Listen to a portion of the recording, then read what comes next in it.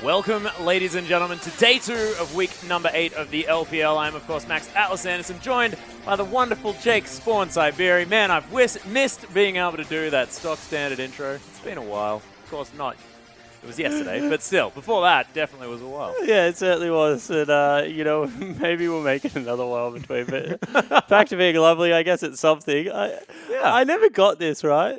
Why? I just felt like I needed an extra adjective. An extra adjective? Yeah, and well. lovely made it work. Yeah, well, it's better than saying idiot or something like that. Oh.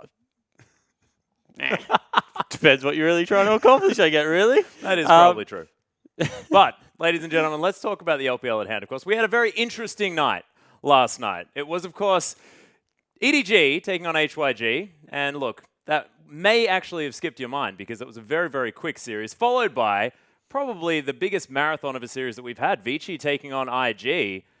And man, that was a slugfest that IG actually managed to take out 3-1. Yes. 2-1. So in the end, it was Invictus stepping up in the last couple of games and really getting it done. I think the credit goes to Rookie there. His Lulu performance was fantastic in game number 2, and he really did take it to Easy Hoon. I was going to talk about EDG first off because they were a team that definitely looked like they were rolling through their HYG set. I think that HYG showed all the usual problems that we're used to seeing out of HYG, and then EDG added a couple to their list, which is they beat them in the early game, individually outplayed them, and pretty much just looked dominant across the board. So EDG is now a team that you have to turn your eyes towards and really start thinking that this team is going to be looking to make a very strong push through playoffs. Yeah, they most certainly are. Still looking like they're in a lot of control on the Rift as well, which is the ridiculous part because they were flexible, but they were always coordinated, which is really, really scary because this reminds us, of course, of the old EDG, the EDG that we saw winning MSI last year. Yeah, it certainly was. And this time they've integrated a more successful 6-man roster. So Athena and Pawn are both playing good League of Legends right now. Pawn showed that he can definitely still step up,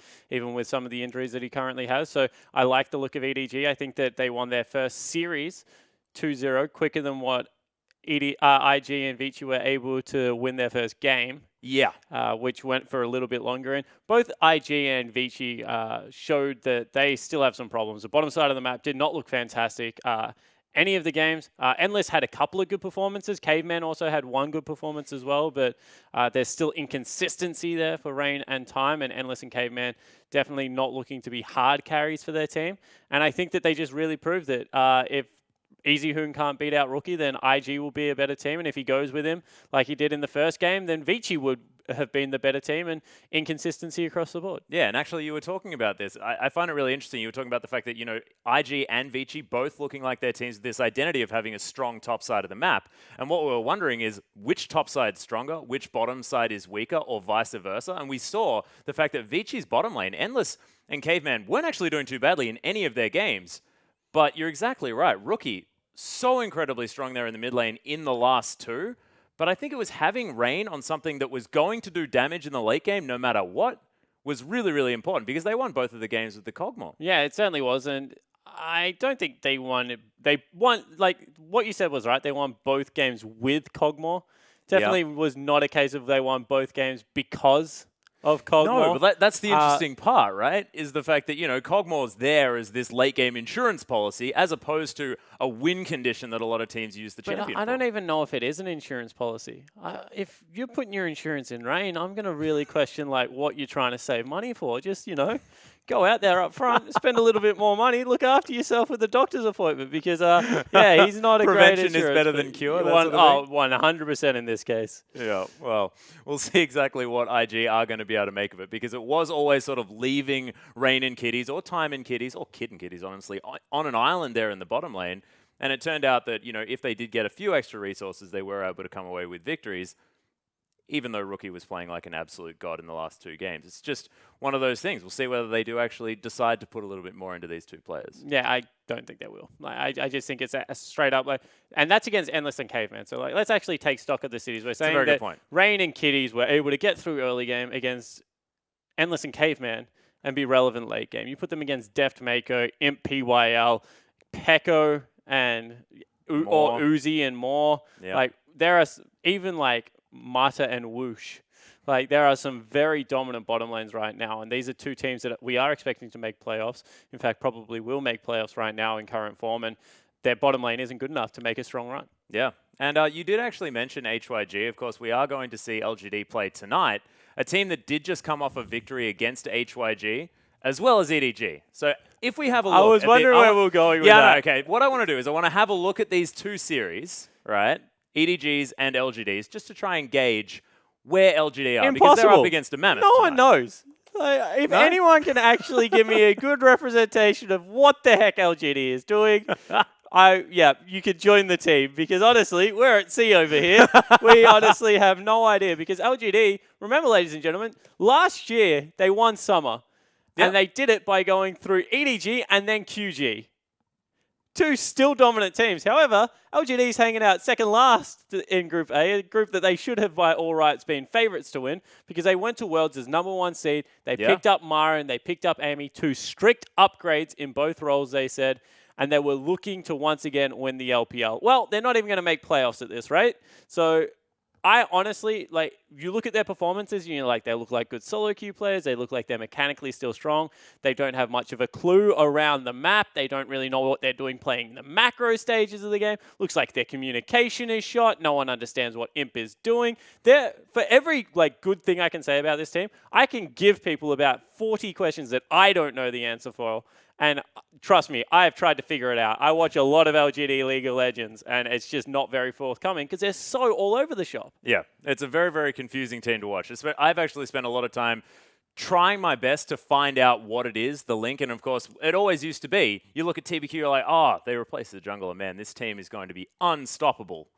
Seems like you move Schwen, or once was then TBQ, to OMG. OMG actually looks like a fine team. Able to move they got better with the addition. They most certainly did. And, you know, I honestly said this going into the Worlds. I'll talk about that a little bit later, because the QG Reapers are on your team screen. Let's have a look at their roster. Yeah, of course, we are going to start off with QG versus LGD. That is why I, of course, bridged into the old LGD here. And look, this is a matchup that LGD, a very long time ago, managed to actually win in the playoffs. It's not that long ago. Well, it feels like it's a very 8 long time competitive ago. weeks. Wait, actually, that's very true.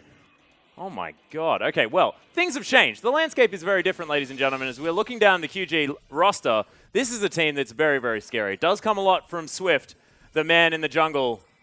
Didn't quite manage to pick up their first victory as they hopped out against IG, but came very, very strong into the next two games. Is Doinby there on your screen as well? And man, that's been faltering just a little bit, Jake. Do you think it's safe to say?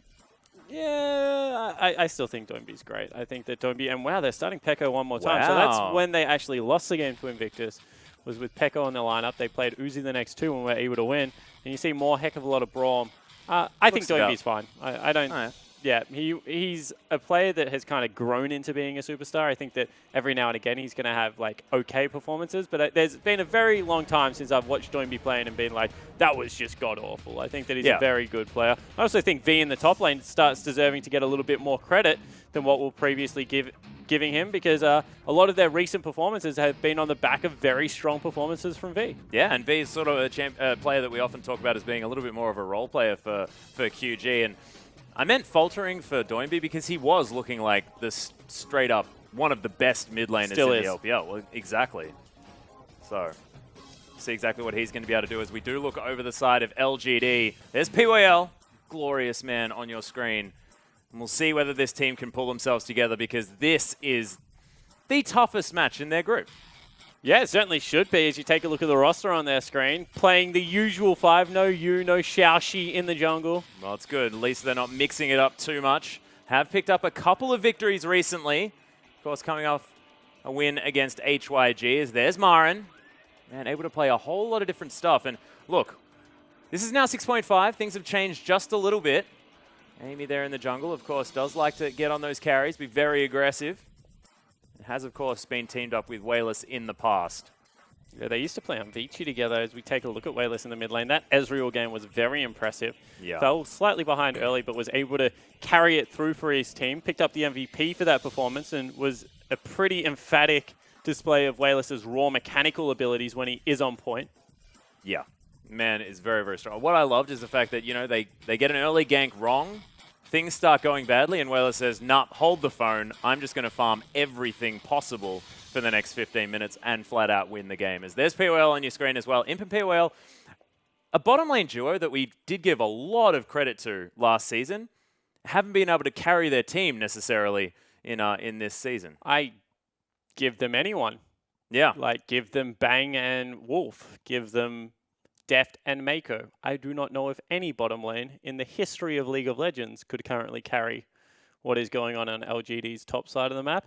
And I throw a lot of, at the moment when I have a look at it, I actually blame PYL for a lot of the problems on the team because Imp came over and said he wanted to play with PYL. Wayless is still very vocal. That's why he's there, because he is a captain, he is a shot caller. And if your team looks that god-awful around the Rift, your shot caller is doing something wrong. I hate to break it to you. So even though they've been fine in 2v2 lanes, the decision-making hasn't been there.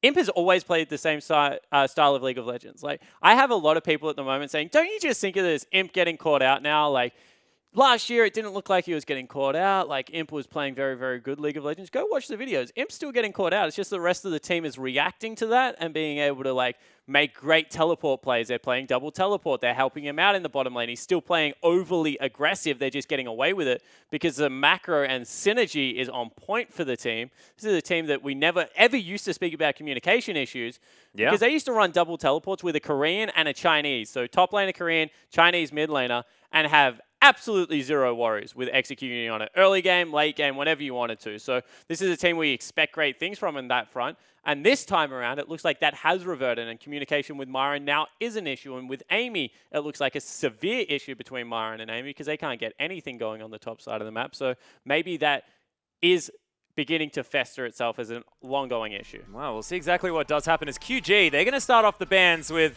some archaic ban flavor in the Kog'Maw. Yeah. And the Corki. Of course, Corki's still very strong, but Kog'Maw being banned away on 6.5 is interesting. Go watch Summer Finals. There. Yeah. Because Imp played Kog'Maw every single time he could, and I think the closest Pekko got to him within CS at 20 minutes was -40. And there was a game that he was up 3 kills and was still down at 56 CS at 20 minutes. Which I think is still a gold deficit, if I do the maths. Imp absolutely destroyed him. Well, he's not going to on the Kog'Maw this time around, as Braum is going to be taken away. QG banning the Braum? Are you guys okay? Moore has, of course, played that champion the last 5 times. Definitely first pickable, but they have a different one in mind. As LGD wondering about whether or not they're going to leave up the Kalista. See what their final ban is going to be. Still quite a few junglers. Kindred is definitely there. Swift showing that he can win back-to-back games on the champion. And with Nidalee gone, not a whole lot of other options, as that is going to be the ban. So Kalista first pick. Got to be, right? Yeah, certainly should be. Oh my goodness, Lulu was also available. Yeah. Wow. I don't know whether you want to give Kalista over to Imp and PYL because they play a great Kalista Thresh bottom lane. You can see that that was actually what they played last. Yeah. Basically, if you give Imp anyone that can create massive plays in a team fight. Wow, that is a very big dangerous.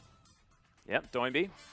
Hopefully he's going to be okay for when the game starts, as far as the tiredness is concerned. As Amy hovering over the Gragas, has been playing a fair bit of it recently, as Marin thinking about Alistair. Oh my goodness, so Kalista goes all the way through. Alistair Grag have been grabbed by LGD. That is a very strong front line that has just been picked up by LGD. We'll be able to withstand a lot of punishment. Can also kick Lulu out from underneath the turret. We talk about this a lot with control mages that necessarily don't have gap closers. Gragas is quite good against them, being able to just pop them out. Sejuani would be a pick that I would expect Swift to be able to go back towards quite easily. He is a very good team fighting jungler and not just known for his aggression. QG as a whole is just a great team fighting team. Graves is a little bit different, because right now they're lacking CC if that is the case. Not all that much hard CC out of the Lulu, just a polymorph. Yep. Thresh, you have to be on point with your CC for it to really be effective. Well, we'll see exactly what they are going to do. Swift opting in to sort of the last remaining carry-style jungler. We saw Dandy do this yesterday. Very, very similar. Is locked in for Swift. possibly could be going towards the top side of the map as well, as we have seen Graves sort of flitting around the rift just a little bit. Thresh is going to be the option here for More. And that's another thing I was going to talk about. Denying More seems to be a recipe for success for a lot of these teams if they are ever going to take down QG. By taking away the Alistar and the Braum, it's definitely a way to do it. But Imp is just going to lock in the Sivir. So I really like Imp on Sivir. The reason is I like to give aggressive AD carries utility. Because things like Ashe and Sivir, because most of the time they can get the party started by themselves. But giving your team a chance to catch up and actually be able to participate seems to be where you struggle.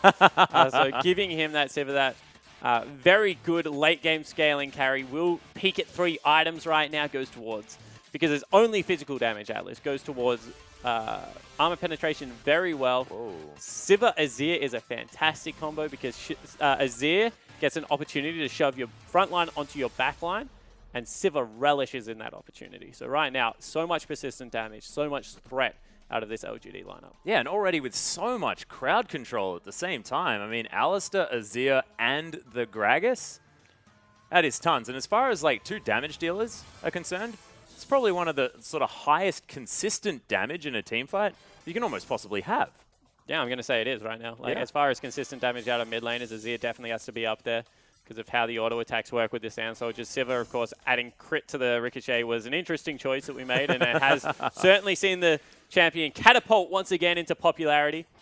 And right now, 2 very medium range carries in the Lulu as well as the Graves, going to be able to skirt the team fight. A 3rd medium range carry in Kalista added to that.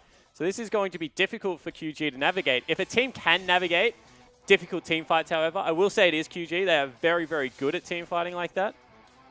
I want this so badly. No, it's not going to happen. They've already got a lot of CC. Come on, Marin, you can do it. I believe in you. Yeah, you're right. It's probably not going to happen. But, of course, they can switch up the jungler. Anyone looks at PYL's champion offers. Like, yeah, I know. Ever. But most of the time, it's like talent and stuff like that. I get very excited. Yeah, most of the time he's tormenting his team, not us here at the analyst desk. No. Doesn't really mind too much. Oh, my goodness. This would be going back to a definite comfort pick there for Marin. A lot of these options actually springing to mind, as B did play a lot of Maokai recently. Yeah, He's been springing back into the LPL. I think that with the changes to Nautilus, Maokai is a perfectly fine soul tank for a team, and he's not going to be a soul tank in this situation. But they go with Gnar, and I like the Gnar choice because Azir Gnar has always been very fun to watch play. You get to bounce around a little bit, and Marin is a very good laner. We mentioned this a lot, but on the as far as the team goes, he's like +7 CS, I think, in total at 10 minutes. He's quite good at getting himself a lane advantage, and he's good in lane swaps as well. So Gnar should certainly help out what LGD are running. And right now, this is 2 very big team fighting comps that are probably going to get to about 20 minutes and start running at each other. Yeah, and I'm looking at LGD's comp. Is there sort of a question about execution here for LGD? No, not really. Run forward, auto-attack people. If they try and re-engage on you, just shove them away. I'm just thinking about the really exciting Emperor's Divide plus Gnar combo. Well, that's like a bonus. That's like a nice-to-have. That's not actually a win condition of how you have to win it, because when you look at the lineup, it's only really V that's tanky. Imp's going to tear through everyone else. So it's not like you have to lock down priority targets. You just have to make sure that Imp is in a position for success. And when these medium range carries try and collapse onto him, that Wayless is ready with that Emperor's Divide. Yeah, so we'll see whether LGD can make it work. Of course, they were known for being able to group up as a team and just flatten you if they were ever able to get a lead. And their individual player skill is ridiculous. Hugs for the coaches there as well. Normally it's a handshake. I like getting a bit of a hug in there. But, ladies and gentlemen, game number 1 for day 2 of week 8 coming up right now.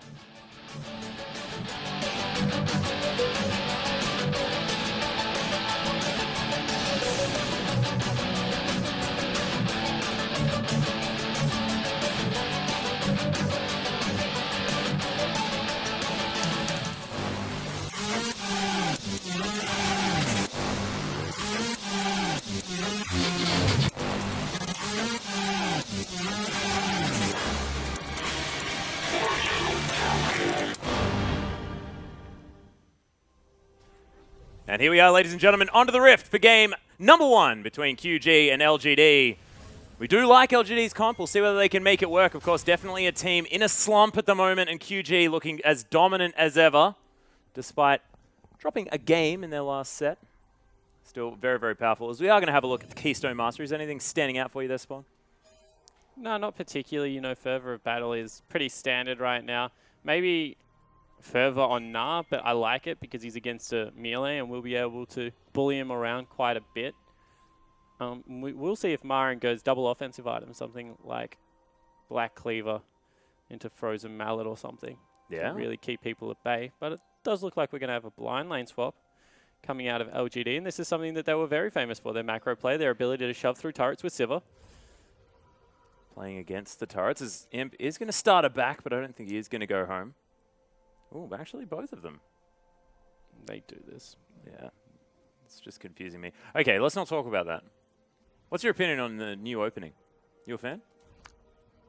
It's shorter. Yeah, that's true. Catches you out off guard just a little bit, is that what you're saying? I really like the initial. That's our third, I think. I like the initial one. Yeah, I don't know. I'm not all that much of a fan. I don't like the fact that Uzi's apparently the representative of QG. Why don't you like that? Because, you know, he doesn't play in every game. You know, wouldn't you put, like, Doinby there? I just don't know how you don't have, like, one of the most successful players in China. Yeah, no, I I understand the why. Who's Doinby? I'm just like, no, he's Doinby, you know? Like, I feel like I look at QG, I'm like, oh, it's Doinby's team because, like, of his crazy playstyle. I have absolutely never heard anyone say that.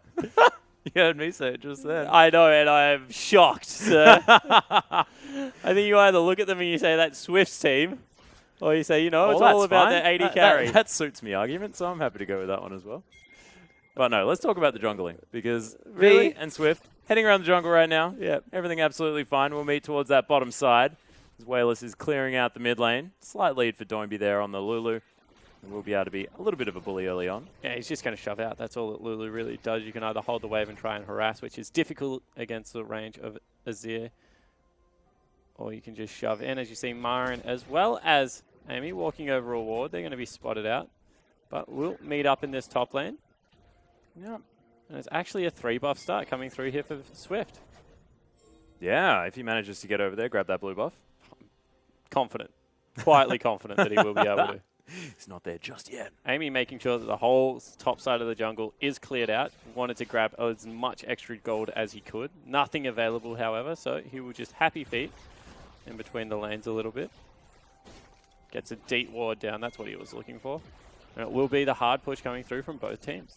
Yeah, new minion wave here for LGD as well, so it's looking like they will be able to grab this turret pretty quickly. Yeah, they stack that up nicely. It's one thing that LGD has actually always done, and their bounces are generally very much on point. So see whether that is also the case. You can see that they've already sent Imp away. He's going to recall, get down into that bottom lane as fast as possible. He might even be able to make it. Bounce 100% on point. LGD, as far as, like, this is what we talk about when Kanchan, oh no, they're not going to get it. So I was just about to say, you know. They're very good at it? They're very good at the first turret part of lane swaps, generally. Mm-hmm. They're very bad at the rest of the lane swap game. But they will actually get it, and they will bounce a wave, so it doesn't matter when it happens. And regardless, QG haven't got the turret, so they're off to a quieter start. So 80 carries will meet in the bottom lane. Yeah, and that only down to about half health. So LGD now with the turret lead. See whether they can make something of it, as of course, like you said, 3-buff start. So jungle advantage for QG. We'll see whether they can make that work for them. Whereas LGD with a slight global gold lead. Yes. Actually quite significant right now because Myron's got himself a huge advantage. It's 10 CS. Amy's also heading over there. So I don't know if this is Sled. I think that QG might have mucked up this early game a little bit, Atlas, and going to be fighting from behind. Because you can see that V, he's worried about getting ganked, as he should be. Yeah, throws down a pink ward. Of course, Amy's they need to go still right there. now because Swift is on the top side of the rift. All right, here we go, do or die. Yep, he's going to walk over the top there as Amy is able to get the slow. Nice use of the anchor, but V is going down very, very low. Nice stun comes in as Swift is going to make his presence known. Amy forced to use the flash as Swift is going to get in there after him. One more auto attack should be able to do it as no. Nice CC comes out. Quick draws there. Not quite able to do it as the hyper proc comes in. Swift is going to die after picking up first blood. It will be a 1-for-1 in the end. Yeah, so in the end, it will be the 1-for-1 trade, but good job there for Swift getting over the top. You saw that they used the creep wave quite well there, LGD, to keep Amy alive for as long as possible. Yep. Of course, Graves not able to auto attack through that. So it was well played from both sides of the rift, but now V gets to catch that big wave. That's crucial. They wanted to kill him beforehand, so Myron's sticking around, making sure it hits the turret, trying to pressure the top laner of QG as much as possible. Yeah, you can see Swift moving out towards the top side once again. We'll see whether he can actually get anything down onto Myron here, who still, of course, has his teleport. And V, using that Titan's Wrath, wants to tank up this minion wave and make sure that he can get a freeze if he wants be careful one. Here, Myron. He's just going to hop his way over the wall. We'll be okay for now, but in goes POL. Nice hook, though, onto Imp. There is more. He's able to get the flayback. Peko might be in trouble as there's the spell shield. Lots of damage from that boomerang, but LGD going to win the trade. Yeah, and now Swift is caught out here. Amy's on his way. Yeah, Amy does have that Raptor sense, but there's the bounce. Myron gets all the way over the top. Actually puts a ward in as Myron going down low. The flash over the top to dodge any potential ends of the line. Completely unnecessary. End of the line wasn't cool, back up. Did it?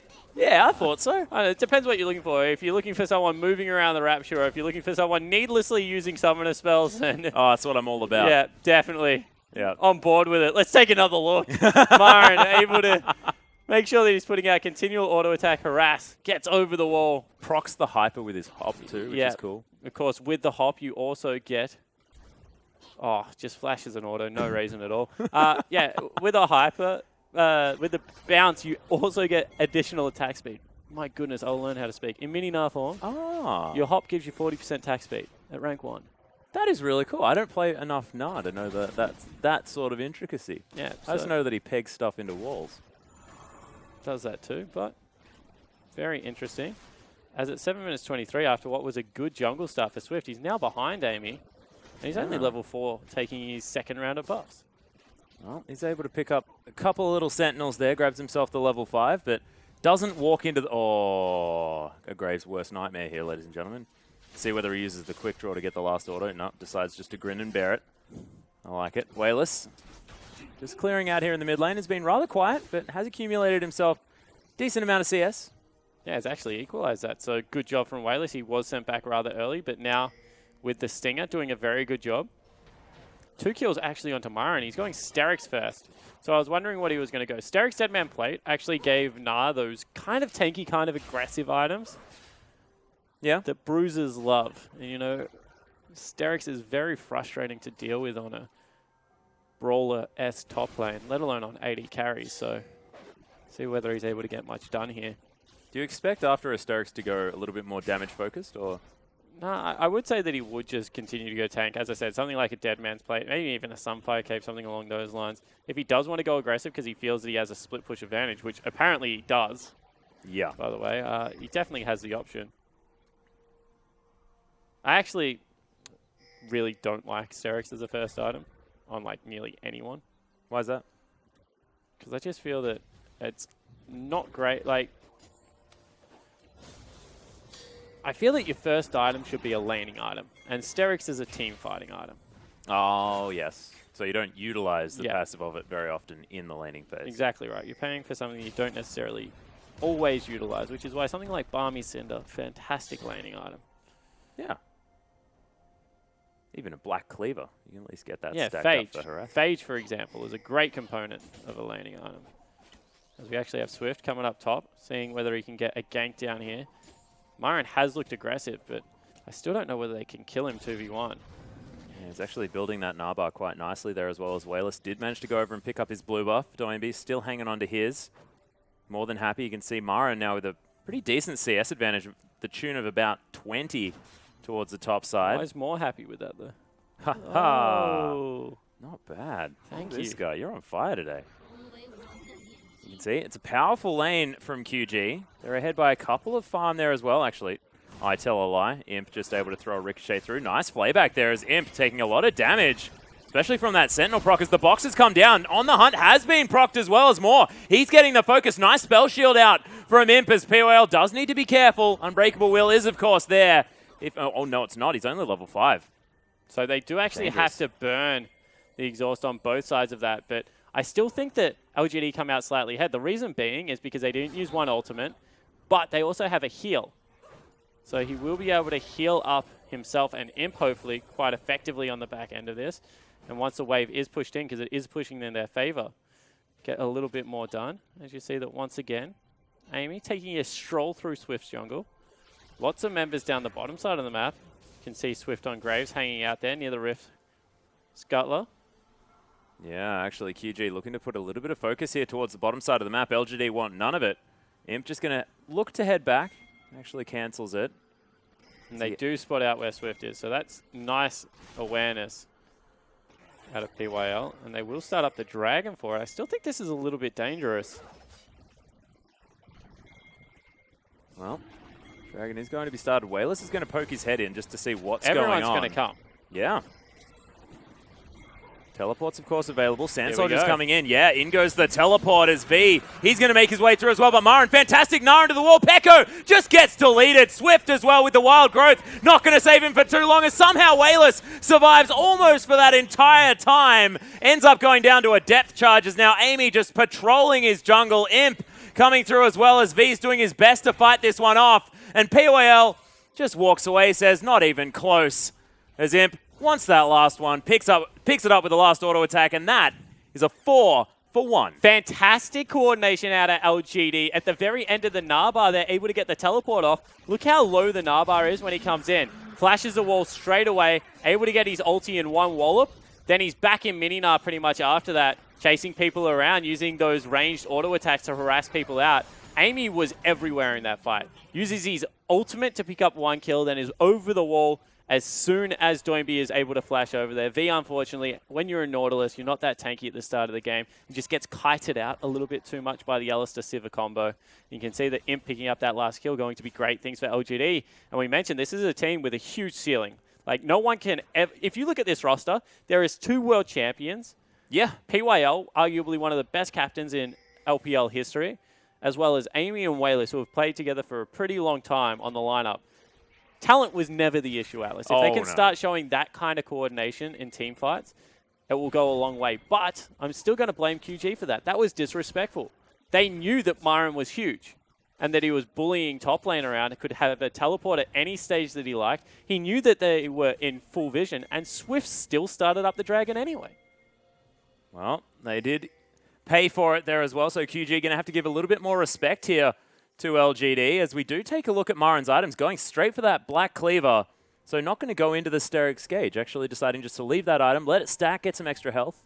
Yeah, and I agree with that because he's a monster right now. He's 30 CS up, 2-0-3. He certainly deserves to be afforded the luxury of building some carry items here. Yeah, I like it. Is Doinby actually looking to pick himself up a red buff? That's pretty sneaky. He's at least going to take some Cinderlings there, as Amy is patrolling the enemy jungle. In goes the Bramble back. He's going to pick himself up a red buff also. Is they going to give this one? No, they actually give it over to Doinby. Swift was like, pick me. Doinby's a very interesting player. There's more. Takes a lot of damage here towards the bottom side as Imp. Nice spell shield one more time. Isn't going to get CC'd up. Did anything even go near hitting him? I don't know, but it went off. Oh, unless it was a pierce. But in goes Amy. There's the flash body zone. See you later, Peko. Welcome to the bouncy castle. That's going to mean Moore's dead as well. No Fate's call to get him out. And what did Amy eat this morning? This guy is on fire. What a performance out of LGD and overall, honestly.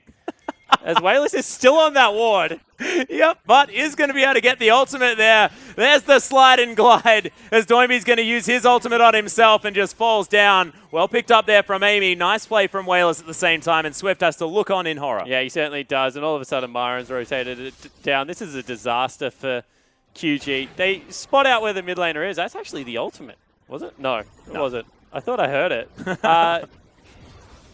Yeah, this game has just been all over the shop. And honestly, LGD are coming out significantly ahead at every stage. You can see a smile on the face of Marin there, as well as V trying his very best to try and get this Gnar down, but ultimate comes through. Nice double stun. It is Swift with the collateral damage that will pick up the kill on the Gnar. V is going to survive for now, as well as the Fate's Call going to deliver more towards placing a ward. And LGD going to back away. So in the end, Myron does fall down for being way too over-aggressive in that mid lane. He, once again, though, got his full combo off at the very last moment and was almost able to pick up another couple of kills. So you can see that LGD, when they are riding this confidence, damn right, is a team with a little bit of swagger, Atlas. Well, it's exactly what you were talking about, right? There was never any doubt about how well these players can play League of Legends. It's just whether they can play it together. They're definitely showing us that they have put a lot of effort into it, and I really like that you indicated sort of the misalignment towards the top side of the map. What we've seen out of LGD this game has been fantastic in that regard. I mean, Maren and Amy managing to at least go 1 for 1 early on. And a concerted effort to honestly focus on it. We've seen this the last couple of times that they've played, and I've complimented them for it, but it was against bottom tier teams. The ability to get Amy into Maren's lane, give this guy an advantage, then allow him to teleport around the map. Because really, as a jungler, if you get your teleports ahead, your job's done. It's no longer you. Or TYL, you're in trouble. Yeah, Unbreakable Will does have to go down. The Cow just going to march his way out. He's going to survive for now, but big cooldown for LGD. Yeah, so if you're able to get that teleport ahead, that means that you actually don't have to gank anymore. All of a sudden, the teleport is you're just able to stroll around the map. As now Amy picks himself up another Rift Bug as well as the Herald buff. And he's owned the top side of this jungle from minute 1. Yeah, and it's them utilizing the fact that they managed to win out in that lane swap. The fact that they got the turret down very early on, moved towards the bottom lane before that one could fall. And I mean, it's difficult to do, to take a small advantage like that and utilize it to the highest extent that you possibly can. LGD have done a good job. It was the additional CS they also got on Maren, because he got the extra level, remember, at the start of that game. So when that gank came in, it was always going to be stronger than V. And it just showed because they were able to go 1 for 1, even though there was a terrific counter gank out of Swift. So Wayless continues his form of farming up all of Amy's jungle. That's probably why Amy has claimed the top quadrant of QG's jungle. Yeah, he still needs the same amount of jungle, but Wayless has claimed most of his, Standard Wayless. It does mean good things, though. If you can see Wayless inside his own jungle just eating up all of the farm, you know that he's having a good game. Generally does ridiculous things with the amount of money that he earns. Almost has that Nash's Tooth completed with an already done Abyssal Scepter. And I thought Wayless was always at his best when he was playing control champions, when he was playing the likes of Orianna and doing fantastic things around Summoner's Rift. So it's good to see him go back to something like Azir as opposed to the Assassins. People would be very familiar with his Diana and Cassidons because he also plays them to a very high level, and that's kind of what he made his name for. But when he has the utility, once again, it's kind of the similar theory to Imp being on Sivir, right? Yeah. When he goes in on Azir, at least he has some utility with it this time. It's not like he's just jumping all over the Rift. I like to think of it as it's very similar to Rookie as well. I mean, you talk about all of his Assassin champions, but then he plays Lulu, Orianna, things like this. But Rookie plays Assassins in a controlled way. Yeah. Wayless plays control mages in like an assassin way. So I think it's kind of the opposite philosophy, where Rookie is able to get away with playing Assassins because he is a very cerebral player, whereas Wayless, he's a little bit hero, as Frostgrim would say. Yes. And therefore the advantage is giving him some form of utility to get the rest of the team involved. Well, you can see LGD, their map movements back on point as they move towards the bottom side of the map. Imp able to get most of the health bar of that turret.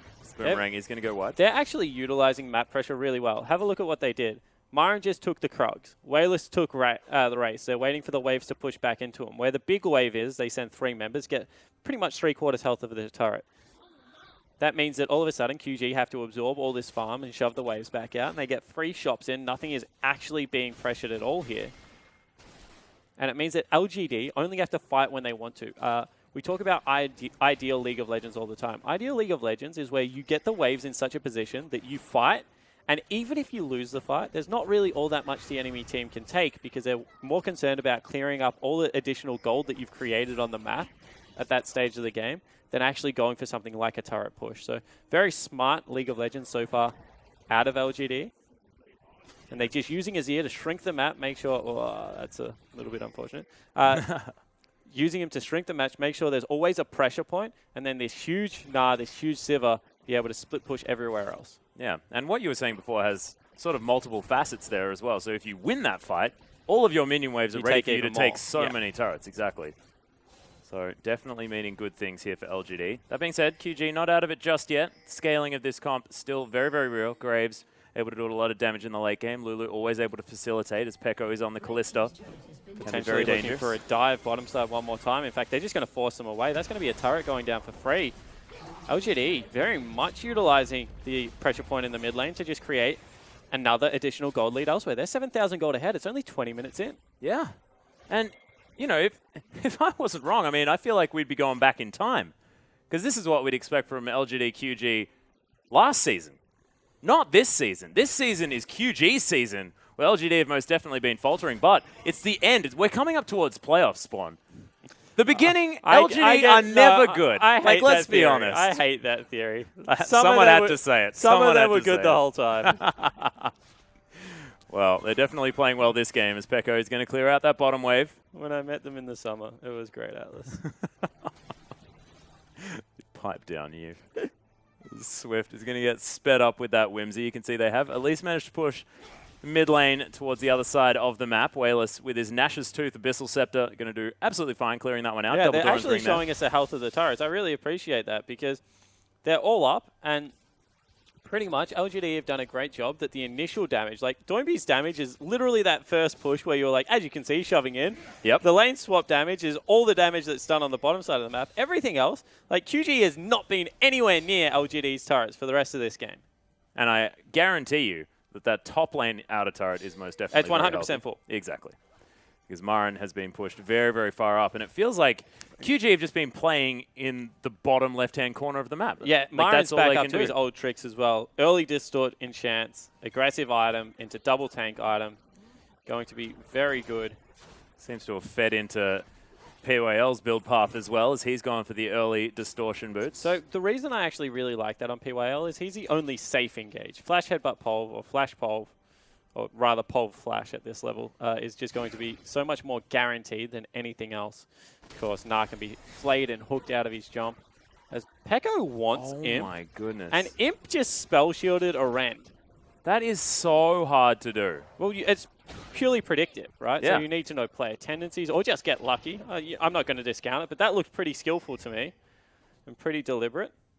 Yeah, also, you know, as he's backing out, it's like, yeah, do you want to go for this trade? Presses the spell shield as he leaves. Make sure that if the Rend is going to come in, it's going to do some work as Barrel flies down. And you can see that mid lane's starting to reverse, eat up all those creeps. Bottom already pressured. Yeah, Marin with the teleport sitting there as V does have his at the same time. Both of them able to block each other's spell shields. So they're now picking out the mid teleports. lane. And Dragon is up in a minute 20.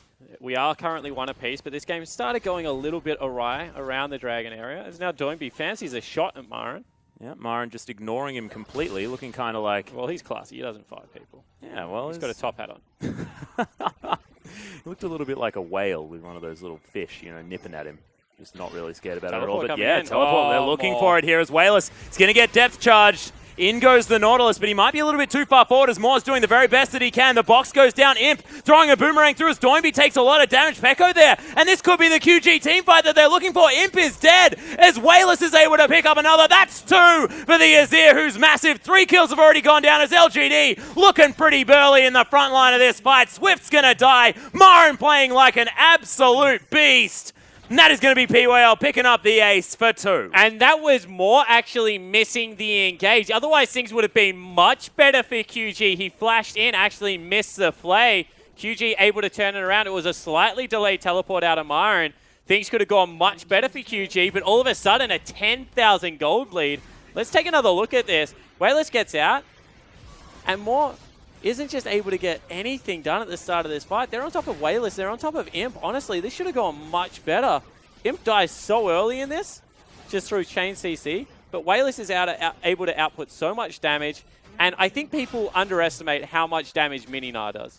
Because he's just getting hyper procs on everyone. Goes Mega at the very end, ties up Swift, and is able to delete him off the map. And then the persistent CC, the persistent damage. And oh, look at Marin. Oh, nice He's happy. work, Marin. It's really good seeing a smile on his face, you know. Well, he didn't have much to smile about at the start of the season. He did not. Not at all. There was not necessarily as much happy Marin being seen, but that was a very good play from LGD. And I actually sort of like the thought process out of QG, though, at the very beginning of that. I mean, noticing that Doinby was able to chunk Marin down to about half health. And so they're like, all right, let's go. The other teleport doesn't necessarily have the health bar in order to go in, but just didn't quite work out. So what the mentality that I actually liked was kill Wayless. Because he's actually a lot of the disengage in utility. They need Marin to be able to fly in there with PYL, create this front line. And if they are able to take Azir out, then Imp, who is still quite short range, doesn't really have that many abilities to play around. So I thought get on top of Wayless, kill Wayless was a good idea. The problem was that Moore kind of mis-executed that.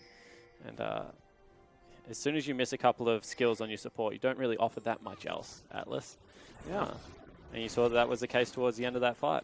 And there has been a question that's been raised in the past. Of course, QG, when Moore does get the focus, isn't able to get on the Brawl or the Alistair. Yeah, that seems to be like the top level teams are like, we want Moore to beat us. We understand that anyone else can beat us, but we're going to make Moore beat us. And this time around, QG were actually the ones that were like, Moore can beat you. We're going to get rid of his Braum. We're going to put him on Thresh. We're going to give him the playmaking.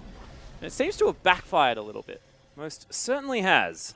Of course, it was their final ban, so probably looked at what LGD took away first. And with the fact that they got rid of Corki and Cogmore at the beginning, might sort of allude to the fact that, you know, there was still a lot of things left up. They were hoping that maybe something else was banned on that red side. But they got rid of Kindred, so they focus Swift. Yeah. And we talk about this, focusing Swift or focusing Moore. It's very hard to focus Pekko, Doinby, V, these people that have very deep champion pools. Jungle pool at the moment has definitely an S tier. So getting rid of that is always going to hurt Swift because it puts him onto a A tier champion. Yep. And then Moore, he kind of banned himself out, which is peculiar. Most certainly is. Amy just going to do the drive-by smite, grabs himself a Wolf Spirit there as well, which is definitely good for the LGD side. We'll know exactly what's going on towards the top of the map. 11,000 gold is somehow the lead here for LGD. 27 minutes in the game, and Marin still split pushing. Anchor not going to quite find him, as that's 3 people towards the bottom side. Marin going to flash out of the way of the depth charge, but you can't get too far away, as there's the Fate's Call. The hook lands, and that is 3, but okay, Marin still alive for now. Can they actually close this gap? As the anchor, it goes wide. The Pierce going to go wide, as well as Doinby's going to fall. Marin with the 1v3 escape. And Wayless actually going to soldier glide his way towards Swift. What an absolute disaster. He has teleport. Yeah, and PYL looking to try and go massive here underneath the turret. Unbreakable Will's there as Moore is going down very, very low. Explosive Cast comes in. Imp is going to be able to pick up the Thresh. And Marin, he just teleports in. All of his health bars back. They break open the base. And welcome to the LPL. LGD, we missed you. 15,000 gold lead at 27 minutes in. This is a shellacking Atlas. Oh, LGD absolutely decimating QG. Pack the it top up, team boys. of the LPL. This is first versus fifth in this group. First versus sixth. No, they're fifth now. Ah, yes, sorry.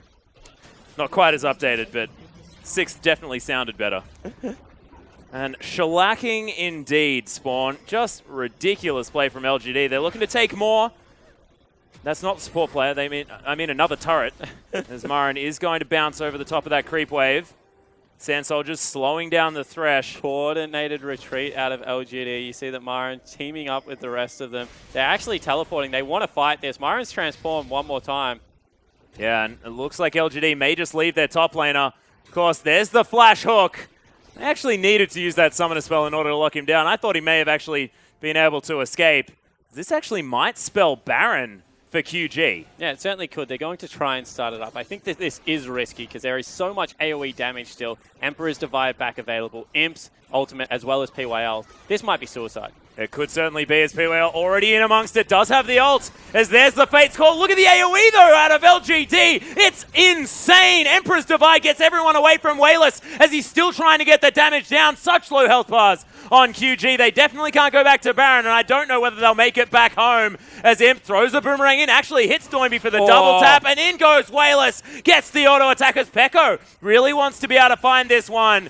Amy doesn't get the body slam. Nice moves from the Callista. They end up going 1-for-1 as Wayless is going to pick up the double kill. But Imp, he's the one with all the damage. And LGD, they clean up once more. 4-for-1 one more time. QG get desperate, try out the Baron. But we already talked about this. The notion of meaning the front... Azir means that the front line gets shoved on top of the back line. And with a Sivir, with an Azir, that is just so devastating. They're able to send the AoE across everyone, take the second inhibitor of the game.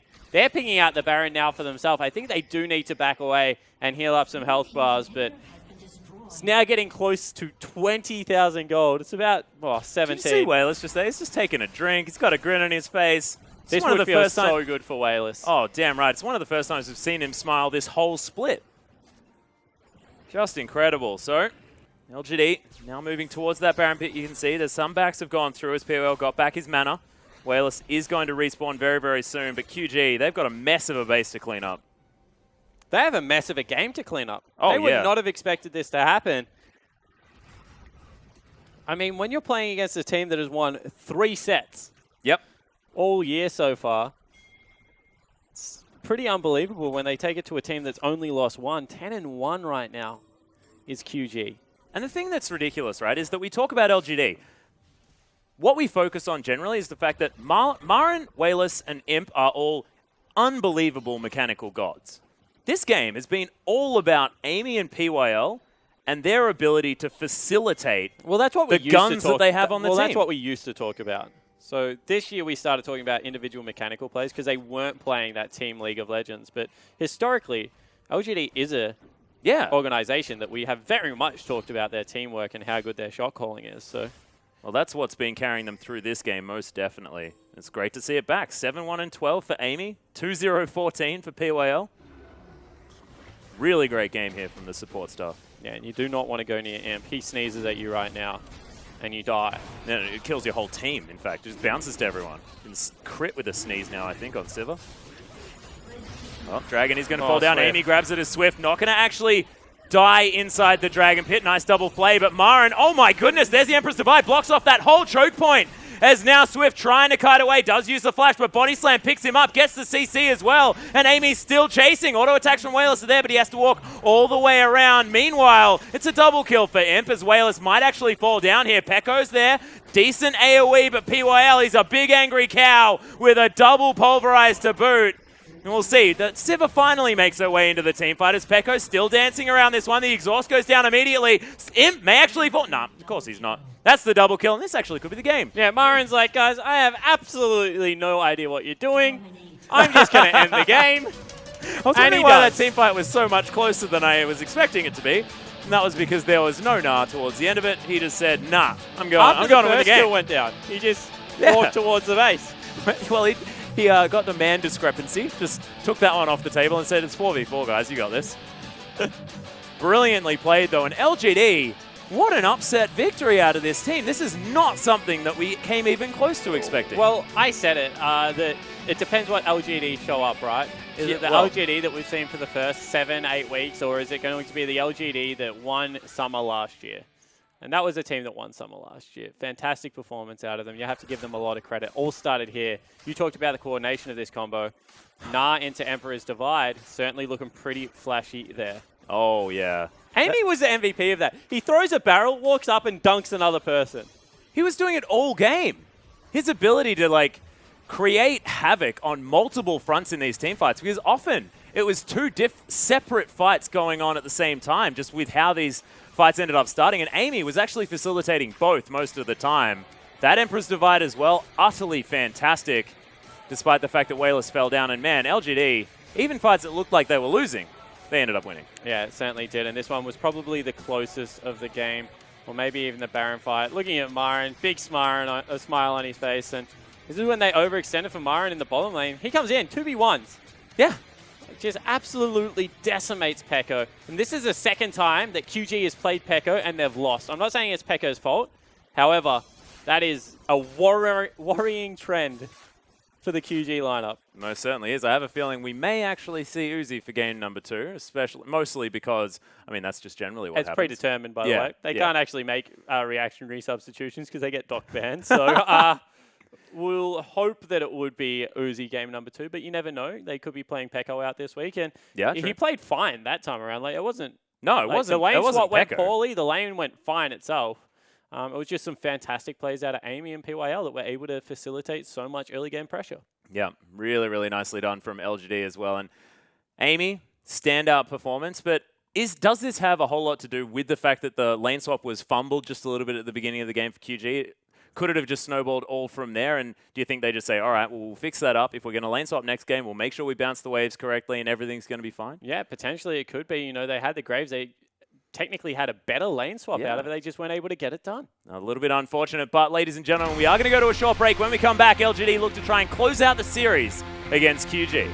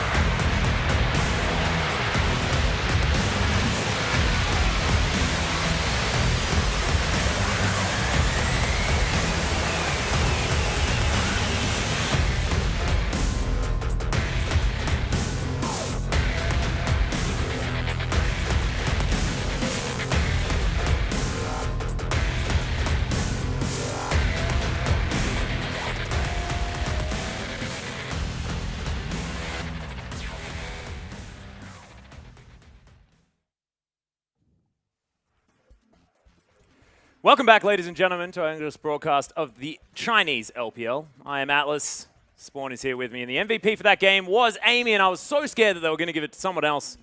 But Amy played out of his mind. Honestly, so deserving. Honestly, there are arguments for other people. PYL, maybe? PYL, Myron. Yeah. Thought he had a ripper. I was expecting it to be Myron, actually. Yeah, I was expecting it to be Myron as well. He had a stellar performance, in my opinion. So did Amy. I'm definitely not taking anything away from Amy. He was able to gank top lane, got a good trade. Then he was able to correctly dive the right parts of the map. I think that's what impressed me. The ability to recognize where they had pressure on the map, translate quickly into another lane. It's really hard to explain without a whiteboard, but I'll try. If you're pressuring mid lane and the bottom lane is coming up, right? So all of a sudden you have these two lanes with a pressure point. If you are weaker, you cannot do what I call cheat between the turrets. That means that you have to walk through your base, so around the long way. Whereas as the opposing jungler, you just dip through the raptor brush and straight down bottom.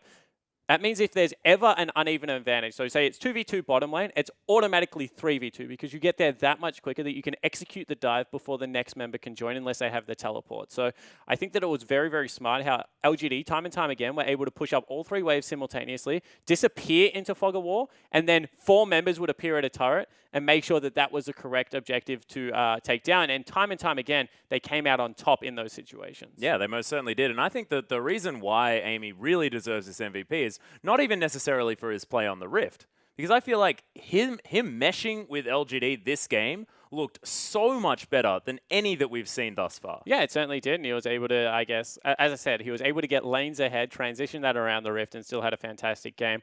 With Wayless taking so much jungle CS, it's a wonder that he's able to do anything at all. But able to, step up, have a fantastic game. And the return of LGD looks to be a scary beast, if they can keep it up. Yes, this is a very, very good point, Spawn, because, of course, IG managed to take game number 1 against QG last week. And, of course, we will probably have the return of Uzi for game number 2, which is just generally what happens. And I honestly think that this matchup in particular was why QG went and got Uzi. Because they were able to go toe-to-toe with everyone else in the lead, be able to team fight beautifully, which is falling behind a little bit, but they were able to keep it there. Then they ran into LGD a couple of times, and they were able to absolutely decimate them in the early game and could team fight as well. And they thought, what is going wrong here? It seems that our bottom lane just cannot get ahead. I know what we'll do. Let's go get the best laning AD carry that's probably ever walked the face of the earth, and we'll just stick him down there and see if he can make anything work. So I'm very happy to see Uzi being played, if he is, into Imp, because I think that this will mean a very firework-filled lane. I would not be surprised if Imp goes towards a 2v2 for this, because he's a very proud player, and I want to see whether he can take it to Uzi. Yeah, I'd actually love to see it as well. I feel like that would be the exciting situation to happen on this map. Of course, LGD known for cerebral play in the past at their prime, and we'll see whether a lane swap is what they're going to opt for, because PYL says, no Imp. We're not going to do any of this pride-type stuff. We're just going to go straight into the macro play and get it going on. Starhorn Royal Club and White fought each other quite a bit in the laning phase. So yeah, well, they did. And that's where the two teams, that's where the history from these players are from. And Uzi was able to stand up relatively well, and it would fall apart as soon as Mata started leaving the lane. So yeah, we'll see whether PYL can emulate something like that, because Imp is actually a very underrated 2v1 laner. Imp, much like Deft, is a very good civver. And even on things like Twitch, what they'll do is they'll get him his first item, and then he'll sneak up on an AD carry, see if he can get a surprise kill. And then his support used to just leave. Remember, he used to play with the Marta Dandy combo, so he very often would be set up for success in a 2v1 lane, but would have to still perform it. Yeah, it's like when he was on Samsung White, it was more like a duo jungle support rather than a duo bottom lane. That's just basically how it worked. So, but as well, it also suits Imp's playstyle just in general towards the later stages of the game, because the man likes to go off on his own and farm a side wave, most oftentimes towards the enemy's side of the map. Because that's just generally what Imp wants to do. I don't agree with that. You guys are trying to convince me of this so much. I don't think he's that bad at it. He is nowhere near double lifted his pride. Honestly, he isn't. He's not even like MLXG or Whoosh on bad days. Yeah. Imp is quite a smart player. There's not one time that entire game where Imp is out of position. Oh, no. And I'm not necessarily saying that. It's just sort of maybe some overconfidence coming in for the guy. Of course, because you mentioned his pride. That's largely what attributes to it. So there's overconfidence, right? But if you miss 100% of shots you don't take. And that's a very Imp good point. shoots at a 90% strike I want to see him play Blitzcrank, because I feel like he'd be very good. It's just when you miss, if Steph Curry misses a 3 now, it's something to remember. That's all I'm saying. Whereas that's a difficult shot to hit. Whereas are you actually comparing I've to just- Steph Curry? Like as far as I've quoted hockey, then strike rate is cricket, yep. and then used an NBA player. So I'm pretty confident that across every geographic, Yeah. someone knows, like, unforced errors. I got tennis in there as well. So I'm pretty sure someone out there knows what I'm talking about. Oh, I still don't, but I don't actually watch any other sport other than League of Legends. We are straight into Champions Select, though, as Kindred and Nidalee are both banned from LGD once again, this time back-to-back, as Azir and Corki are taken off the Rift by QG. We'll see whether LGD decide to get rid of a few more support players, because I think that had a lot of influence in what was going on here. More importantly, Uzi is sitting in the chair. Ah, yes, he most certainly is. We had a sneaking suspicion that he might be the one joining the team, and is certainly going to. Just another day in the office, though. This is just generally what QG decide to do, as Poppy banned away from LGD. And look at how much respect they're giving to V and Swift, Yeah. and trying to set Myron up for success.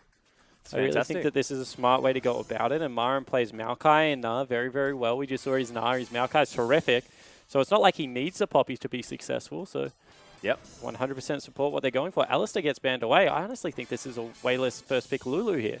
Yeah, Whalers first pick Lulu. They could grab the Braum for themselves if they wanted to. Kalista is available as well. They don't want to give that to So that's Uzi. Uzi. Yeah, that's true. Yeah, we got the two. I say the do two it. best Kalista players in the world. I say right? just do it. In the LPL, right? Right here. Ooh. Man, these are two very See, I don't powerful think you picks. give Uzi Yeah. Kalista Lulu. No, The, that's the the thing. that's Kalista I scary. could live with. The double header, not so much, but they are. Jesus. Well, Braum is definitely a staple pickup for more. Might get some John on the Rift. Yeah. And QG, of course, went to IM. And they had a few issues with the old Jhin that Reckless was very, very good at. Very early on. Man, teaching everyone that he's a powerful champion. But was hovered for a moment. And the Lulu does seem like the no-brainer choice. As I like them hovering the Jhin, saying, yeah, pick Kalista, boys. We got this. And it is going to be Lulu Braum picked up for QG. No surprises there. And more. But then now again, the it's a champion little is bit of a comfortable. pick the Lulu and take Jhin. Like, we don't care. Like, why have you got a Lulu and a Jhin on the same team? That's a very good point. Doesn't have a lot of attack speed. As LGD now hovering some champions. We'll see what they actually decide to lock in here, of course. Gangplank still quite strong. Wayless still ridiculous on the champion. I think they lost a game where Wayless almost managed to hard carry. Yeah, Myron had a McHale's on top lane Morgana that time around. Yeah. Interesting experience on Summoner's Rift. There is Hecarim is being considered. Nautilus is there as well, of course. And I love when you just talk about Wayless as hovers. yeah, I like it. Because the man does weird stuff. So, you know, it's fun. Anyway, that could... And Nautilus is important, right? Because that could either be Wayless or Myron picking that champion up. Both of them have played it now.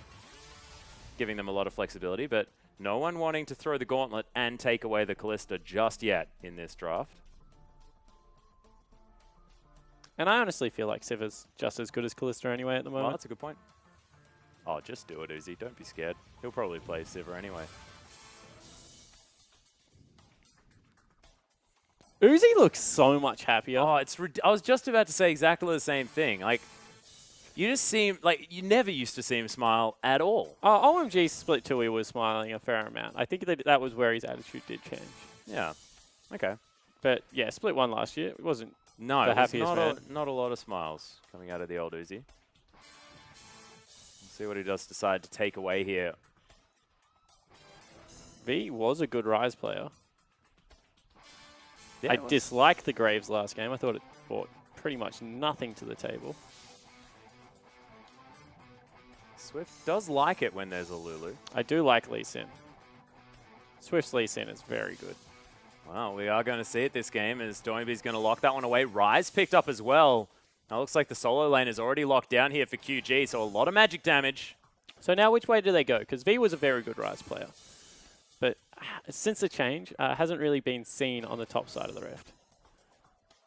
Yeah. Doinby, on the other hand, I don't actually recall him playing it. PWL, just do it, please. Why would you ever run Talon into Lulu? I don't care, Spawn. I just want to see Wayless's talent. I don't even mind whether they win or lose. Imp, though, not going to have the Cogmore banned away from him this time around. Remember, this is nerfed Cogmore that won 2 games in a row yesterday. I don't know if nerfed is the right word for it. Yeah, I guess. We swung the power into very late game. Nerfed at level 1. The same at level 18. Similar, yeah. Well, Quinn's the consideration. Could be going top or mid, as Siva is what's going to be locked in there for him. Makes a lot of sense. And once again, LGD with a heck of a lot of CC and a lot of maneuverability around these fights as well. And we'll see who's going to be playing the Quinn, whether it's going to be Nautilus top, Nautilus mid, heck, Nautilus jungle, Gragas top. Who knows? So it's going to be Nautilus mid, Quinn top lane. Because Myron is a fantastic Quinn player? No, because I don't think you take teleport on Quinn mid. That's a very good point. Damn it, I need to start looking at summoner spells earlier on. I should have spoken about PWL having a teleport as his summoner spell at the beginning of last draft. And QG actually thinking about going towards a Cogmore Lulu. There's a lot of threat, though, with a Cogmore Lulu, so I wouldn't mind it. I prefer that. There's a heck of a lot of magic damage as well when it's Cogmore Lulu Rise, but it is going to be the Lelouch. And look, if Uzi's looked incredible on a champion, I think most of those times has been Lucian. Admittedly, back when he was able to actually spam his E. No, he can still do that. It's still quite low cooldown. Wasn't it a little bit more than low cooldown? It was a little, yeah. But no, he's played Lucian for a long time. Yes, of course. Yeah, but a very good team fighting comp out of QG right now. They do have some good late game scaling with Lulu, Lucian. Rise, of course, only gets better as the game goes on. A little bit changed against what is a pretty devastating 1-4 comp out of LGD, to be fair. And we'll see whether Myron is able to survive this top lane, bully V off early, and get some things happening in the split push as the game progresses. I actually really love Quinn into a magic damage champion as well, just because I feel like more of Malmortius feels like one of the best items to build on Quinn. Yeah, it certainly does. And, you know, with Asterix in there as well, it gives you a little bit of a team fight ability. So we'll see if that is a similar item build that he goes towards. And Myron had an impressive game 1. I liked Hisna. We'll see whether he's able to do something similar on Quinn. Yeah, of course, has had some successful games on Quinn, irrespective of the result. Still looked good on the champion. But, ladies and gentlemen, we'll see whether LGD can do it. Take a victory over QG, or whether Uzi's going to make the difference for the squad. We'll see as we hop on to Summoner's Rift.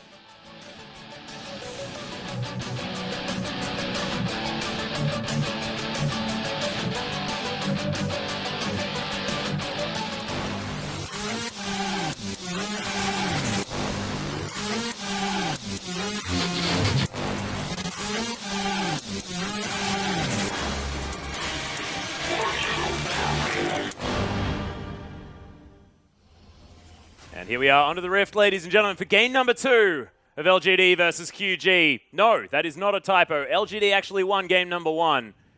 QG, now with Uzi on the roster, looking to settle the score. I'll raise you that. LGD won in emphatic fashion. Oh, yeah. Still definitely a surprise victory, though, as LGD are going to walk over a ward at the beginning of this game. So they are all together, apart from Imp. Myron is going to poke his head in towards the red buff. Ooh, we can see Imp spotted Uzi walking into the jungle. Lane swap wards are going to go down here from both sides. So we'll see who's going to be able to get the lanes that they were looking for. There's Uzi and Moore starting some backs here in the enemy jungle. There's Imp actually still here. Well, he got there deep enough that they won't actually spot him out, so they don't know whether it's a lane swap or not. Yeah. And the swap is going to come out from QG, so they're moving Lucian Braum towards the top side of the map. Of course, a very devastating 2v2 as Imp is actually still here towards the bottom side, and PWL now going to walk over that ward. And you can see Swift and V starting here on the enemy red buff. We'll see whether that means a potential 3-buff start once again for Swift. So Looks this like time the around, they strong should side will just... be, yeah, top. They should maybe be able to horizontal jungle, because I like to think that Nautilus could just push out with his E, but you're right. Definitely is a possibility still of going down. Looks like it actually will. The good news is, right, because they only took a major camp. Major camps only give you the buff. Like, there is nothing else a major camp gives you over a minor camp right now. Both give you very equal gold experience, things like that. So, and in fact, the major camps just beat you up a little bit more. So there are some junglers, Rainover comes to mind, that do prefer. And I guess in a lane swap situation like this, how often are you going to utilize red buff in a kill situation? Yeah, exactly right. As Myron actually heads solo top lane because he sees that the Joy lane is recalling. Well, you can see LGD actually pushing up towards the bottom side, but V and Swift are going to head down towards the bottom lane. Yeah, they're just trying to pick up experience for V because they don't want the same discrepancy that they had last time around. And that was with Myron with a huge experience lead, as well as about 10 CS. And he was able to pick on the top laner. So right now, V gets level 2 as well to match that. And he's going to walk towards top lane. With a refillable potion, that's interesting. Oh, Amy actually poking his head towards this bottom side. This is a good gank from Amy. If this works, genius. Oh, the the hook isn't going to land, but there's the double flay. Gets the flash in there as well as the ricochet's heading through. Uzi is going to be able to create enough distance. It's QG, they lose a lot of health bar, but not a life. If that hook had landed, that was an out-and-out kill for LGD right there. It was a fantastic setup, a little bit mis-executed. However, still retains the pressure on the bottom side of the map, and Amy doesn't lose anything, because we already spoke about it. He did a full jungle clear and went back. Yeah. PWL didn't actually have to use the flash either in order to land that flay, so... Probably should have used the flash initially. Yeah, well, the flash flay probably would have been better than a hook. Yep, very good point. I like the confidence, though, you know. Even if it didn't quite pay off, is now more hanging out in this brush. A lot of vision is there, as of course no Swift coming in. LGD playing with a lot of respect here towards the bottom side. Braum Lucian is a very strong lane, and Imp is out of mana, so he probably has to recall, to be honest. And that's exactly what he'll do. He'll go back, get himself a cull. We'll be able to meet the lane, hopefully, as they're about to shove into his turret, because they're stacking it up nicely right now. Yeah, grabs himself a pink ward there as well. We'll see whether he does make it back in time for that. And you must, like, Pekko and more, they're good laners. But a lane that demands respect is Uzi more. And they've actually synergized, I think, much better than anyone would have possibly thought. Yeah. And they now have a 10 CS advantage. They're going to send Uzi back one more time. He's going to get a free shop in. It's actually going to be boots and double longsword. So he's not going into scaling at all. He's just going to win lane. And we'll see if he's going to be able to make that work. Yep, going towards, of course, that hammer first up, heading towards the Essence Reaver that Lucians do like to pick up. Didn't actually have a look at the... don't remember looking at the Keystone Masteries, actually, to see whether he got He's the got fervor. He went for fervor. Lucians go for fervor. Yeah, everyone just tunnels on that. I like Warlord's Bloodlust on Lucian. Do you? Yeah. Why? Because he doesn't like building lifesteal in his first 3 items. And we, in fact, saw Endless build Lucian without any at all, and he was made to pay for it. Had to go back because every bit of damage on him was permanent. Can be dangerous. There is Swift. He's paying some attention towards the top side. Pink Ward is going to spot him out. Myron already with that. A big deal. As we'll see exactly what Swift decides to do after that. LGD now knowing that they have a little bit of control here towards the bottom side. Hook going to go wide one more time as Wayless heads back towards the mid lane. He's got the Dark Seal there as well. I like it, especially paired up with that Corrupting Potion. Yeah, synergizes incredibly well. Something I learned from this guy called Spawn. Of course, it increases the duration. As PYL and Imp, once again, wrestling control of this lane back in their favor. But really is on a nice edge right now. Yeah, Farm still looking like Uzi is in the lead, but of course you play against a minion wave. Nice hook, not going to land from PYL. He's still looking to try and get aggressive, but Uzi, this is a man that knows how to spell weave on Lucian. Able to get a lot back onto the LGD bottom lane. Now Swift with the first visit of the game. It is a 200 gold lead right now for LGD. That's only in the top lane, really, that it counts at all. Everywhere else, dead even. This game very different to game number 1. Of course, LGD getting that quite early global gold advantage. Top lane's going to shove back out, so V has to be careful. It's probably time for a recall, mate. As once again, they've pink warded this lane brush. Oh, here we go. Yeah, they've started it up against POL here, who's going to flash, but going to get stunned as well. He's dead. Swift says, no, we're going to take down the support player. There's first blood, and it goes to Uzi. And that's why we always value Braum as well as Lucian, because you saw that was only 2 stacks of it. Any other AD carry, that's 2 auto attacks. Lucian just dashes to the side, gets a light slinger proc in there, and is able to make it work. All of a sudden, V feels confident to stay. I think that's a mistake. This is a very real dive opportunity, in fact. He will have to back off the turret one more time. I actually really like that pink ward there from Imp, now understanding that they could be in a fair bit of trouble. Dive potential was definitely there. Swift once again going to steal, though, as here's Wayless. Lots of damage down from that Titan's Wrath. The ultimate coming in from the Death Charge manages to get the flash. And I accidentally said Death Charge. It looked a lot like that because that did a fair bit of damage. Amy goes over the wall. This is dangerous. Happy to battle Swift here as well. Yeah, why not? You got the mid laner there still. No, Anchor is going to go wide. Nice juke there from Swift. By nice juke, I mean a bit of an unfortunate anchor there from Wayless. Myron had also headed down, of course, now that he is a bird or a plane. Has a bird jetpack, yep. He's going to be able to take down the blue buff here for himself. So 8.5 minutes into the game, slight lead for QG. We saw that this was the slight lead that LGD managed to have game number 1 at about this stage, and we're able to do a lot of good things with it. Yeah, but I don't think LGD are going to start up a dragon for no reason, so we'll see whether that is the case. But Uzi is the one that has that lead. It's 13 CS. He's got a couple of longswords in his back pocket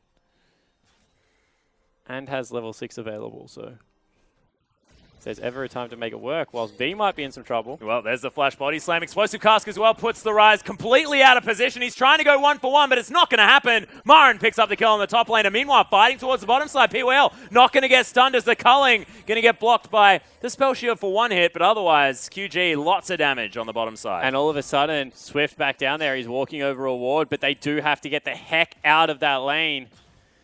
They're going to be able to pick themselves up a couple of pinks, but double teleport is available. Ooh, actually, no. Wayless is still not off cooldown. And it's just LGD forfeiting their bottom lane turret. Yeah, teleport comes in for Vive there as well, so he's going to be able to head back to his turret. And a massive minion wave is now going to die as Imp wants to be able to pick this one up, and QG doing their very best to deny it. That is a 30 CS lead nearly for QG in this bottom lane with a kill. Uzi and more have completely crushed Imp and PYL. They've had some help from Swift. Do have to point that out, but very impressive being able to knock down a turret at 10 minutes in. Secure their team, a couple of 1,000 gold lead. Is there something to be said for the fact that Imp is always going to provide that utility, though? Could this be that LGD just decided not to put resources towards the bottom side of the map? Yeah, you know, potentially, but I don't think you want any of your members to fall in a 20 CS hole at only 10 minutes in, so I guess that's a light at the end of the tunnel, but I don't think you plan for your Sivir to be behind. That's a very good point. Well, we'll see whether it is what QG can use in order to win this game. 1,000 gold is the lead. They've grabbed the first dragon. Amy is just eyeing off Harold. I think they're just having a conversation. A little bit confusing there as he's going to start it. Marin going to come in and give him a hand or a wing. We'll see whether LGD are going to be able to turn this one around, especially from that top side, because that's a 20 CS lead for Marin at the same time, and he has that kill. So it's top side versus bottom side, QG versus LGD. It's always going to be scared if you are against a Quinn, because a Quinn turns into a legitimate assassin after a couple of items. You can see you were talking about the Maw. Marin hasn't even gone for that. Yeah, Ghostblade straight up. And if he finds Uzi, he'll still kill him. We'll see whether he can. Of course, we've seen a lot of Quinn in the LPL, and a lot of them have been very, very frightening. And Loopers comes to mind, like straight away. Precisely.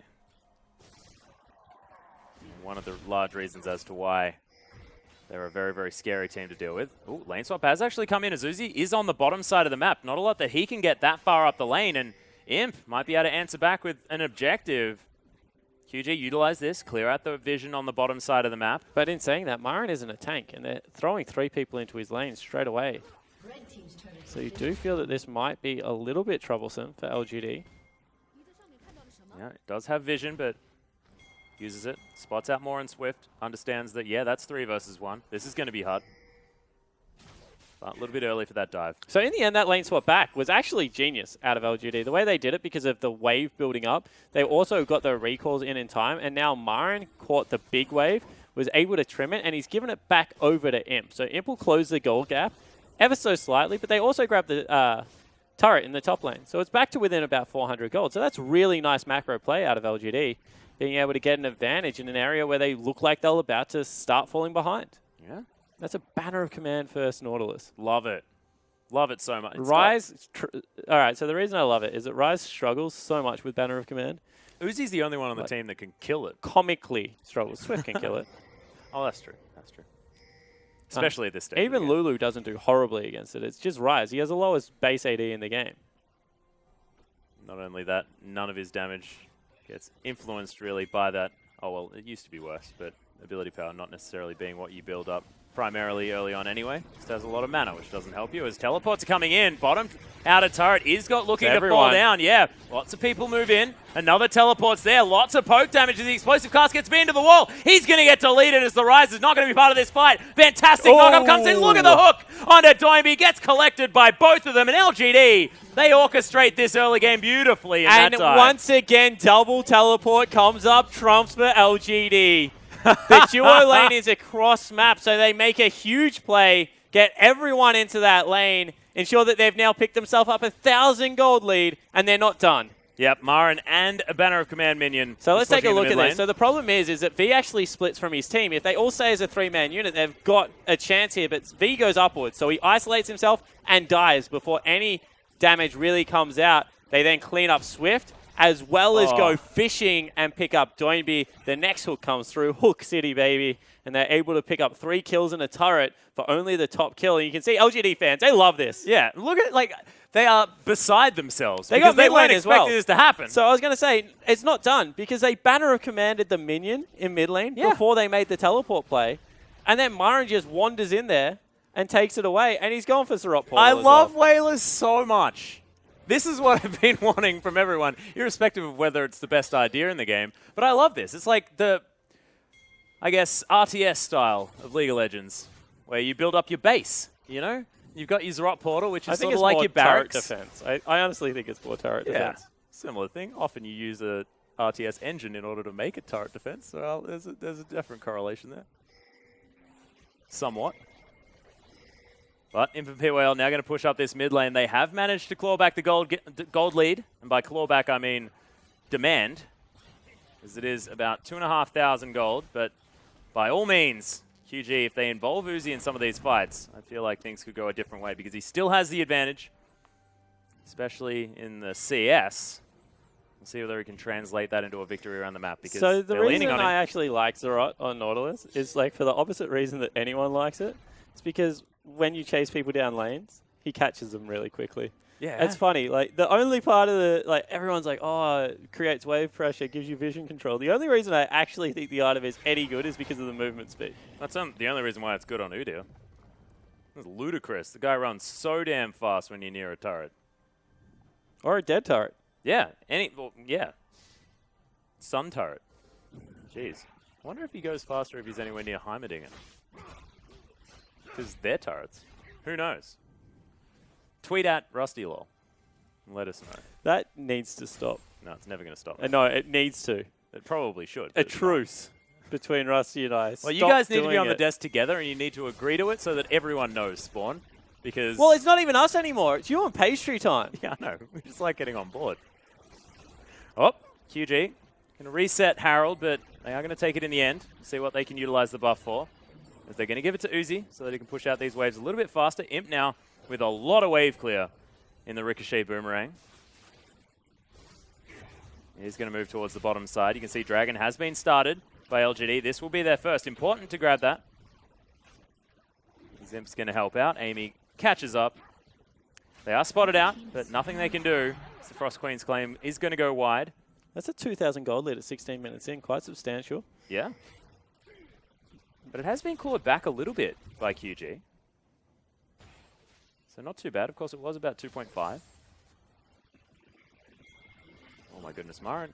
He's got a lot of flat armor penetration right now. And we'll just bird up. Yep. jetpack his way away. He's just going to take down some Krugs at the same time. So we'll see whether Marin can have a bit of a looper performance here. At the moment, he's about 1,500 gold in the lead. Uzi's still up. That's actually really impressive. Every other member. Toby also has a slight gold lead. Of course, Wayless doesn't really care about that too much. He is, of course, Nautilus. But you're right, definitely good things. Because he does very nearly have that Z-Rot portal. Z-Rot portal. Zrot? It's Zrot. You like Zrot? No, I don't like it. That's how it's pronounced. Ah. Well, I also think that I shouldn't be saying ZZ-Rot because we say Z. We do. So ZZ-Rot doesn't sound great. I'm all for Zrot. Sounds absolutely fine. I love how you act as if it's your choice, right? What do you mean? Of course it's my choice. I'm the one making the words. I'm calling him Bob from out of my face. Go for it, man. Cool. Bob farming bottom lane. As long as people understand who you're talking about, it's absolutely fine. It's like if I decided to call Uzi I for some reason, which would be ridiculous. Oh, come on. That's not nice. Oh, no, this is not nice. Good luck. Yeah, V. what V now has to do. Oh. Why did it swap targets? It's a merciful banner of command minion. Yeah, it just likes to kill two things at once. He gets bloodlust. Something like that. Do you remember that from Warcraft 2? Yes, I do. Best bloodlust sound ever. Okay, that took V an entire wave of his own minions in order to take that down. Zuzi is getting a lot of money. That's a rapid fire cannon that he's gone for as well. So happy with the amount of wave clear on the team. Besides the static shiv, not necessary. I think that rapid fire cannon is out and out better. Really? On Lucian, 100%. You think people got a little bit scared of the nerf? The idea behind Lucian's combo is you throw your W out first. Yep.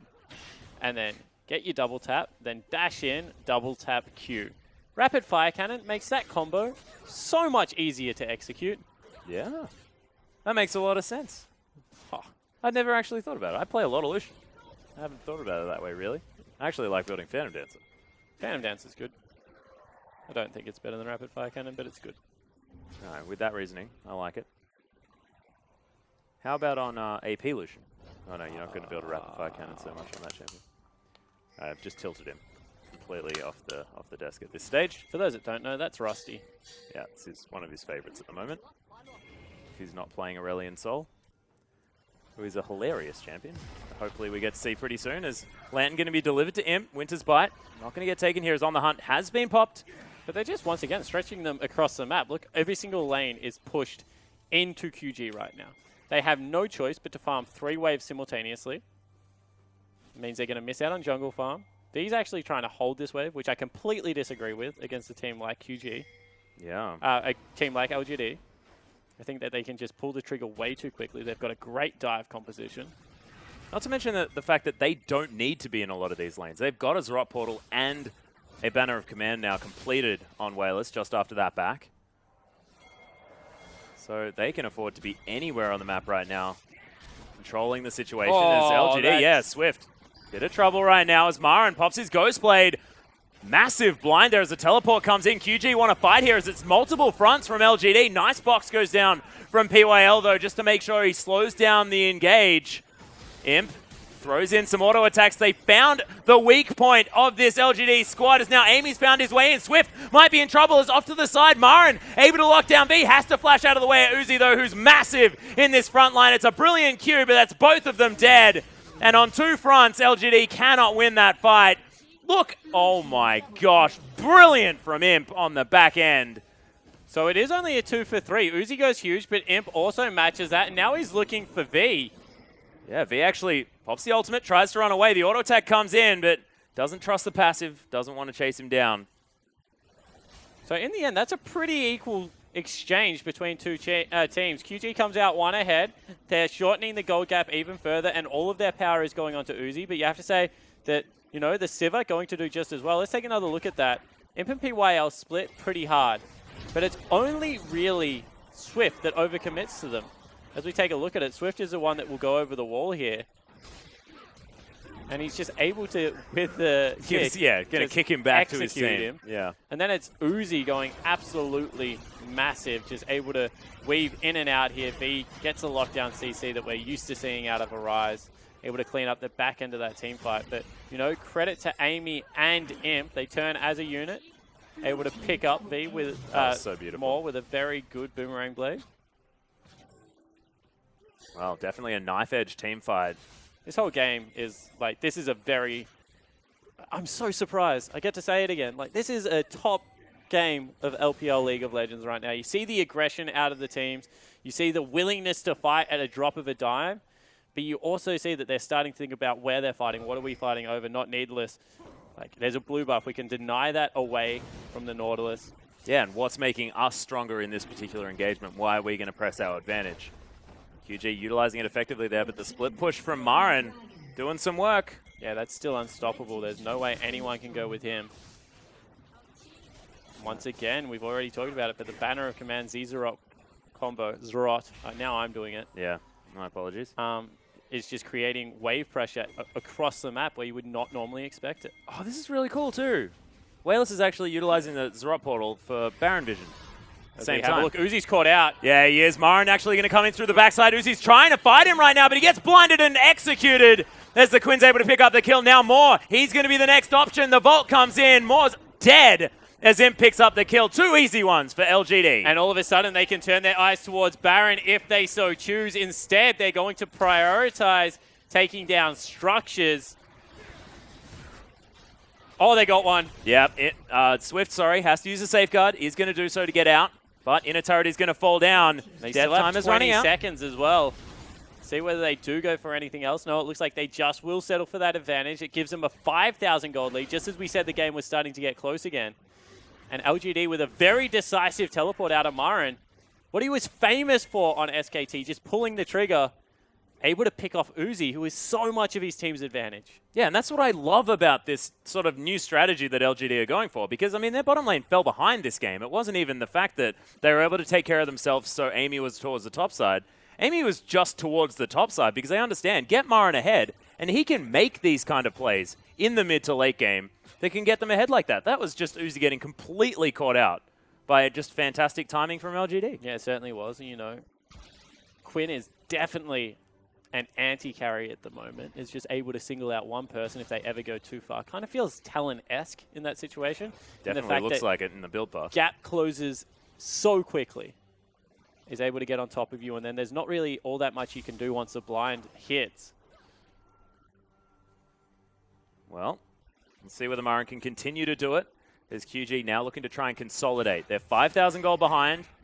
Definitely not out of it at this stage, but that's a big gold lead at 25 minutes. Can't beat around the bush.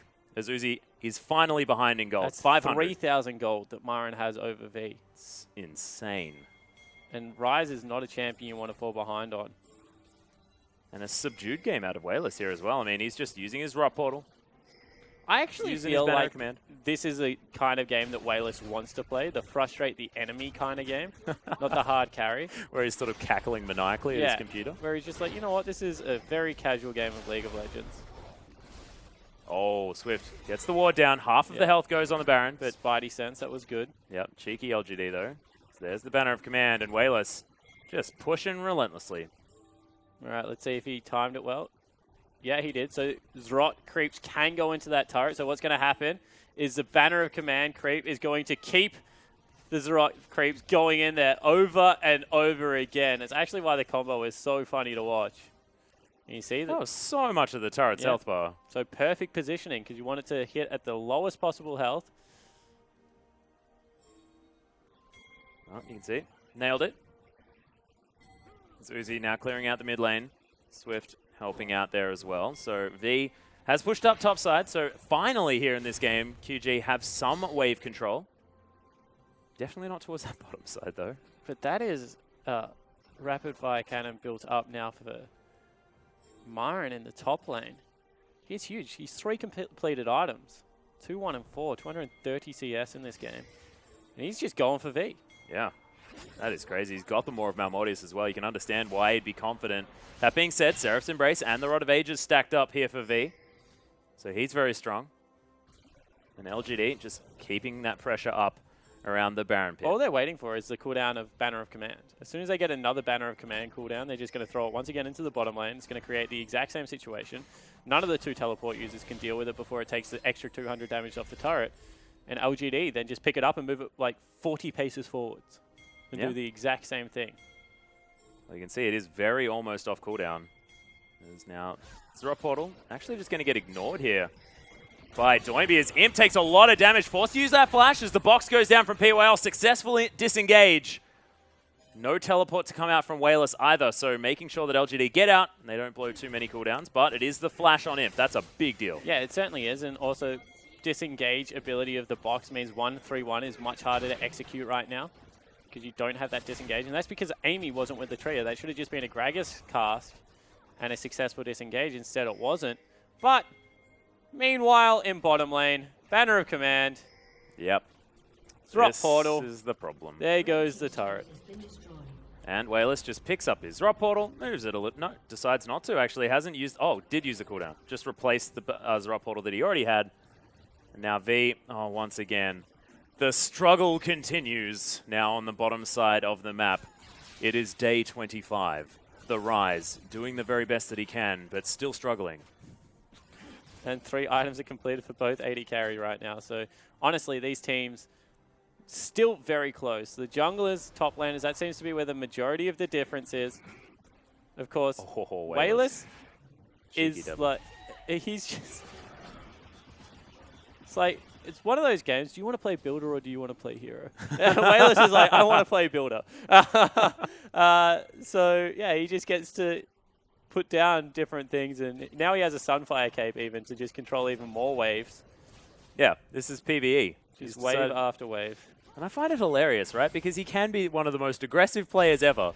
And now he's got like the most passive, annoying, frustrating playstyle and is executing it to the nth degree. Like, yeah, he certainly is. He's committed. Yeah. I think that's very fair to say. As we have more running into the team, does get hooked up. Yeah, but it's a Braum. He likes the engagement there as Winter's Bite does land, but it's on PWL, so not too worried. Myron is going back. There's a good ward, as well as all the Zrop portals to be able to go to, and it looks like they're actually wrestling control of this. He does go to the Zrop portal. Yeah, there's the teleport in as QG might actually be corralled here. Very, very fast. Quinn's going to rocket their way in. Massive cask! That was out of control. Straight onto a player. Swift trying to dodge around. Uzi's still very strong in the backline, but more. He's going to fall down. B has to flash. Uzi's dead. LGD all over the team fight. That's a flippin' ace, and that could potentially move in for the game. The teleport's already there from Wayless. Wayless take a bow. He plucked Uzi through everyone and was able to kill the Lucian, secures himself the team fight, probably the inhibitor. And you know what? With 30 seconds on the next cooldown, maybe even the game. Yeah, that is 280 carries on this squad. They can tank things for days. There's a Zrop Portal, man. There's a Banner of Command and LGD. They're going to start on the Nexus turrets. We'll see whether they can make this one work. There's the Banner of Command. It's LGD. They're going to push through. This could be the 2-0 victory against QG. And in fact, Moore's going to die one more time to pad that statistics meter. And my God, look at the smiles on LGD's face. They finally found it. I don't know what it is, but the equation is there. And they've killed my catchphrase. Because Atlas, LGD are in playoffs. I can no longer say they're only one game away. Because they are your 4th place team. Just like that. Just like that. Oh my goodness. And it's so funny because every calculation we did as a casting team was like, all right, we'll just cross the one off against QG. All they have to do is win like these 3 games and it looks like they might be able to make it. No, they just take it to QG, able to win it 2-0. 2 pretty convincing games. They get to take their bow, the return of the Summer Kings. And they looked like the stronger team in that whole match. Like, I just don't understand where this LGD came from so incredibly quickly. Of course, we do understand because they've got such incredible players on the team. I'm going to debate the incredibly quickly as well. What do you mean? Well, they've been playing for 8 weeks. Yeah, but I mean, we saw them fumble an early game against HYG last week.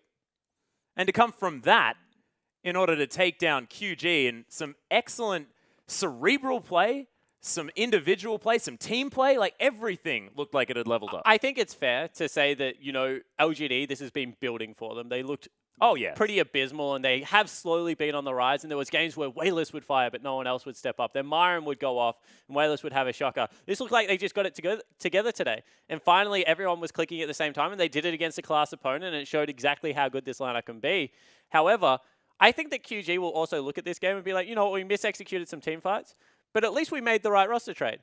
Because Uzi in game number 2 completely dominated. Oh, him. dumpstered Like that lane, was yeah. a completely that outstanding 2v2 performance. They sent Swift down there, sure, but they were able to get Uzi ahead. And I think that that's what they needed. If they're ever going to hope to beat them in a best of 5, they need performances like that in the bottom lane. And Uzi was able to step up and provide it. Yeah. So I much preferred watching QG's game 2 than their game 1. Yeah, I definitely agree with you as well. And Lucian for Uzi has always been a pleasure to watch. That game, watching Imp fall that far behind, it's not something that you necessarily expect nor experience very often in a laning phase. And the thing is that they actually pulled it back through macro play. They were losing. Yeah. They make a lane swap. They get some free gold for themselves. Then they're able to catch a huge wave. They shove it all the way back up, get Imp back to pretty much equal CS. They don't do it by like being like, we're going to brute force, mechanically outplay this person. We're just going to beat them on the map. Show them that it's not all about playing this 2v2 thing. Like, throw that in the bin. Like, we gave it a crack. Didn't work out. You know what? We'll just go back to playing League of Legends how it's supposed to be played, and they actually come out ahead. Yeah, and what I love about that is that it's safe money as well. They put the wards down. They understand where they can go to put pressure on in order to get money for nothing by going up towards that turret, pushing it down just because they can time backs correctly. Like, this is a team understanding that they don't need to take unnecessary risk in order to win a game. And that is not normally something I'd ever expect myself to say about LGD, because they were all about just, all right, throw the dice. Let's just see exactly what happens. This time around, who knows what it's going to be, but it could be fun. Yeah, it was even like that step further as well, because they were able to pick up like double support items on their mid laner. They're using that to push down turrets. Amy gets another MVP for his troubles. Yeah. 0-0-13. Wow, what a performance out of this guy today. I think that it was largely a team effort from LGD, but I completely agree that this whole series does just feel like Amy stepped up now to the level of his incredibly, incredibly powerful mechanical teammates. I'm going to raise a question for LGD now. Mm-hmm. Why did you ever play you or Xiaoxi? Because they've had Amy from day one, and there was 3 weeks where he wasn't played at all. Yeah. And they looked horrible. And they've brought him back onto the lineup, and it was always going to take time. He's a young jungler. They needed to give him a couple of weeks to get used to it. I think that if they had played him the whole way through, it would have been a much different side. No, I agree. So, you know, that's a little bit confusing to me. But, you know, who I actually wanted to talk about was Wayless, because to me, he played a much different game. He had the Banner of Command, had the Zerot Portal, was playing patient League of Legends. He waited in the bottom lane. Like, his Banner of Command died. He was like, there's 200 health left. Do I walk up and hit it myself? No, I'm just going to push this wave until my Banner of Command comes back up. Take it organically. Yep. Get my team an even bigger gold lead. Then we're going to fight around neutral objectives. And he's the one that plucked Uzi. His Dredge line, depth charge? No, his target prioritization in the last team fight yes. was phenomenal. The Lulu's right in front of him. Could have just hooked up the Lulu, but grabs the AD carry out from the back line, able to lock him up, put down a lot of damage. Hats off to Wayless. He had a very good second game. Yeah, and I really like the fact that he completely changed up his playstyle as well. He's not the Wayless that's going full hero. He's not farming half of the jungle as well, putting Amy in a bit of a hole just because he wants to pad that CS statistic. No, this is a Wayless that's not thinking about taking down enemy champions at all. There's no sort of like, I want to put myself in the front line. I want to be the sort of flashy Azir like he was, like the golden pigeon, as they like to call him. Not doing any of that flashy stuff. He's just the Nautilus, you know, just making sure that he facilitates and does so perfectly. Yeah, he did it really, really well. And, you know, you have to also compliment Myron one more time. Great Queen game. Oh, yeah. He was one of the furthest ahead all time game around. Was able to shut down V's rise, which is something that you need to do if you're going to beat the QG lineup. And you also, once again, have to take your hats off to the bottom lane. That was a comprehensive team performance out of LGD. Yeah, very, very I don't strong. think we've seen it, even in their victories so far. It was just so good. Yeah, and having everyone step up at the same time, not necessarily something that you expect out of this side as well. But I want to take a look at QG, because there are some questions that have been raised, like maybe the Graves twice in a row there for Swift. I mean, they managed to get the Lulu. It didn't look like it had very much of an impact. There's only 2 questions. Yep. Moore's champion pool, Swift's champion pool. Yeah. Like, they're the 2 questions. I think that Moore banning Braum game 1 was a bad choice. Like, just out and out. It's not even PYL's best champion. His Alistar is much more impressive. His Thresh has always been good. His Janna and Trundle are also really good. This is a guy that has a much bigger champion pool than you. His Bard, Don't man. ban your best champion. because they're not going to take it round 1 anyway. And even if they do, take Alistar instead. Instead, you ban Braum, get picked Alistar, and you're like, well, we're pretty much screwed in the bottom lane. So I think that was really, really weird. The other thing that they have to prove is that people get used to so much focusing carries. Like, we're going to pick on Doimby. We're going to ban him out. We're going to pick on Uzi. We're going to try and ban him out, or we're going to camp him, something like that. Trying to shut down the support staff is generally a much safer way to win games. And LGD actually found that the way that they beat EDG last year, and they were pretty vocal about this, was find Clearlove, track him down, and shut him down. Because you have like these 3 really strong prongs, right? And then Clearlove is the backbone that holds it all together. You snap off the backbone, all of a sudden it is much easier to deal with Koro, deal with Pawn, and deal with Mako and Deft. And they were vocal about that, you know, get PYL into his jungle, follow him around, harass him out, play these lane swaps, send your top lane repetitively into there, like sacrifice a little bit of farm on Acorn, find him, kill him, keep track of Clearlove, and make sure that he has to play like Clearlove.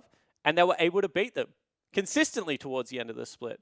So I think that Swift is in danger of also falling into this trap of like, if we shut down Swift, we shut down QG. Because as I said, I don't think anyone's ever called QG Doimby's team. I think they well and truly have said that it is Swift's team. And that was a successful game plan this time around. Yeah, it was. And I mean, I may have sort of mistakenly said Graves in both games, but I mean, the Lee Sin was good, definitely, but not necessarily what we were expecting out of him, and definitely not what he's capable of on the likes of Kindred that he got both of those second games against IG, or the Nidalee that he's been phenomenal on as well. Yeah, completely agree. Better early game, but not anywhere near as good as late game, and in the end, it cost them probably the victory. Yeah, it's bitten the old QG. So congratulations to LGD, a massive victory for the underdog team, which is a very interesting thing to say considering they were first seed moving into Worlds, but great to see them back on the rise.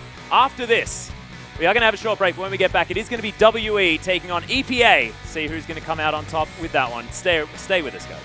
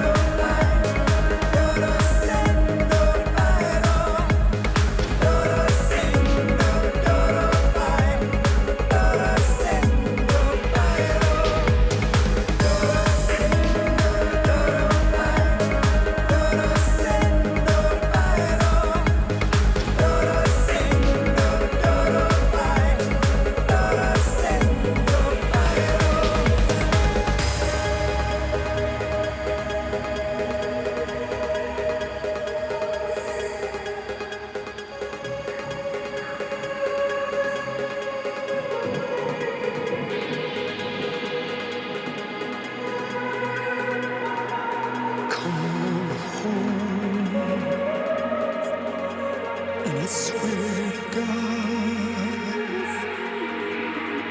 I will hold you in my arms.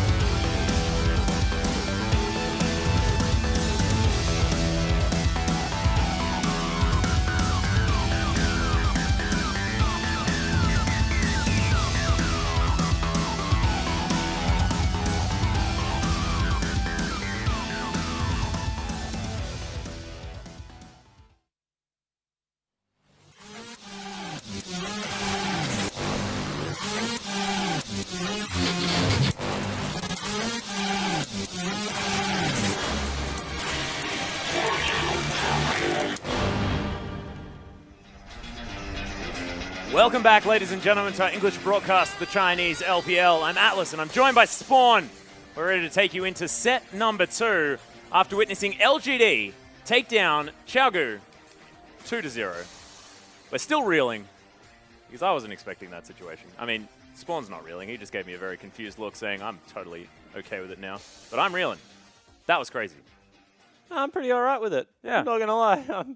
Another day in the office for LGD, able to get their shit together this time around and actually perform well, so I'm quite happy for them. Finally, things are making sense. QG, on the other hand, what the heck was that? Take a good hard look at yourself in the mirror, boys, because you team fought horribly the whole series long, so wasn't really what we expected out of the current number 1 seeded team in the LPL, and hopefully, for the LPL's sake, I hope they can get it together, because they are a very good team when they play well. They definitely are. Well, of course, only one series. They're still definitely looking very, very strong towards the top side of the ladder, and we'll see whether they can hold on to that spot as they move through the weeks.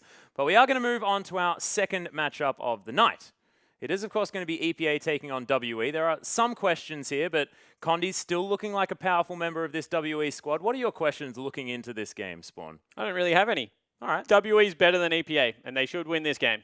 That's like how I look at this. WE are a team that have Sheer and Mystic, and they're starting to click very, very well. Zero looks like he's once again becoming a world-class support. Oh, yeah. I love 957. Frostkurin doesn't, but I do. I think 957's a really, really good top laner, and Condi has somehow, this is a big surprise on the team, turned into a very, very good jungler in the LPL, and they're going up against a team in EPA that, they have kind of Gimgoon. It is actually Gimgoon and friends. We are going to have a look at the Energy Pacemaker all lineup, and it's going to be Crisis back on the squad. Moon and Jay-Z there towards the bottom side of the map. Actually, yeah, Moon not playing.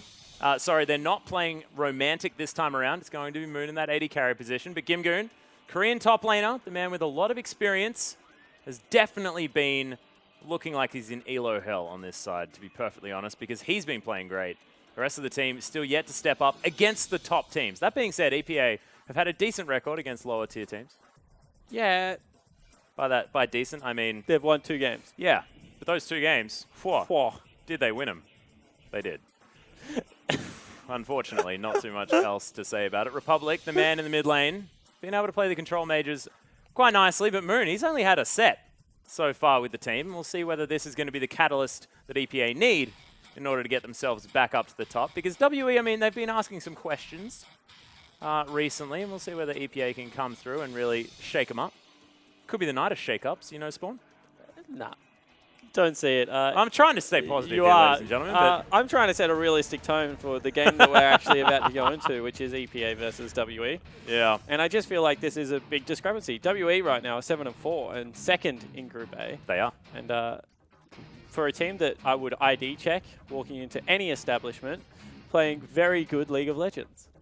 They are. Very, very strong at the moment. Of course, 957 there towards the top side. Condi's been stepping up. I love this, honestly, because... He's the only man that gets let in. Zero does look like he's overage. Yeah. But Zero, almost actually able to apply to be a Chinese resident. Could be one of the first teams Not here a Chinese resident, so he can declare China as his primary league. Yes. So he's not going to be actually Chinese because he's still going to be Korean.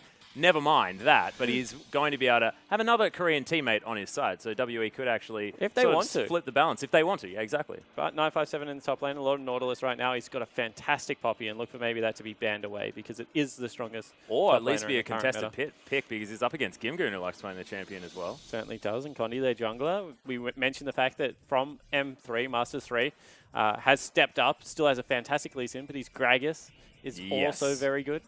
Good Lee Sin, as it was affectionately called by a certain Jake Spawn Tiberi. Many moons ago, there's GA there in the mid lane, the man able to pick up a lot of different champions, and Mystic. I mean, Ezreal has been sort of the key pick for WE in earlier weeks of the LPL. He has shown that he has a lot of flexibility, though. And Zero there on the bottom side of the map. There is basically nothing that this guy can't do. And that doesn't look like only Brawl Malister. He's been mixing it up. So the reason that they like to play Ezreal is because of that Trundle pick that they put with it. A lot of disengage and a lot of control that Zero actually provides to the map. And Zero turns into a late game threat on a lot of these team comps because he goes for a very tanky build and then has Grasp of the Undying. And Subjugate is just always so useful the longer the game goes. And you know, they showed it against OMG a little bit. I think that WE is actually a team that if they get their early game and map like where they're positioning on the map, right? So like not actually their team fight positioning, but like, should we be pushing top lane right now? Yeah. Like, should we be in a 1-3-1? When they kind of figure out those issues, they will be a very, very good team. They're a team that I actually really enjoy watching play right now. I think that they've got a lot of young, good members. And Xie and Mystic, as I said, are the two that have just stood up for me, elevated their gameplay, and became two very good carries. Well, we'll see whether they can carry this game as we are into Champion Select for game number 1 here between EPA and WE. WE looking definitely favored as we move into this one, but EPA do have the first pick. We'll see whether it is going to be that poppy as Lysandra Nidalee have been taken away. And it is going to be LeBlanc and Kalista taken off the board by WE. Relatively standard. The LeBlanc hasn't been seeing as many bans. Getting it out of the way of Republic could be a good idea as Zed has been banned away from GA. Wow, that's interesting. Yeah. Almost looks like a throwaway ban. Like they want to make sure that they get a priority pick because the Lulu's standing out. The Kindred is looking like a very big deal. WE say, we want one of them. And there it is, the contested Poppy going to be picked up by Gimgoon. I like this a lot. Definitely putting their star player on his most successful champion is a very good idea. Yeah, it certainly is, but I just feel there's so many neutralizing top laners right now. Like, definitely Gimgoon's going to scale up and be so good. Whereas if you give, like, Lulu over to Xie, I just feel like there's not really all that much you can do to match it in that mid lane. I want WE to pick Lulu Jinx right now, something like that. Like, run one of those comps. Mystic has shown that he's a fantastic Jinx player. I think she's still good. But WE deciding to take that Nautilus away. I like it. Often picked up in conjunction with the Trundle, but almost unnecessary here because that Poppy looking like they're already going towards the top side of the map already, unless Jay-Z wants to try his hand. And that is going to be Condi having a look at the Gragas. And I'd actually really like the Trundle here, just because EPA is a team that revolves around their top laner a lot. If you can get a subjugate onto him, you take him away as a threat very early on. Yeah, but you don't necessarily have to pick it first round, and jungle definitely priority here. And with Nautilus, you never quite know exactly where he's going. Can be support mid or top lane as of right now. GA also played one of the most impressive Nautilus games in the mid lane as well, building that Abyssal Scepter first, and then just going to town on his lane opponent. In fact, between two mid lane turrets. But Crisis is going to get his hands on a big tier jungler in the Kindred. Already with the Gragas as the response here from Team WE. I like that a lot. And Azir is available as well. Lamb's Respite could potentially be not as impactful as it otherwise could be. As WE, no surprises looking at the Ezreal, but we'll see what they do decide to go with.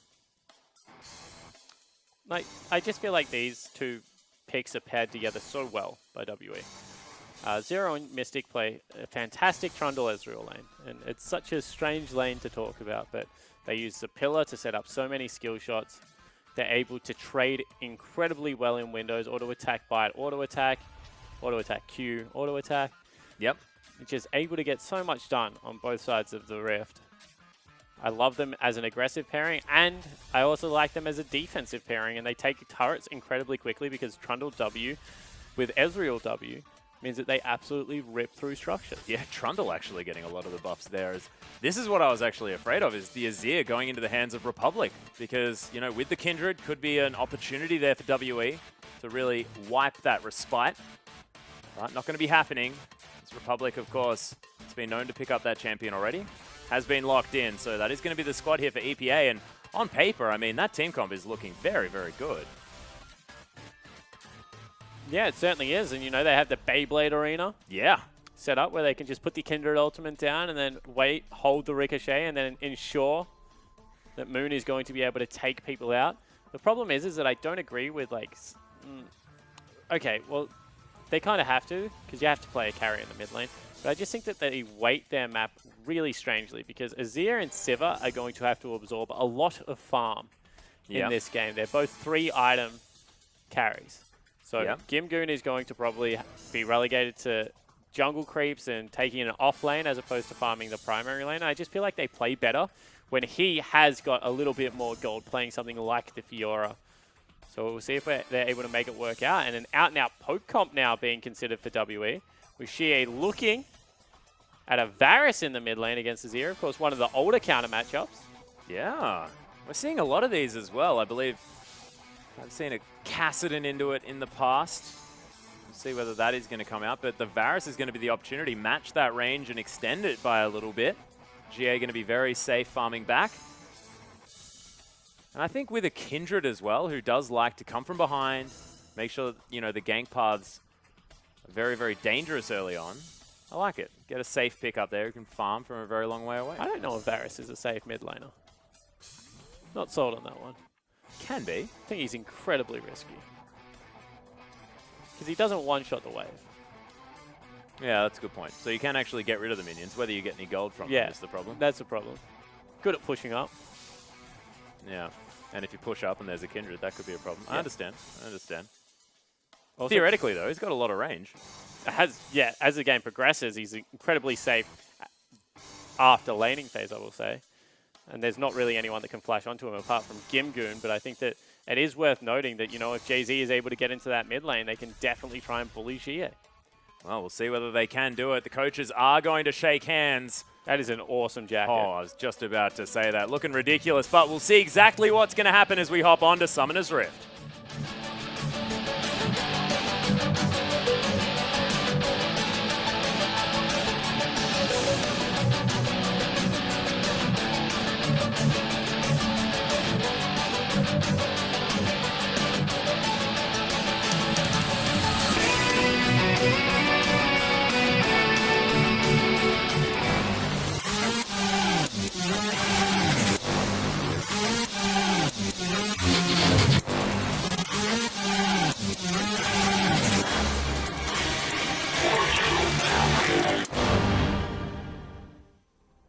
And here we are, ladies and gentlemen. We're onto the rift for game number 1 between EPA and WE. WE looking to ride their momentum over the last couple of days of victories that they've managed to pick up in the LPL so far. See if they can challenge for that top spot. Now sitting in second. GA already in the mid lane as Kid Icarus. I mean Varus. As what? Kid Icarus, that's what the skin is. I don't even know what that is.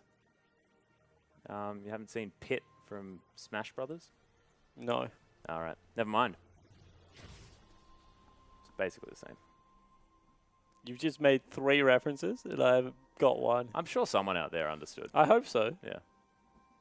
As we take a look at the Keystone Masteries, Deathfire Touch picked up for Varus. That's cool. Yeah, that's what I use. I like it. So do I. Everything else, 100% standard. Yeah, even the Fury of Battle and Kindred. I mean, we have been seeing it on every Yeah. LPL jungler Now, so far. yeah, after this patch, like I've just accepted that is now standard in the LPL. Mm-hmm. Because Strength of the Ages was popularized everywhere else, and then LPL has just decided it's better. I haven't actually watched. All right, I'm about to get yelled at because I guarantee it's happening in the LCK, and I just haven't watched it. I haven't watched LCK this week, guys. I broadcast at the same time. I will try and catch up, and I will report back. I promise. Follow SpawnLol for updates. Oh, please on stop Keystone that. Masteries. That was you. I did the actual one that time. Yeah, I know, but now there's just all this extra pressure. They just gave it to Jay-Z. Yeah. Well, I guess once the solo experience, hit that level 2 first. Be relevant. There he is. Able to pick that one up straight away. Already able to threaten that headbutt pulverize. EPA wanting to get aggressive in this lane by the looks. As Moon is just going to auto-attack creeps. Try and get himself the level 2 as well. So he's not going to get it anywhere near as quickly.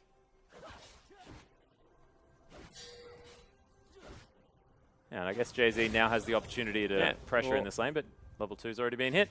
WE more than happy now.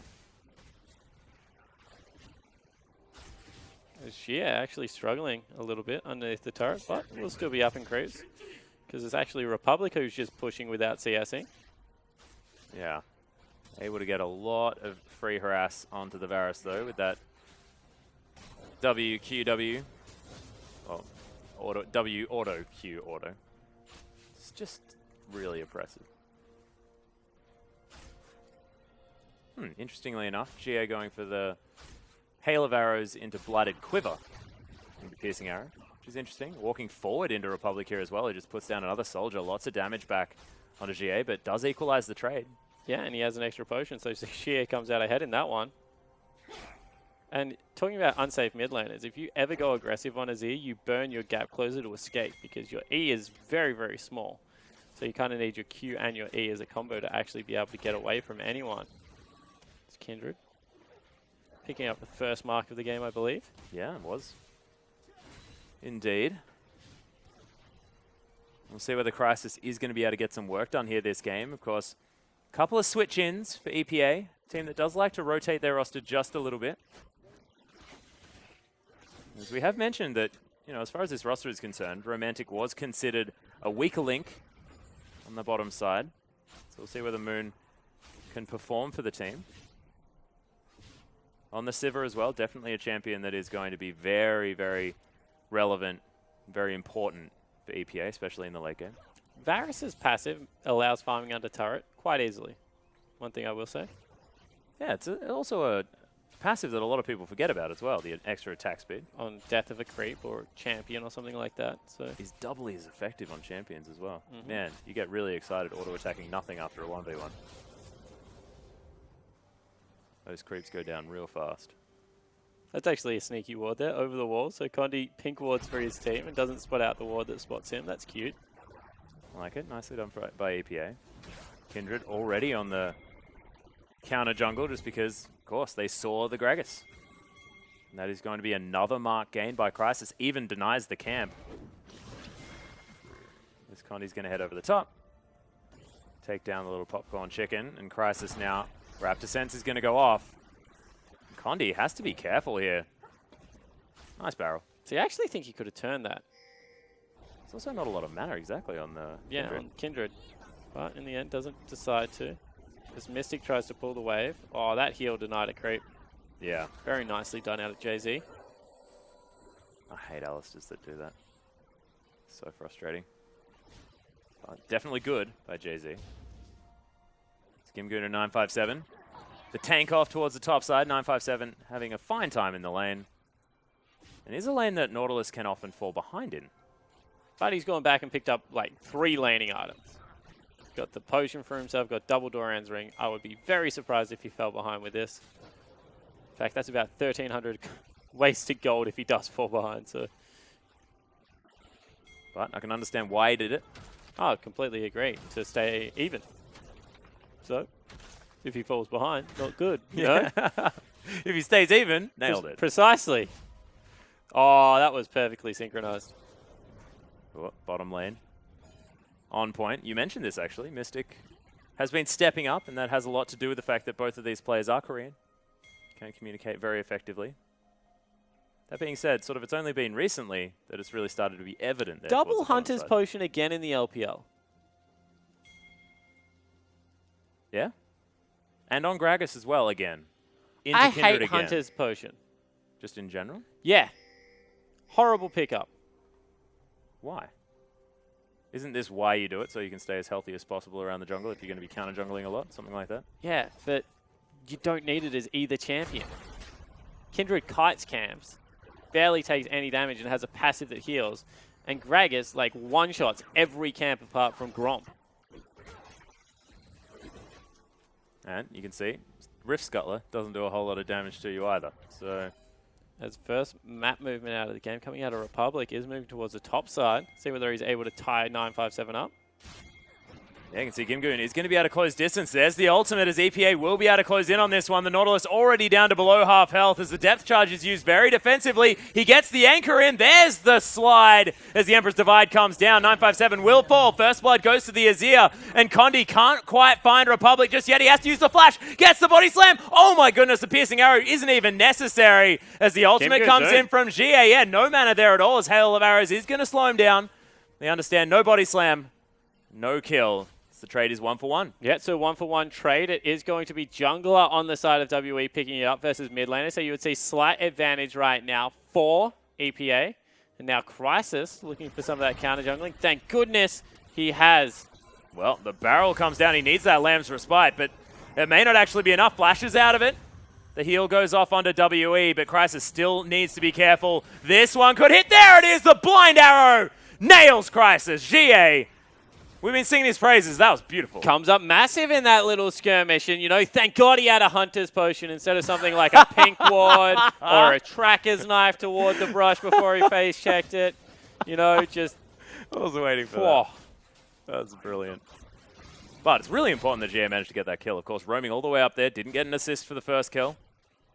But now we'll have a lot of more money to head back to base with. And with that 13 CS lead, I mean, that's approximately a kill. If my maths is correct. Yep, certainly is. So definitely ahead is the Varus, despite the first blood. But not in the items. He's got a tear and a sword. And that is almost an Ash's Tooth there for Republic. So may need to go back with the Varus. Definitely not now that he's safely underneath his turret. Yeah, he'll just be able to safely farm up this wave. He's going to get blue buff donated across to him. Kindred mark's actually on the worst mark possible for Kindred. I hate when it's on Gromp when I play Kindred. It is really annoying. Is this sort of the one that you were telling us about before? Don't hit it. Don't kill the just Gromp? leave it there because your duo lane is generally your strongest side of the map. They are the ones that ward the entrance of the jungle for you, so you don't even have to ward it up yourself. And Kindred very much struggles to get into that part. It's just way too deep into enemy territory. Well, especially now in standard lanes where the duo lane will be available there for WE to collapse. Doesn't listen. Just, you know, you do you, mate. Well, he still gets money from it, you know, likes that one. He did mention that, you know, doesn't exactly do it as quickly. Probably could have just gone to a different camp. The Wolves were there. No, Never he does mind. it as quickly. That's the only one that you take damage from as Gragas. Oh, right. My point was. Still fast. Yeah, still quick. Well, piercing arrow. Not going to find Republic. Still staying healthy. Staying out of the line of fire, as it were. It's not looking like the Wayless Frustration Varus, where he always stands just outside of vision range and shoots you, which is very annoying. And you can see Mystic and Zero having a fine time here in this bottom lane. They survive any lane as this weird duo. I actually really enjoyed it. I think that's why they've found a lot of success. As top lane are roaming down into mid, but as you can see, now that he's level 9, Xie is more than safe in this lane. Yeah, able to farm very, very easily. And level 9, of course, max points in the queue. But this is such a scale and build out of everyone on Team WE. They've got double tier and a very laning focused Nautilus setup so far. Oh, So they need this game to go 30, 40 minutes for them to actually get into the late game. And if we learnt anything against OMG, it's that WE don't really mind that territory. certainly not. That was a few games where WE discovered that their early game was definitely not where they were successful, as the anchor is going to fly forward. Republic looking for another kill under 957. Republic easily snakes that one through. Depth charge not even going to go off. So another good roam out of Republic, able to head into that top lane. That's 2 kills that he's picked up for himself. Snags his team a slight gold advantage. He's falling behind in CS, but definitely worthwhile if you're going up there and the ones that are grabbing the kill. Yeah, precisely. And Ghostblade almost done here for GA. As he goes back, grabs himself a hammer and a knife. We'll head back, do some, Cull picked up as well by Mystic. They are planning on going super late into this game. And I mean, I guess it makes sense. They're going for this sort of pokey comp that wants to be in these sort of skirmish scenarios around big objectives like the Baron. I feel like their comp definitely wants to be fighting in the late game. Or at least denying fights in the late game. Well, we'll see if they're able to make it work. Against a Sivir, Azir, and Poppy, I feel like that is a dangerous prospect. That is true. It's a fair bit of scaling on EPA. Do you like poke into Lamb's Respite, though? Yeah. I think the idea, it sounds good. Repetitive poke into Lamb's Respite. Oh. Feels good on paper, anyway. We'll see whether they can make it work as we move towards that late game. Dragon, down to half health already. WE looking to grab this one for free. In the early stage of this game, no vision available. Crisis, not going to get over here in time. Does have that Devourer built up, so that's 5 stacks denied here from Condi. It's definitely a good idea. Gimgoon grabs himself... Sorry, not Gimgoon. Moon. You just see the Oon on an EPA team member and you think, Gimgoon, no worries. No, Moon is going to be able to use a very nice spell shield, get himself back some mana. Jie is farming very nicely here. 124 at 13 minutes in the game. Condi Nice. got caught out a little bit there, gets chunked, but Xie also returned the favor. And this is like, wow, actually, Gimgoon, that's cheeky. He's in between turrets in the top lane, just a little bit of dirty farming. 957 going to try and answer back as well as he can. As wow, Republic goes for a pretty happy journey. In goes Crisis, is able to pick up a kill. Barrel Republic might almost just come falls. over the wall here. Oof, he's very low. No, in fact, it will be Condi that's falling down incredibly low. Has to burn the flash to get away from Gingoon. And everyone paying a visit to this mid lane. True Shot Barrage not going to find Republic. And EPA finally with a proactive play. Just able to pick up another kill in the mid lane. That was a great Azir ultimate. Probably having his best game yet. Yeah, gigantic E as well to get him right behind the Varus. He's got a teleport in this lane at the same time. Not even taking the cleanse and still doing absolutely fine against the over level 6 Varus. There's another Q. And with that Nash's Tooth, I mean, Azir just does a lot of damage. Whoop. Moon, though, could be in trouble as there's flashes out, but the teleport comes in. Gimgoon wants some more as 0, down to about a third of his health bar. That's only the brown bags for the Poppy, though. Cannot catch the Trundle in his own territory that he was running through. But multiple members coming down. You see the on the way pings for EPA. Yep. If throwing one player at it, it doesn't work, throw 2 more. That'll get the job done as this outer turret now under fire. Could be some swift turret takes here by EPA. Yeah, certainly could. Looks like it's going to be maybe a 3,000 gold lead picked up for themselves at only 15 minutes into the game. Fairly impressive work. Jay-Z going to take up the turret for a little bit. Gimgoon going to decide to grab it on the next wave instead. And a good lane swap actually coming out. Sent Sivir and Kindred into the top lane. Save that turret from 957. And it will be 3,000 gold pretty much exactly picked up. Yeah, and that's all of the tower gold going to Gimgoon as well. So a very good thing for the Poppy player and largely a carry for the side. Lots of reliable wave clear out of the Varus as well. I mean, how you generally take down a Varus's turret is by killing the Varus. So EPA able to do both. very good start. Definitely. So yeah, WE hits back. We saw that they were willing to scale against OMG, make sure that they were going to the late game. We've already said that it's not like their composition has peaked at all yet. Generally, everyone needs 2 items and a transform on those tiers. Not to mention get that cull out of the way from Mystic. Yeah, I feel like Mystic's build especially was greedy. But you can understand where he's coming from because no one else is really ready to fight, so why should he be? True. It's a team effort. Well, Boomerang not going to quite find Mystic there as well. So more than happy just to flip these lanes upside down. WE just defending their last remaining outer turret. It's 957 possibly in trouble here because he doesn't have a turret to fall back to as Republic. There's the flash. Manages to get the Emperor's Divide in there as well as Crisis. He's going to be stopped, but look at the damage out of this Azir. Condi throws down the explosive cast because Jay-Z was coming in. So they're not going to be able to grab the Gragas, but whoa, it's looking dangerous here for GA. Yeah, 957, all Moon's in trouble. Yeah, he is. Mystic getting a lot of damage down. Hits every skill shot and gets the 1v1. Yeah, and this is why we say that the guy's just so good on Ezreal. Ezreal players that hit every skill shot look like they do ridiculous amounts of damage. And that Mystic, was weaving every Sheen proc there as well. Yeah, able to make sure that that is exactly what happened. So they return the kill back. And that's the one lane that is going well right now for Team WE. Is their AD carry and support. They're up in CS now. They have a free kill. Go back, maybe finish up that Iceborne Gauntlet as well. Yeah, that's Power Spike #1 hit for WE. Oh, actually. Yeah, let's go towards the boots. 957's going aggressive. Yeah, Fury Enchantment actually was what was picked up. So boots 2 and Fury Enchantment. That's a weird back. What is that? 7, 11, 45 He misses Trinity Force. So he wants to get that Rage passive. Potentially. So at least an idea there as Rift Herald is going to fall down. That's the second of the game here for EPA. Not giving quite as many Devour stacks, but definitely giving a lot of lane power and jungling speed.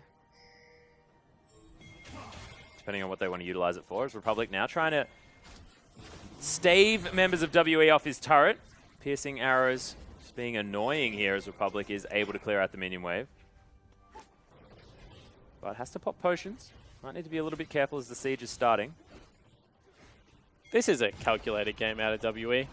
EPA tried to accelerate the pace of the game with 2 very good Azir players.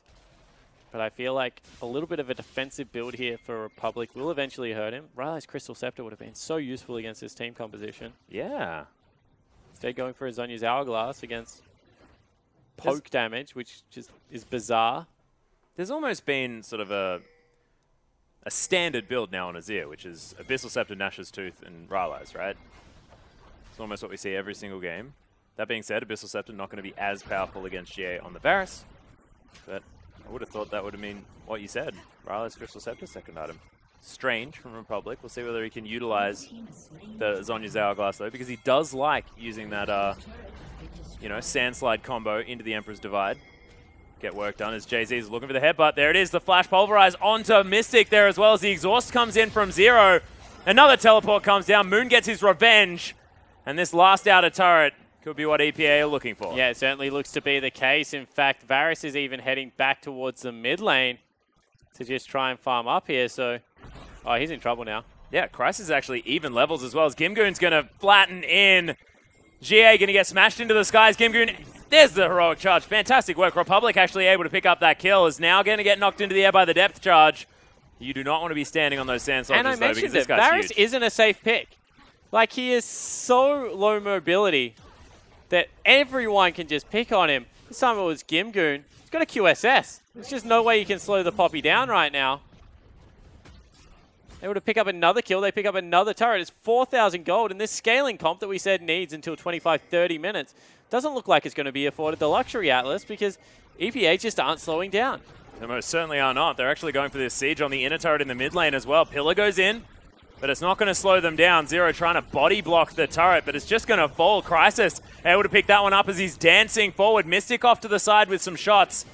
He's going to be able to throw him in there, get the work done as Jay-Z's going to get engaged on. Just has that unbreakable will. It's exactly what EPA want. Can they actually manage to get the consistent damage Off the back end, no. Sun Turret's there as well, so can't go any further forward. Exactly right. The Sun Turret just stops them in their tracks. Going to be able to bounce that wave for quite some time. Bottom wave is absolutely massive, so why not send Moon down there? Thank you very much. Pick myself up a little bit of extra farm. And WE have lost touch with this game. It's about a 5,000 gold lead now, but they're 3 turrets behind. Yeah, Piercing Arrow actually not going to find it here as the auto attacks from the Sand Soldiers cannot be ignored. Zero still heading forward, actually. There's a lot of very aggressive positioning, and with GA now in the backline able to fire through these Piercing Arrows as soon as he starts landing some, could get dangerous for EPA. Republic heading home. And despite WE not necessarily winning much around the map, they are still putting the pressure down the mid lane. Well, as soon as they have an Iceborne Gauntlet, their poke comp really does come online. So we'll see whether that is a turning point. The game isn't over for them yet, but it's just disappointing to see them lose touch with another early game. Yeah. They did it twice against OMG, who were unable to make them pay in game 1 because Condi just wandered in and stole a Baron away from Chuen. Very casually. It was like so casual. World Smite casual. But yeah, it's just wasn't great. We're not expecting EPA to orchestrate that sort of Baron on a silver platter situation, is I believe what you were trying to say. We'll see whether they do avoid that. I don't know. OMG are a pretty good side. Well, yes. Definitely a side that we'd put above EPA. That being said, this game, EPA looking very comfortable. Certainly are, and Republic is a member that is kind of leading that charge. He's been aggressive. Being able to make plays, 4-1-1. 5 out of 6 kill participation right now. Certainly look great, and you know, normally a lot of credit towards Gimgoon and Jay-Z. It's a mid laner of EPA that is stepping up. Yeah. Moon. Oh, that that's timing bad. ain't great. Now we can't use it for the next one. It's very sad. Iceborne Gauntlet now completed for the Ezreal. He's got a Vampiric Scepter there as well. Probably going towards that Blade of the Ruined King. I like Bloodthirster. You know, it's up to you. Piercing Arrow is going to fly through as well as EPA. This is where they need to start being careful. Why do you like Bloodthirster over Blade of the Ruined King? Because there's not another button I have to worry about. That's a personal one. All right. This Crisis. I was like wondering if there was actually like a math or like a stylistic decision. No, most definitely not. The shield's fun. You know, keeps you a bit safer. All right. You haven't sold me, I'm not going to lie. Well, you know, I wasn't actually trying to. I don't think it's as good. So I wasn't going to put too much time into it. WE heading towards the top side of the map, though, as EPA. I hope he fields Bloodthirster. It would make my day. I'd have some words. GA now just going to clear out the minions here in the mid lane as 957 did clean up the top. And you can see Mystic moving through his own jungle. Just trying to clear out as much as he can. Of course, denying Kindred marks where they are able to is a big deal. So now EPA moving as a 5-man unit. Now Dragon's up in another minute. We do have Baron just sitting there at the wait. Transform is starting to come through, however. Yeah. So I feel like if there is a time to be able to challenge EPA, it is quite soon. So we'll see whether that is the case at all. 957, trying to get some help on this big wave that's about to crash into his turret. It's a lot of pings. I mean, I can hear you. Rest of his team now moving over as well. GA staying understandably further back. I like it a lot. There's now Gimgoon looking for the flanking play. True Shot Barrage comes down. And in goes the Poppy on the Hunt's been procced. EPA, they really want to take this team fight, but there's the Chains of Corruption. Gimgoon might have to be careful as Jay-Z uses the headbutt defensively. And EPA now on the run. The ultimate's been channeled. It's only going to hit one as 957 now looking to close the gap. Condi, massive barrel, going to slow multiple people. EPA haven't found a kill, and Gimgoon's very low. Condi still has his ultimate. They can still turn this one around. 957's in. Yeah, Crisis is actually going to get caught out of position. The ultimate comes down as well. Does still have the Lamb's Respite. That's going to be the big deal here as the Hex Drink has been popped. Oh my goodness, that was so close. Teleport coming back in for Gimgoon. He's going to run around top speed at the start of this, and I feel now it's turned one more time. Yeah, and we'll see whether Mystic can actually kite back with those Mystic shots, utilizing that Iceborne Gauntlet. And Gimgoon is going to throw out the teleport, but not get anything for it. Yep, so in the end, it will just be WE going back to base. Pretty low mana bars, and you feel like EPA have at least secured the right to take this dragon. Yep, we'll be their second. But WE already have their first, so And that kind of team fight is what I'm expecting to see out of WE time and time again. The ability to chase, then turn on a dime and kite backwards one more time. Use the annoying kits out of both. It's like we want it's like a semi-committal comp, right? When it comes to a team fight. It's like a no-committal comp. Yeah, they look like they're about to fight, but they're not actually ever going to actually want to fight. They're just going to chase you down when you're low health, and when you're full health, they're going to run away really effectively. So you can see Republic does need to be a bit careful. Also, another Caulfield's Warhammer picked up, so that is going to be a death stance picked up for Shie. I like it. What do you like about it? I like the cooldown reduction. It's really hard to find it. I like the fact that you don't need lifesteal. You need, because he doesn't really auto-attack all that much. You need the physical damage into health regeneration off your Q. Spell Vamp actually does work like that. Doesn't need to be a magic damage spell. That's true. Interestingly enough. Piercing arrows do need to land though. Shie is going to get the work done here. You can see all the ones that fly through and don't hit. Jay-Z is going on an expedition. Yeah, someone left the gate to the barn open. There is a cow gone missing in enemy territory. He's pinging behind. Like, they're going for this. They certainly are, as this is the hard engage that they need. Change the corruption do land as Jay-Z's going to get everyone flashed out of the way of him. 957 could potentially come in as explosive cast because he's going to bring Moon closer to Condi. But EPA once again, not going to find anything, and that was 4v5. 957 cancelled his teleport in that. He just knew his team was safe. They're just so effective at kiting backwards right now. EPA are threatening to start off the Baron, but the Rift Scuttler's been taken, and that's not a very good bluff. No. They just force him off another objective. And look at the kiting power. They've got pillars. They've got Iceborne gauntlets. They've got even the barrels. Well, they got barrels as well. And the piercing arrows as well that just make sure that your health bar is always low. Oh, Mystic. Uncharacteristically missing one of his Qs. Famed shots. Yeah, it's just really hard saying Mystic and Mystic Shot. Yeah, I think that's why he does it. Yeah, it bothers me a lot. Now Republic needs to go back. And this is a very frustrating comp. The gold lead stayed at about 3,000, so credit. Yeah. Where credit's due, but it is going to be a Blade of the Wrong King picked up by Thank goodness. Mystic. I do like the fact that he grabbed the Blast Whisper first. Very beneficial for a champion that does like to be poking around with his spells. Mystic gets rid of the Cinderlings first up as he takes down this red buff. Another mark to be potentially denied over the side of WE. Mystic is going to see to that one as well. You can see Mystic behind about 1,000 gold to his Sivir counterpart, who's about 24 CS ahead. Yeah, it's just like 1,000 gold on the carries and then 2k in the mid lane. That's all it really is right now. So it's not heaps to write home about. It's certainly a good lead. Bit of a chunk. But it doesn't really matter if Crisis is at the third health. It means a very, very early ultimate in any potential fight. So he's going to head back, or at least utilize that passive in order to get himself back up to health. So WE still have a lot of time to play with. And that is both of the transforms done for the Muramanners. We are not going anywhere. Like, buckle down, guys. If you haven't yet, and it's cold where you're from, cocoa. Yep, soup. Soup would be like good. That. Maybe a noodle cup. Rug up. You know, yep, go get that blanket. Change into some tracksuit pants. If you need to go to the bathroom, now's a fine time.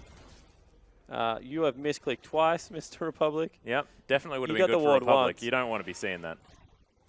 But yeah. We are definitely in for the long haul. Slow and steady. Oh!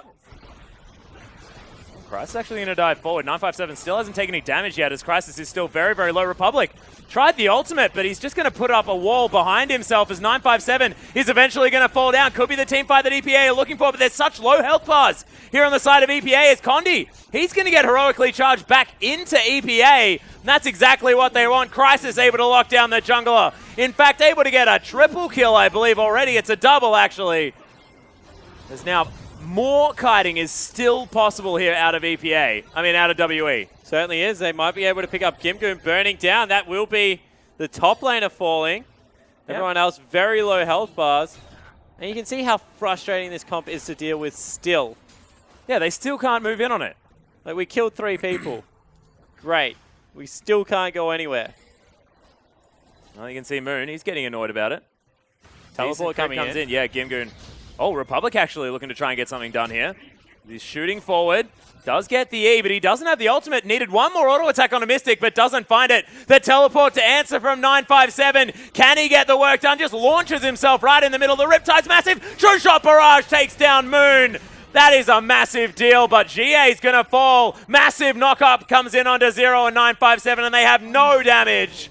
There goes the Nautilus, and Crisis really stepped up over the last couple of minutes. Yeah, certainly did, and Mystic went back to base. He was too low to follow up on that.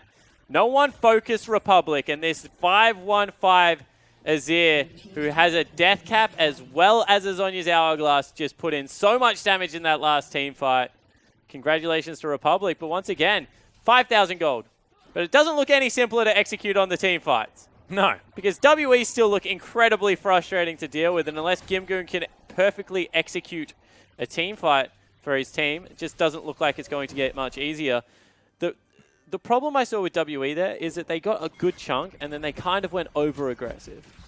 Just settle for your chunks, and then poke out the turrets, make sure that you're looking to siege up correctly with your composition. Let's have a look at this. Actually, we're not going to start at the start. So Ezreal going back to base really did kind of screw them here because they weren't able to get anything else done. Jay-Z steps up huge, massive headbutt pole. Then Crisis just able to put out so much consistent damage. So well executed on the back end of that team fight. They will pick themselves up Dragon number 3 of the game. Yeah, which is actually starting to be a bit of a big deal. Especially in games that WE we do want to take as late as possible. Those Dragons actually become a factor. See whether they can grab the next one. 6 minutes to go until that, though, of course, as EPA now to defend the mid lane. Waves in decent positions for EPA on the other sides of the map. So EPA actually might have to worry a little bit about the siege. As WE just clear out the vision around this Baron buff. See if it does become a factor, because right now, like WE is still 2 complete item slots away from being happy with this game, you feel? Oh, yeah. Have a Zrot portal on the way there as well for 957 towards the top side. So still looking to play that macro game. Move around the map. Make sure that the Nautilus can always be where he needs to be, despite the position of his lane. EPA, though, haven't found that cute little ward there that I don't believe spotted them out. They are going to start off the Baron. Man, it is getting torn apart. Condi, can he actually grab it? There's the explosive. He steals it again. Just another day in the office for the Gragas. Didn't actually get out of it this time, but my God, his smite is a tier above. You told me it wasn't going to happen again. No, I didn't. You did. You said they're not going to make the same mistake. Oh, I said they shouldn't. No, you said they won't. Oh. I'm going to go back and watch that because Condi one more time gets the ult. All right, that didn't work. I'm going to throw my barrel in. No, I'm just going to body slam over the wall, smite it away. That was my response as well. Pretty much exactly that. Didn't quite jump up and down as much, but ladies and gentlemen, there is a desk in the way. Is Moon able to use that ricochet to clear out this mini wave, but that is huge. WE can now use this despicable poking comp to siege down anything that they want with a Baron buff. Condi is WE's MVP. Oh, yeah. What an amazing player. What is it with, like, M3 ex-players? Playing SMLZ well. is now playing really well at the same time. Well, to his credit, he was always supposed to be playing well. I don't know if that's actually to his credit. In rebuttal to that comment, he was always supposed to be good. Like, theoretically, being in the LPL, you're supposed to be good. No, he was supposed to be the heir to Wei Xiao's throne. Oh, well. He wasn't supposed to be good. He was supposed to be the next best AD carry in China. He's certainly still not that. There are players like Uzi here, though. His piercing arrows do need to start landing here for Xie. He's got himself a blue buff. And a Last Whisper. Death Dance is, of course, already completed. Even on farm with this Azir, but 5-1-6 Republic. This guy's looking massive. Yeah, Republic's huge right now. Piercing arrow flies through, so it's about 8,000 gold the lead right now for EPA, so they're still in control of this game if any team fight does break out. That being said, it doesn't look like it. I feel like we're in a Batman situation here, like Bane saying, "Do you feel in control?" You just wanted to do the accent. I did. It was a lot of fun. I watched the movie last night as well. Did you? Yeah. Nice. One of the more disappointing ones. I am. Really? Yeah, number Dark one. Knight Rises? Yeah, number 1 was the best. Oh, well, yeah. Of course it was. Still a very good film. It was I the like worst out of the 3. Yeah, the Dark Knight got a lot of awards. I mean, Yeah. I'm just saying, the series, very, very good, but you're right, probably not the best. Bane was an excellent character, though, especially with that voice. Man, if you like voices, probably a #1. Oh, wait, no, Dark Knight has to be, because Heath Ledger's a god. We don't even talk about it. There's a siege going on here in the mid lane as WE protect. So did you like the Dark Knight or Batman Begins? Batman Begins. Good. I was about to say that. But I critically thought that Dark Knight was a better film. Just I would never want to watch it again, if that makes sense. I didn't think it was a better film. I thought it was a wonderful film. I thought it was a wonderful film. Hard to watch. But On the Hunt has been popped. EPA looking for the hard engage here as Crisis skipping around the fight, seeing what he can do. But EPA say, all right, well, that cooldown is now gone. See ya. Have at least worn off the Baron, though. Certainly have, but big creep wave in the bottom, and I don't know if it gets any easier. Big one in the top. Full Moon. He's not having a good time with those. He's not. Mystic shots are flying Pops his through. heel. Piercing arrows there as well as Gimgoon over the side. Flash out from Mystic. He's going to be safe for now as Crisis right in the middle of this. But there's no follow-up. Lamb's Respite is down, but that is Kindred versus the world. And Ezreal's going to be able to pick up the kill. What was that? Just a complete disconnect. Yeah, it certainly was. They dive in. They're not able to get anything done. They're still trying to siege up this mid lane turret because now they've taken out the Lamb's Respite. That was actually a mid-game Crisis that Crisis just had in the middle of the enemy team. And now Moon in trouble. Yeah, Spell Shield is there, so some of the poke is denied, but he's down to half health. Low health bars on WE, but that probably won't stop them as they need a lot of hard engage to get this work done. JZ, he's gone down very low. Gimgoon right in there as the True Shot Barrage once again getting a net a kill. Republic now has to be so careful. Auto attacks on a Mystic. He's still alive. No, Gimgoon shuts him down. And Republic now needs the hero play. Massive three-man ultimate as 957 very tanky, as is Zero. Flashes forward. Republic flashes away. Zero now has to be careful. One more. Republic still alive. He's the last man standing. Can he get it done? Anchor going to go wide.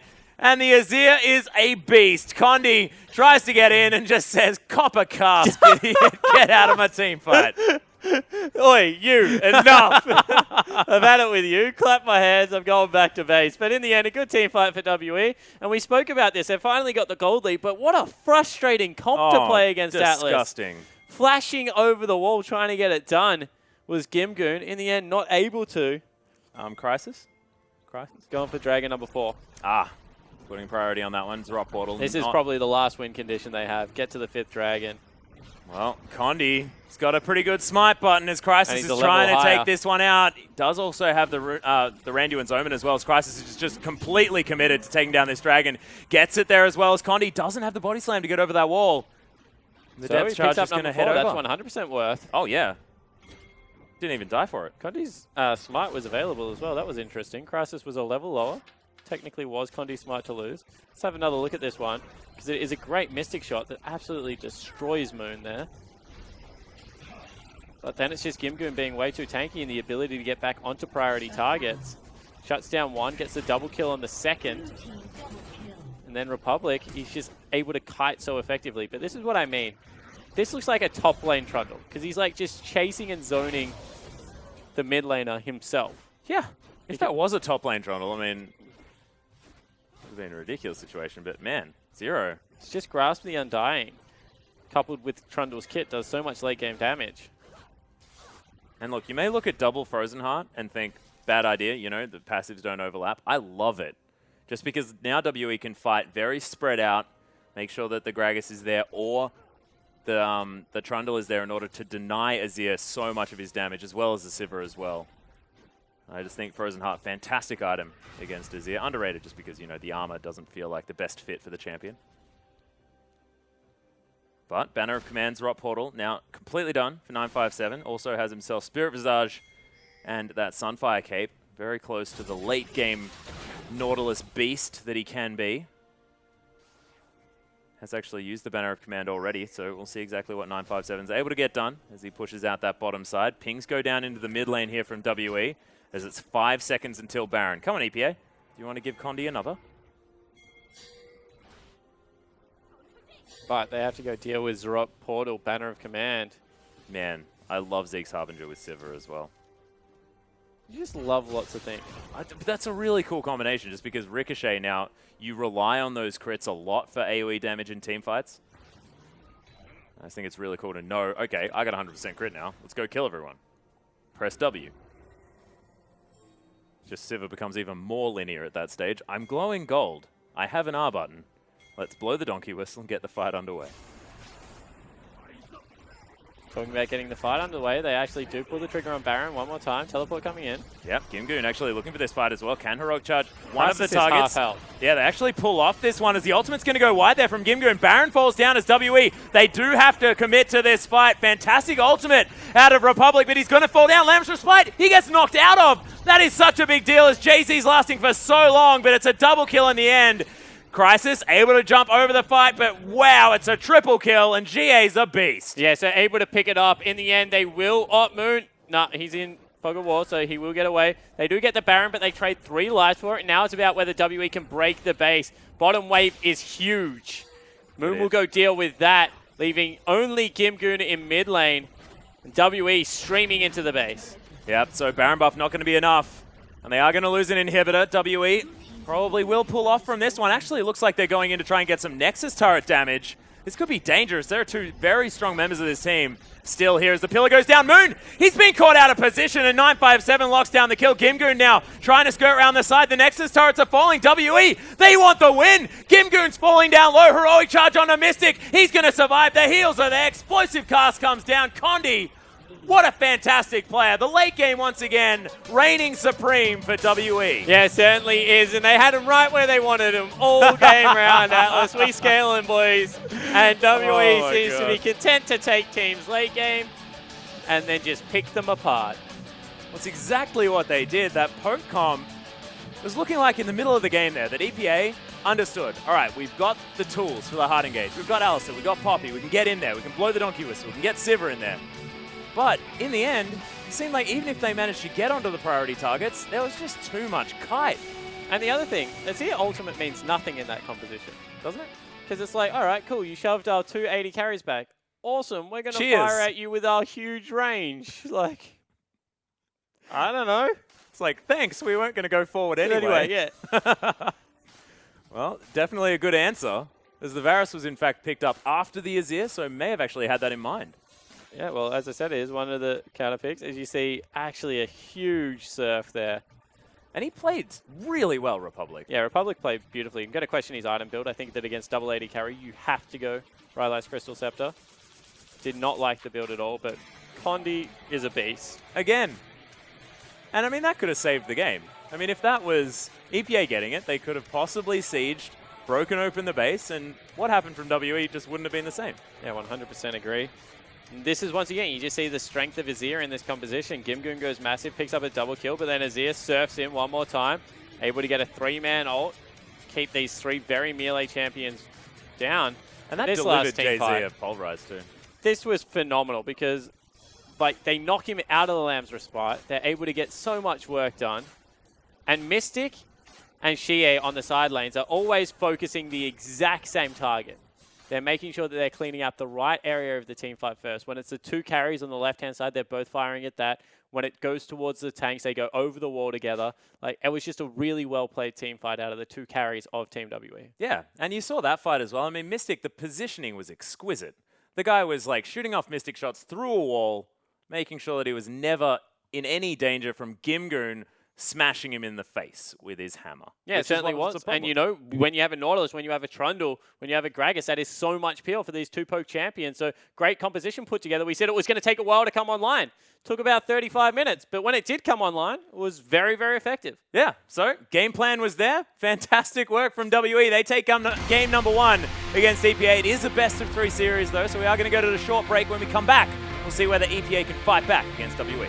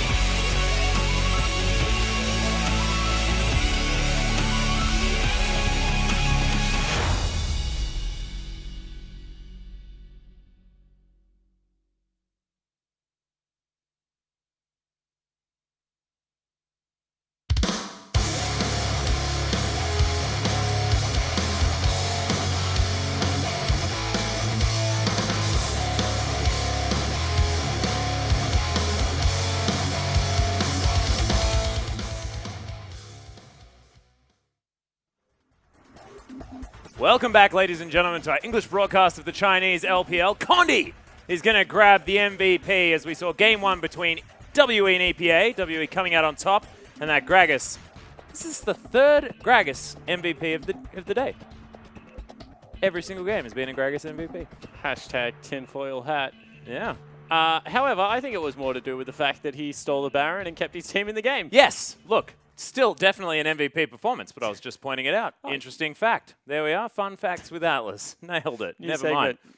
But WE had one plan, poke the team to death, never actually engage a team fight, just kite back and let EPA come to you. Did so, worked out in the end. Yeah, it certainly did. And, you know, they got maybe a little bit lucky because they were able to steal another Baron, and there was a little bit of hesitation in some of EPA's plays. You feel if that was a more decisive EPA lineup, it would have gone a little bit different. But got to respect the fact that WE stuck to their guns, which is late game scaling, and a very good team composition put together for that. Yeah, and this is a team that we've been speaking about as being on the rise, definitely a contender for one of the top spots, definitely in the LPL at the moment. So I want to talk about EPA. I mean, they still managed to get a lot of work done that game, especially there in the mid lane. Republic looked pretty good. You know, I go for the positives on some of these lower tier teams You do. often. Yep. Spawn gives me jack every time. And I mean, I'm just trying to find some good stuff. And Republic did have a good game. Republic had a good game. That is true. I think that Varus is a bad laner. Aha. I also think that that they should have exploited it a little bit further, and that in the end his item build cost his team massively because he didn't have a Crystal Scepter. So yes, he did have a good game. Scoreboard-wise, he looks fantastic in it. People will look at that and wonder how the Azir lost. However, I do think there could have been more he could do to win that game for his team. So yeah, no, they were able to get him ahead, and it certainly looked great. But I do worry for EPA overall. Yeah, and you're right. The item build was not great.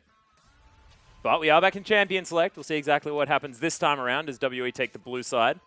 Gangplank Nidalee already taken away. And Gragas is going to be the one to follow. So no more Gragas MVP as that champion has been removed from the Rift. Yeah, and we already spoke about it. Condi has a fantastic Gragas, so banning it on WE's side is interesting. But he's also got a fantastic Kindred, which they might actually be looking to pick up. They could actually just orchestrate this Champion Select in order to do so. I don't know how you stop Kindred from being banned last. Well, they're taking away the Lulu. But something's going to get through. Lissandra was taken away last game. LeBlanc there as well on either sides of the Rift. In fact, Republic might be able to get his lady in the mid lane. We'll see exactly what EPA decide to take off the board. Nautilus, still another option. Trundle there as well. Zero could pick that champion up. Lots of support picks still available as it is going to be Lissandra. So Kindred looking like a definite first pick option here. As WE do consider it. We'll see whether they lock that one away. Yeah, they should. They should be an instant Kindred first pick. And it is. Now EPA, still a few more toys to play with, and we'll see exactly which ones they are going to pick up. You know, I really actually like this patch in particular because there's not as many of those must-ban champions. So you can play around a little bit more. There's some added flexibility. And there's also a lot of, like, if you ban this one, you should ban this one. Like Nidalee and Kindred, things like that. Bans that have to go together that aren't necessarily having to be taken away.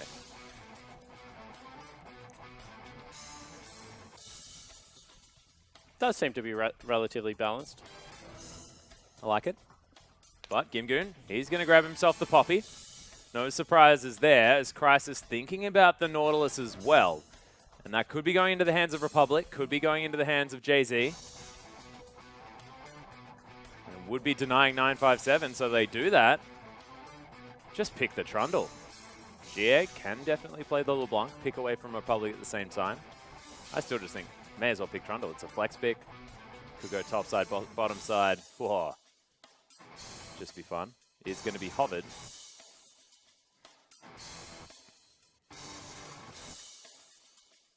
We'll see exactly what is locked in. It is going to be both of those champions. So LeBlanc and Trundle taken away here from WE. Denial, flexibility. I like all of it. That is an interesting pickup of LeBlanc because Poppy does kind of ruin LeBlanc's day a little bit. In one direction, definitely. You can go out, but you can't go in. And yeah, you're exactly right. Double distortion is like how she gets a lot of her AoE teamfight damage down. And Gimgoon is the player to watch on EPA. We saw had some fantastic moments in the last series as well. Moon looking to hop back on the Sivir. Elise still a fantastic jungle pick. For very different reasons to Kindred. We'll see. Definitely a lot of ideas had very early in these drafts and have been taken away. So both of these teams know exactly what they want to respond with, generally. So I don't like Elise Sivir. Oh, yeah? And I used to talk about this a lot last year when they were both very, very popular. Sivir is more like run at the team fight, big AoE damage. Elise is more like pick, skirmish. Yeah. Very, very helps you in lane swaps, very different kind of champion. I feel if you're going to play something like Sivir, you may as well play something like Lee Sin, where it just does something similar but has the added advantage of being able to set up players with you. Just don't really like it with Elise, but we'll see whether it works out. That is a very tanky frontline so far.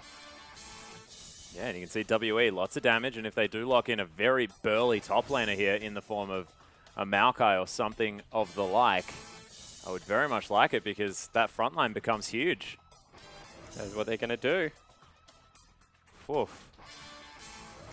This time, though, WE, a lot shorter range, a lot less of that poke style. We're going to see a different gameplay. Still a fantastic team composition.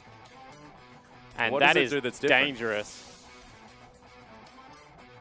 So their comp is like all in, like brawl. Very, very brawl heavy. And I love the fact that Maokai and Kindred are on the same team. Their ults synergize incredibly well together. You get the heal. Maokai can get his ultimate across the entirety of the team. You pretty much pile in on top of him. And it does a surprising amount of AoE damage as well. Especially if you survive for a long time in these team fights. And a lot of them will be extended here. I also love having the Trundle against the big burly tanks that are going to be in the front line. 9 seconds to go. The Azir is what Republic's considering. Once again, the Sivir-Azir combo. But no, it is going to be Corki. So a bit more of that poke flavor, a bit more of that lane dominance. We'll see whether he's going to be able to take it to GA here in the mid lane. And GA's been having pretty fantastic LPL seasons so far. I was going to say, Azir would have been risky because that is an outright losing lane. LeBlanc absolutely decimates Azir.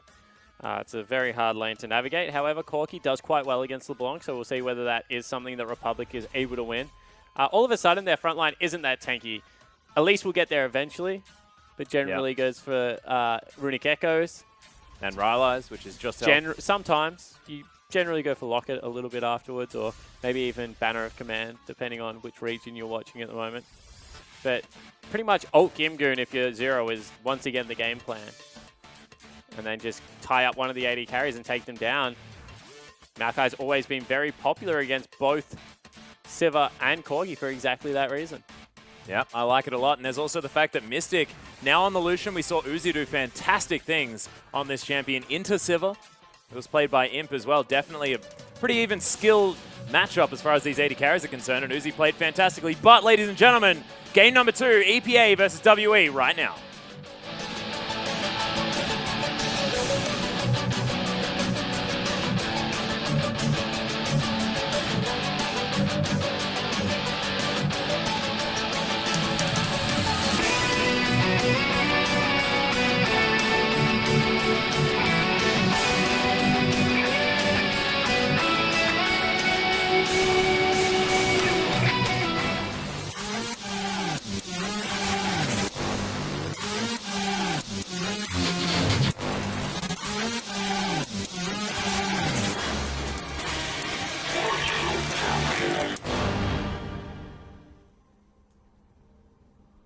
And here we are, ladies and gentlemen. We're on to the Rift for game number 2 between WE and EPA. EPA need to win 2 more in a row for this best-of-3 series, whereas WE teetering on the edge of another victory, making it at least 3 in a row over the last couple of weeks. Very, very strong. As once again, it is Grasp of the Undying. Oh, I love that. Palindrome of Keystone Masteries here by WE. I'm interested that Jay-Z also took Grasp. Yeah, that's true. Okay, well, Zero did it last game, and he's like, oh yeah, I'll do it this game. Got it, no problem. But we'll see whether he can make it work. Some extra sustain is a good thing. You pair that with the Targon's Brace, or the Relic Shield. We'll be doing a bunch of work as far as healing people up.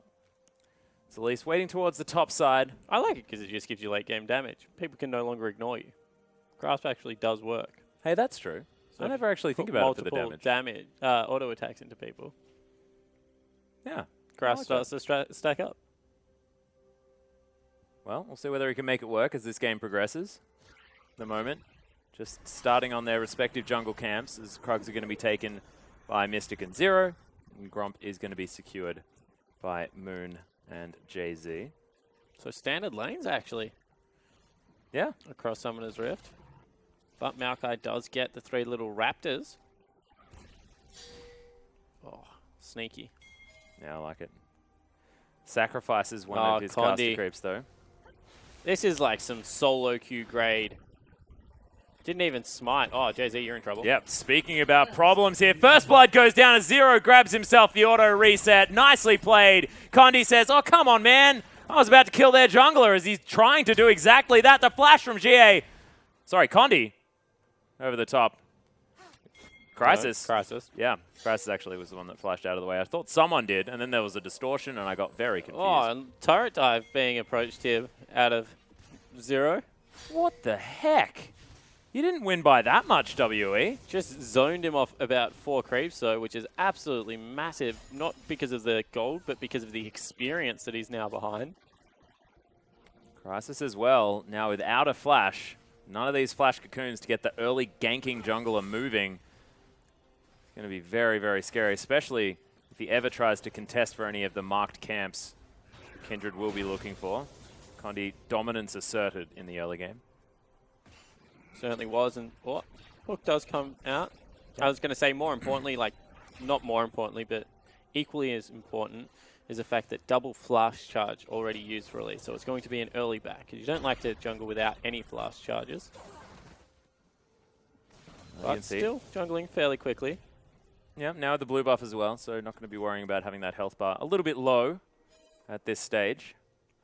Rift Scotland now being looked for. Crisis putting down a lot of vision to make sure that he's not caught out. As he will be able to pick that one up pretty quickly. As Condi is going to head over to his red buff and start that one as well. So jungling very fast is this Kindred. But Crisis not having too much of a trouble after that red buff invade. Yeah, it's because he got the red. So in the end, all's well that ends okay. But Moon, he's still in some trouble. Yeah, really nice pillar goes down there as well as Moon. He might actually die as the boomerang does come back. He gets stunned by Jay-Z, but he may have actually sacrificed himself. It's a fantastic anchor that gets him to safety. But my God, this EPA bottom lane is just so far behind. And now. all of a sudden, I'm starting to feel a little bit better for Imp. Because that was a one-sided affair. As now Jay-Z's caught out by the Kindred. Yeah, actually doesn't have a ward in that brush either. So just Spidey senses were tingling. Nah, the Wolf Spirit was still up. And it got the on-the-way ping. That was it. Wolf Spirit, handy. Damn right. It's actually Zero, you know, just chunking out this turret a little bit. Just wishing it was a couple of patches ago so we could actually eat it. Not going to this time around, though, as the Lucian is going to make his way back into the lane. Does have a cull. Couple of long swords there as well. Crisis on the move into the top lane, going to be looking to chop down some trees. Of course, Spider's natural habitat. Know all about that. Australian. Here we go. Yeah, hammer not as good as an axe, however, and Gimgoon not going to be able to find the Q. Cocoon is going to go wide. 957 forced to use the flash. They will take that. As there's the re-engage. Condi going to make his way in as 957 is down incredibly low. He says, yep, that's about the best that I can do. As the rappel is going to come back down again. Condi flashes over the top. Doesn't want to be charged back, but my God, Gimgoon is going to be able to pick it up. That was very greedy and nicely played by EPA. So, Condi, I give you credit for lots of things. That will not be one play that I think you will be very proud of because that was a little bit awful on multiple fronts. He gives a double buff over to the top laner of EPA. And the lane was going so well already. Bad news. Yeah, not a great start. A little bit over-aggression from WE's jungler. Let's take another look at it. So 957 does the right thing. He just avoids everything. He's able to snake his way in and out of this. Burns a flash to survive. Condi says, I think we can go again, but 957 takes so much damage. And then Condi gets good damage down onto the Elise, and then should just back away at this point. Instead, flashes over the top, eats a cocoon, and dies to the Poppy. Maybe just thought that the cocoon wasn't going to be there, but he was up in the sky for a very long time, so not entirely sure. Rush of blood to the head, maybe. But Condi is going to sacrifice a kill towards the top side, and we'll see whether Gimgoon can make it work, because he is still behind in that farm, now starting to catch back up. Yeah, he's got double buffs. Yeah. It's going to be a rough time as there's the anchor. Mystic actually taking a lot of damage. Dashes out of the way, exhaust down onto Moon. No mana left for the Sivir, and Zero, he's probably the one you want to be exhausting, as in goes the teleport. Mystic, oh my god, he will at least have to flash here, as there's the heroic charge into the wall. Doesn't get the Q, but is going to be able to pick up the kill eventually. A Zero now. Possibly That's could 5 get dived. members out of EPA heading into the bottom lane. No teleport out of the top laner. Crisis heading around. Zero's in trouble. Yeah, in goes Condi, though. There's the flash from Zero. Gimgoon not going to be able to close the distance onto him, but Condi is actually caught up and can't dash out of the way of Gimgoon. And Crisis is able to lock down that kill. Nice fancy footwork there from GA, and the last rocket not going to do it. So WE, after what was a cracker of an early game, just got demolished. Yeah, just gifted it back on a silver platter in the top lane, and then a little bit early over-aggression. You need to make sure that if you don't have the teleport advantage, you play that way, and they were not. But in the end, it's just Gimgoon and Crisis picking up these kills. So Maokai now behind. Oh, Crisis. Flashes over the top, picks up an easy kill. This Elise play is looking beautiful so far. 957 says, oh, sorry. Takes the minions and heads back top. Don't think that was really his fault. Yeah. Just getting greedy, hanging around on no kills was the mid laner. WE look all out of sorts. They do. That being said, just kind of looks like WE in the early game. To be frank. Yeah, it's not really all that much new, is there? No. Sing a new tune, will ya? But, you know, consistency, something that you want out of an LPL, out of a team in general. That being said, consistently not good is not the best. This Crisis is going to steal away a blue buff here as well. And what EPA need to do is utilize this lead and take them down over and over again, which they are going to be able to do. As GA, he may actually follow here. He's already used the distortion. He's level 7, doesn't even have the Mimic. It's a double kill for Gimgoon. 3-0-2 on the Poppy. Yeah, he's going nuts right now. And WE need to be able to stall this one out. Get it back to 25 minutes, steal another Baron, you know, just take the game nice and slow. Because right now they're getting dominated on the top half of the map. Well, there's another anchor in as JZ. Titan's Wrath now going to get worn off. As Zero has to run away. Nice trade there from EPA, who are starting to get some control. Yeah, they're starting to win this, and Republic with the package heading down into the bottom side of the map has been pinged out. See whether they can actually do anything about it, however. Yeah, on the hunt has actually been popped. There's the packages. Mystic is getting obliterated. Exhaust is down, but he's not going to die for now. Condi doesn't have level 6 just yet, and Zero's going to die. He just really, really wants that level 6 mark. They do manage to answer back the kill, so both supports are now dead. Mystic is going to survive. But in comes Crisis. Not going to be able to find it. Yeah, but they will be able to pressure the turret, which is good news for EPA. Knock down an early structure, expand this gold lead. It's already 2,500. Make that about 3.5 after this. Yep. Global gold, definitely a big deal as well as Condi. Level 6 now. And he's going to be taking down this red buff. So hopefully the next few fights, that Lamb's Respite will be able to be utilized in order to stop the burst damage that's very high out of Elise early on. As Condi actually dances into the cocoon, but GA going to close the gap.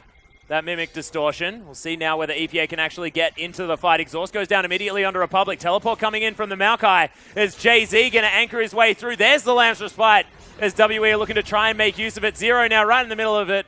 Just going to sacrifice himself for the good of the colony.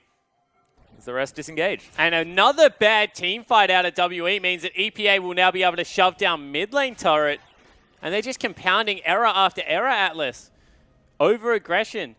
Teleport is stopped by Gimgo, and they once again have the advantage on the TP front. Yeah. 957 not having a great game so far, being involved in absolutely nothing. But really, it's just a difference in Condi.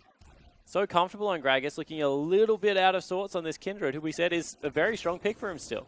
Yeah, no, he's in the past been a fantastic Kindred player. However, it's a very, very late Devourer. And when you lose control of your jungle as a Devourer jungler, it does get very, very hard to make that item effective. And Zero, oh, that pillar was incredible. He's honestly one of the best Trundles. Yeah, one of the few supports that still plays it. Oh, you can see Moon now turning his attention towards the top side of the map on this Sever. Has been answered by Mystic on the Lucian as well, who throws an Ardent Blaze in, picks up some CS with it as well, which is definitely difficult to do. Republic's done it in another game, and I really dislike this. Wow. Complete some more before he even goes towards components of a Trinity Force. And last time he did this, it really cost EPA big, because he was durable, sure, but he didn't have any of the burst damage that you expect out of a mid-game Corki. I love Hex Drinker on Corki. Yeah, build that, but then build a Sheen, right? Yeah, exactly right. Well, he probably will still build a Trinity Force. We'll see whether he gets it in time. So late. Yeah. Well, you can see Abyssal Scepter is now done for GA, so going very standard on the LeBlanc as far as the build is concerned. And Mystic still has that CS advantage on this AD carry. Crisis now walks over a ward. We'll see whether WE can claw this one back, because it's a different comp this time.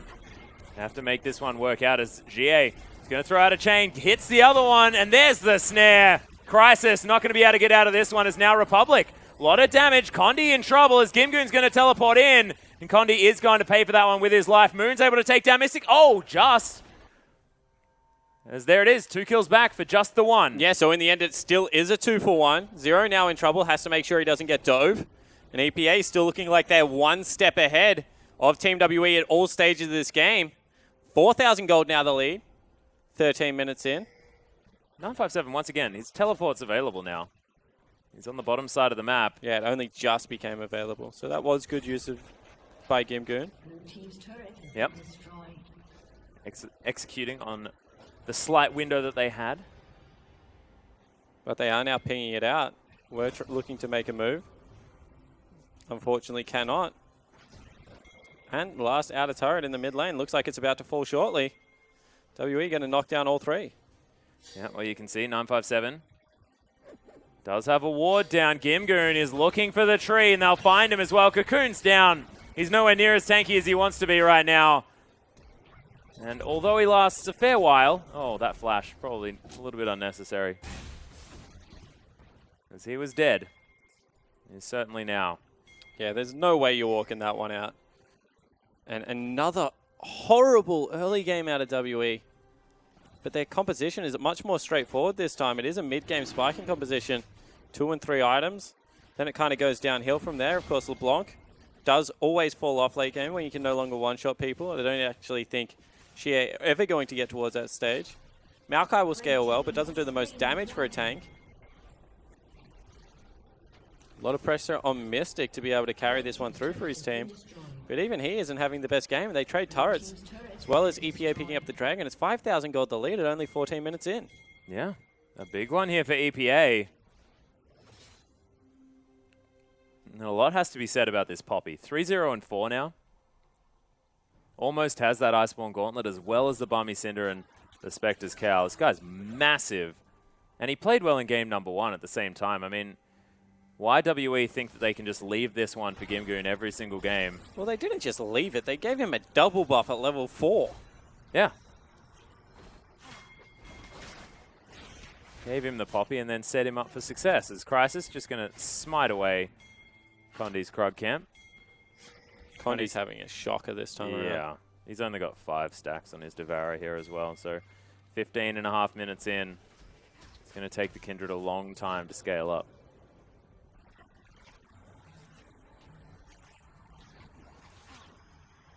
So Nightmare does have a pink ward now. Saving him here as the Brambleback is going to fall down. And now Mystic towards the bottom side, looking to get back into a 2v2 scenario. But without a turret, could be dangerous, especially with the Elise prowling around the rift. There's the package. Didn't have a good use for it, just going to clear out the minions. I like it, Republic.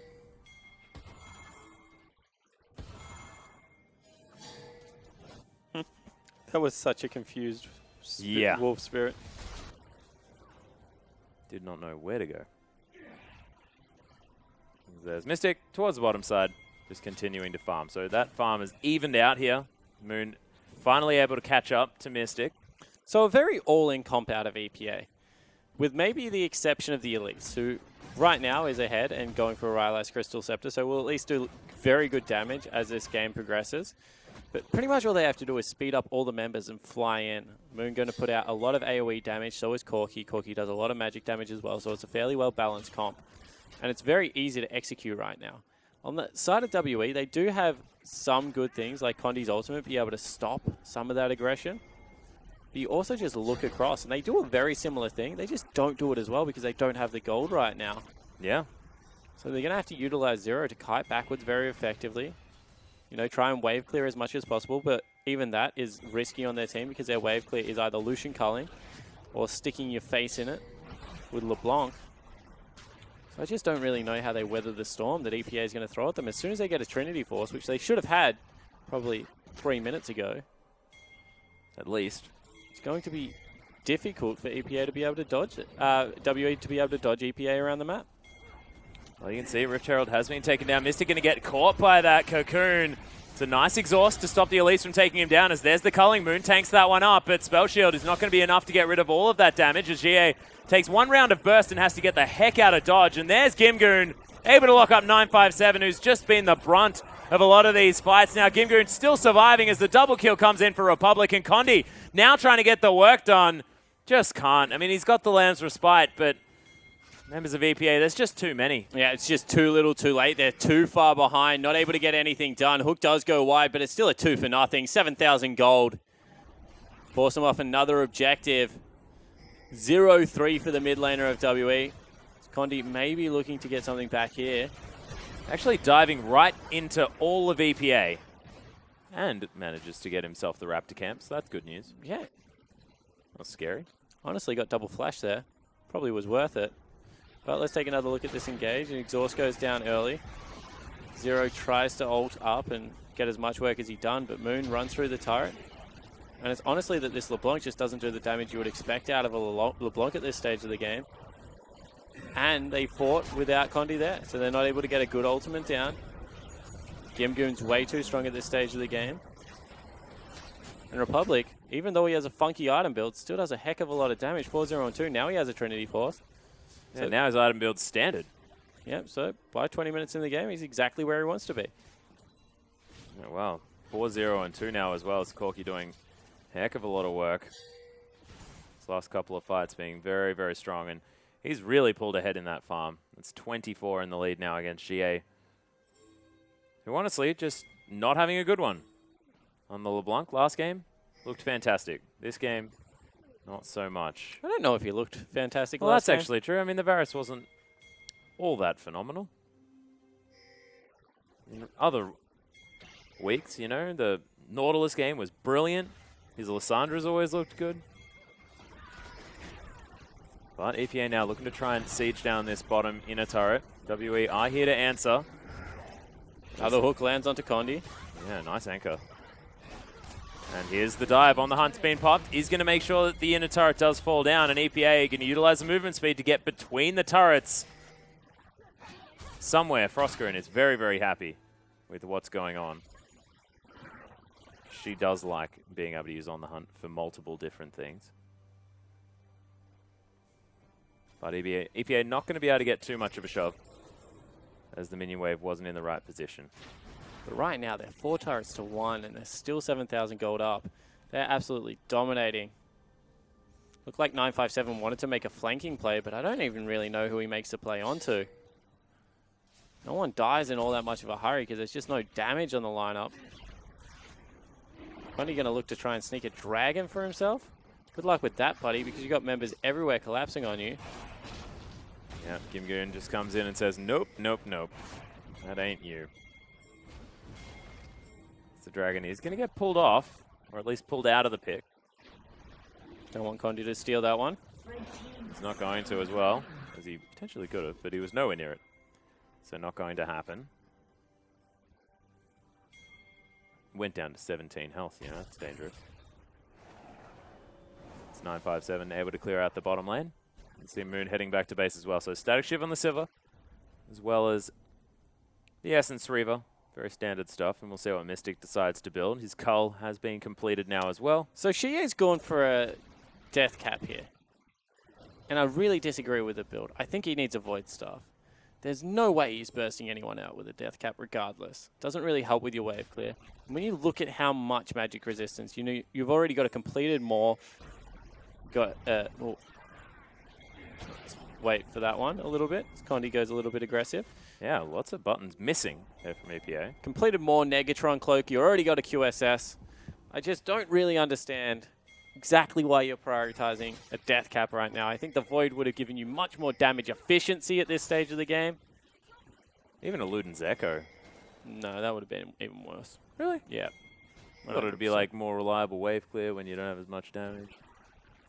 Blah, blah, blah. Movement speed, safety, blah, blah, blah. I don't know. I don't play LeBlanc, so I don't really know. In goes the package as Republic is going to make his way around, and it looks like EPA are going to set this one up. They knock a member out of this fight. That is going to spell the turret. This Energy Pacemaker lineup. And we've mentioned that WE not very good at the old early game. Well, this is most definitely fitting that MO, and I'm not sure whether they're going to be able to come back in this one. Yeah, no, this seems to be a very uphill battle.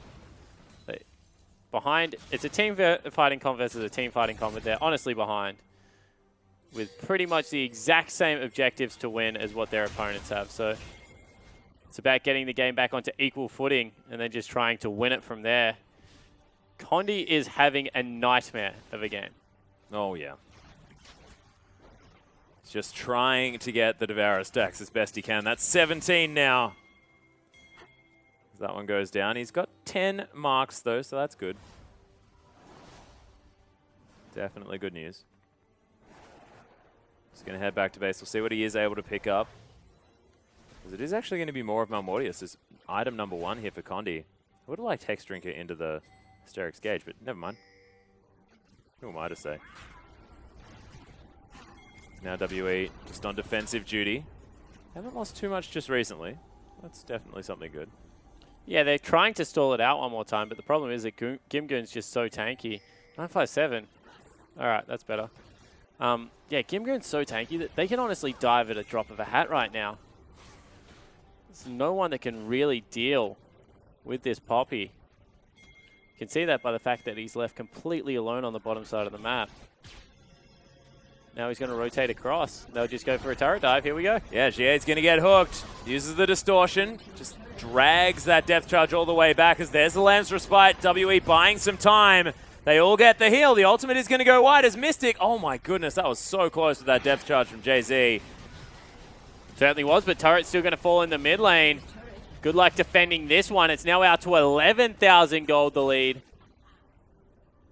That is no kills, but all of the objectives that EPA are looking for, as far as turrets are concerned in the mid lane, have fallen down.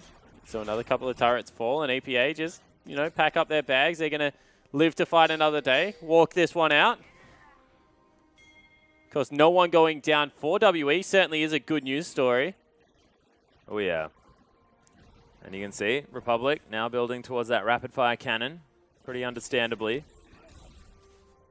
And Moon on his way towards what could be the Infinity Edge. He's got a cheeky longsword there. See what that's going to be.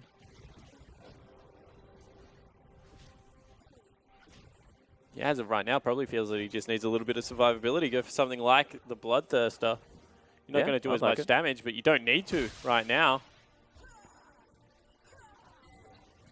You can see definitely able to rip through this creep wave. Moon deals with that towards the top side. WE now having to group up. Need to make sure that they're in as many numbers as possible. Can't get caught out. That will be the end of the game. I don't even know if a Baron Steel saves WE this time around.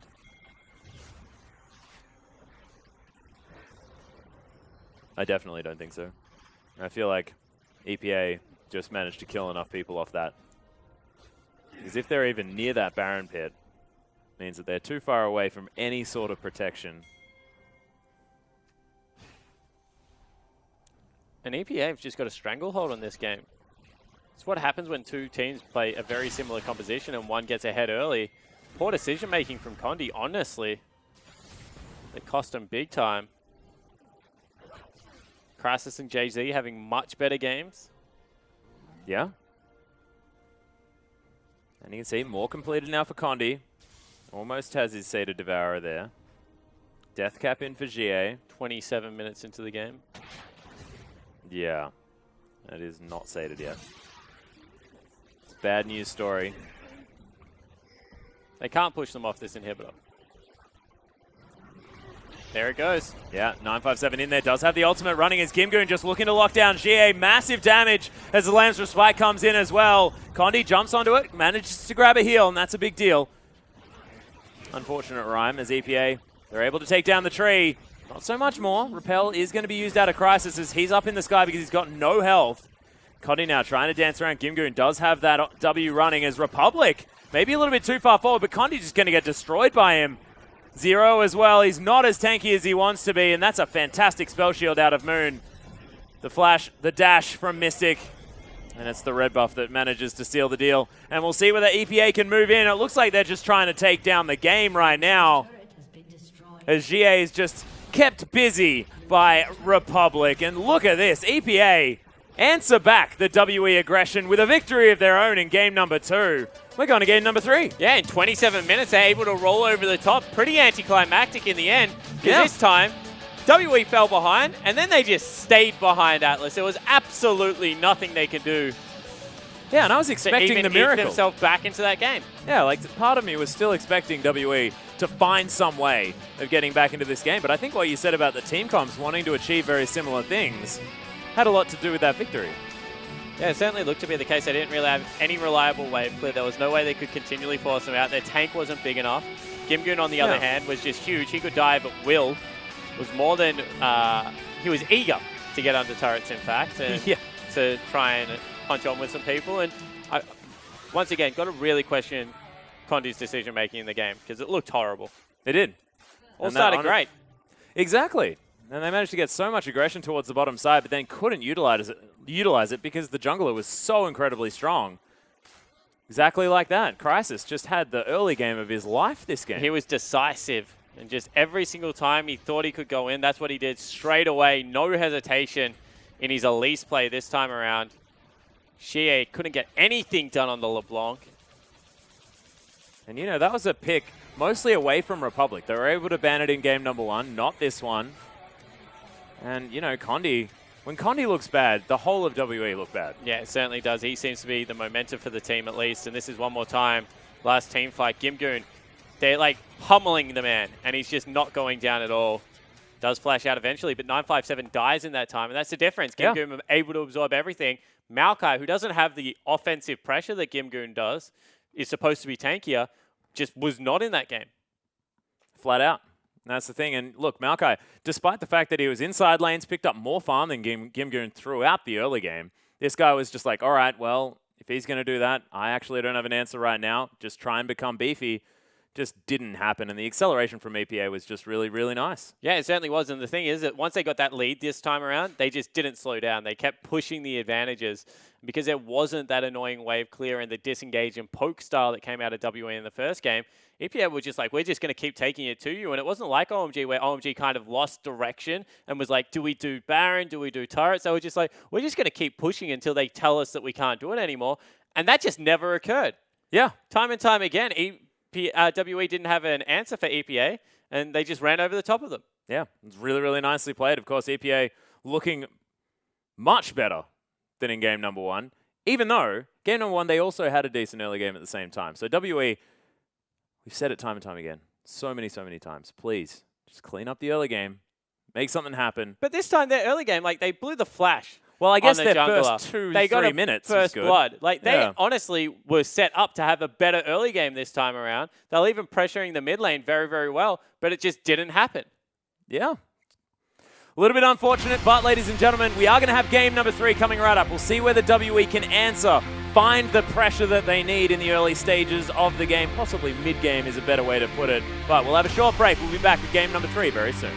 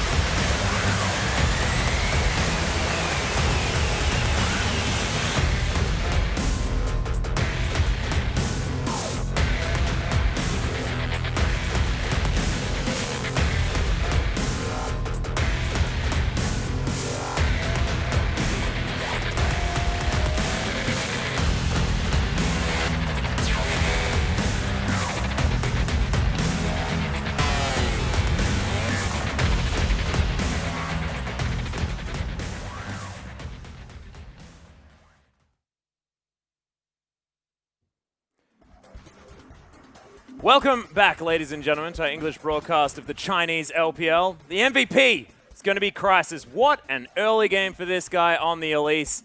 3-1-9, 75% kill participation. The man was all over the map in the early stages of the game, doing exactly what he needed to. Spawn, what do you reckon about this one? Yeah, I agree. I think that he had a very good early game after what was a pretty rough invade. Got his flash blown, but then was kind of just gifted a free pass because Condi goes into the top lane, gives every part of that advantage back over. He was farming quite nicely, and Crisis shouldn't have been able to get away with that. We already said, once you blow your flash on the Elise, ganking becomes so risky. Yeah. And that's just what happened. Unfortunate stuff, as you see. Crisis picking up that kill on GA. The flash over the wall after the cocoon was really, really nicely done. I think that's harsh. I think that he had like more than one highlight. Why did he only get one then? I don't know. That was really strange. He had like multiple, but you know, was big grin on his face and deserved it. Yeah, damn right. I mean, maybe he was just very, very proud of that particular highlight. So, the man doing pretty damn well on the Elise. We'll see whether he hops back on that champion for game number 2, because this is the deciding game. This is what I love about best of 3s. Of course, the LPL, last season, best of 2s, hated it. Because, of course, this is all about, you've got 2 games now. Both teams have managed to win one. We get a decider. Not only that, but we see exactly how both of these sides have won a game each. And we'll see which adaptation is going to win in game number 3. That was a lot of passion. That was a lot of passion. I like passionate, man. I like best of 2s. Really? Yeah. Why? Because what's wrong? Like you just said exactly like why I like best of 2. So we've just seen 2 different ways these teams win.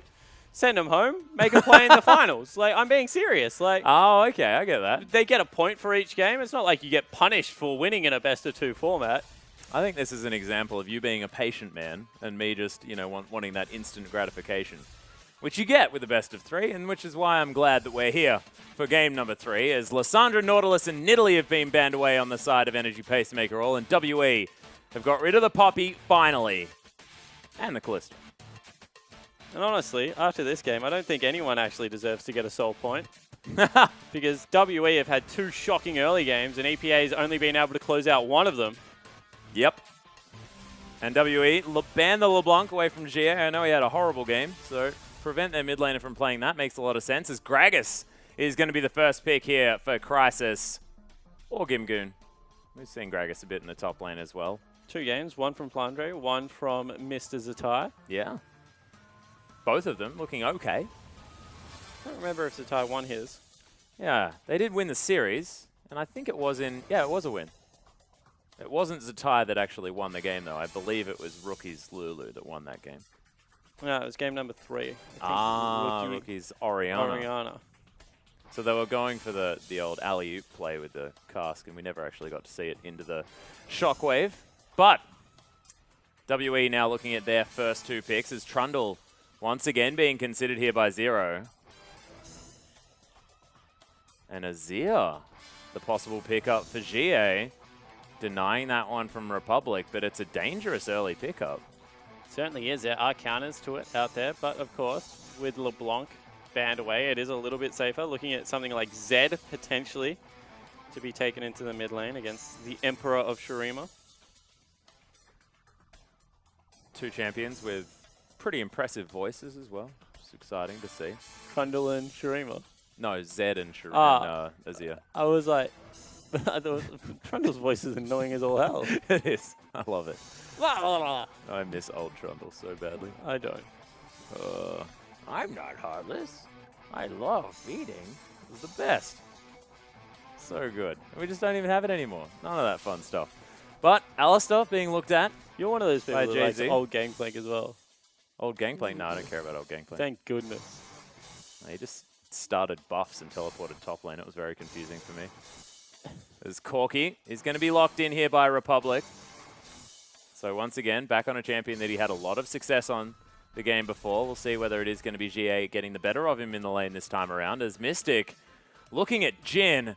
Damn, that'd be cool if he was able to pick that one up. But he's not going to. I just like the champion. As Ezreal. If it ain't broke, don't fix it. Mystic definitely able to stick by that one. And the Elise for Condi. Look, if you just get beaten by it, let's take it against them. Makes sense. Flawless logic. Yeah. Man, that champion can do some pretty cool stuff. Let's play it. I think that Kindred's still really worthwhile in this team comp, but they are going to go with the Elise. So I won't talk about that. A little bit of pick potential. Yep. Good early game jungling as we saw last time. Good kite back as well by a lot of members of this team, with the fact that they now have the Ezreal Trundle bottom lane once again. But with the Emperor of Shurima being there, he can create a lot of extra terrain that EPA have to work around. However, now Gimgoon looking at his options. Wonder if 957 can play Quinn. Because if he can play a good Quinn, this is a very risky blind pick. Yes. 957, we do see him on tanks a heck of a lot, though. I'm not entirely sure. Of course, that Trundle is still a flex. But Gangplank, I feel, still would be absolutely fine into the Troll Man.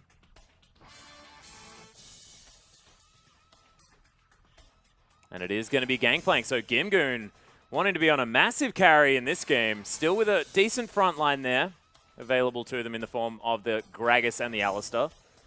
But so far, this team has a lot of damage. Yeah, they certainly do, and they also have a great way to start up a team fight now with the big Gangplank ultimate, and then you can headbutt Pole. Can't really run away from it. I would love to see Renekton into Gangplank. Renekton's such an early game bully. Correct me if I'm wrong, was 957 the Renekton player? I believe Frostgrim's been talking about this before, and she's going to beat me to death when we get off the desk. But there's the Quinn being considered as well, and they lock it in. So 957, to answer your question, Spawn, does in fact play the Quinn. No, I didn't say does he play Quinn. I said can he play Quinn. So now he's actually asked the question of can I play Quinn? Because if you get clipped by one barrel in this matchup, it's really rough. He runs you down and like trial by fire. Yeah. Oh, it just becomes death by fire, yeah. which is what I was going to say it's called, because he can literally two-shot you.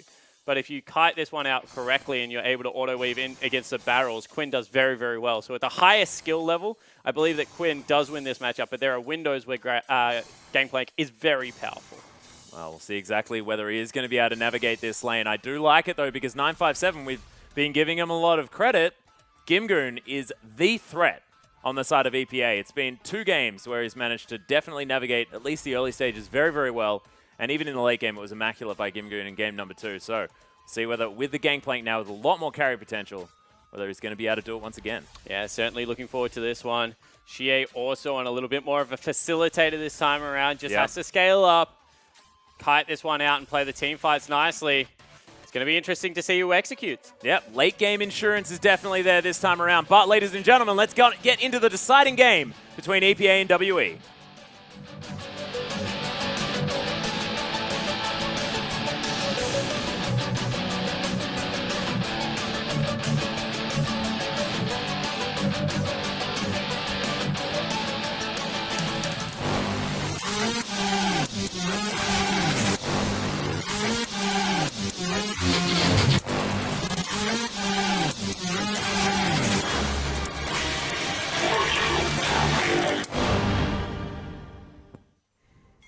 And we're onto the Rift, ladies and gentlemen, for EPA versus WE, the deciding matchup in this best of 3 series. It's the Quinn versus the Gangplank, the matchup to watch this time around. More realistically, it's probably still the jungle matchup, which will be the most volatile matchup across the board. True. As we have a look at Keystone Masters, there's actually Thunderlords onto Quinn, going for that burst damage, not going for the consistent damage of Fervor. Interesting. What do you prefer?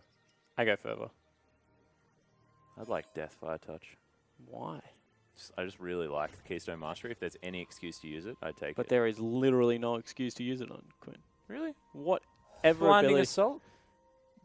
But her passive is literally auto-attack someone after you use an ability. Okay, that's a good point. Damn it. I don't play Quinn. I'm just looking for a reason to use Death Fire Touch. All right, cool. Don't do it. All right, there we are. Also, builds armor penetration, not AD, so scales horribly. There's a lot of reasons why it's a bad I move. could keep going as well if you want.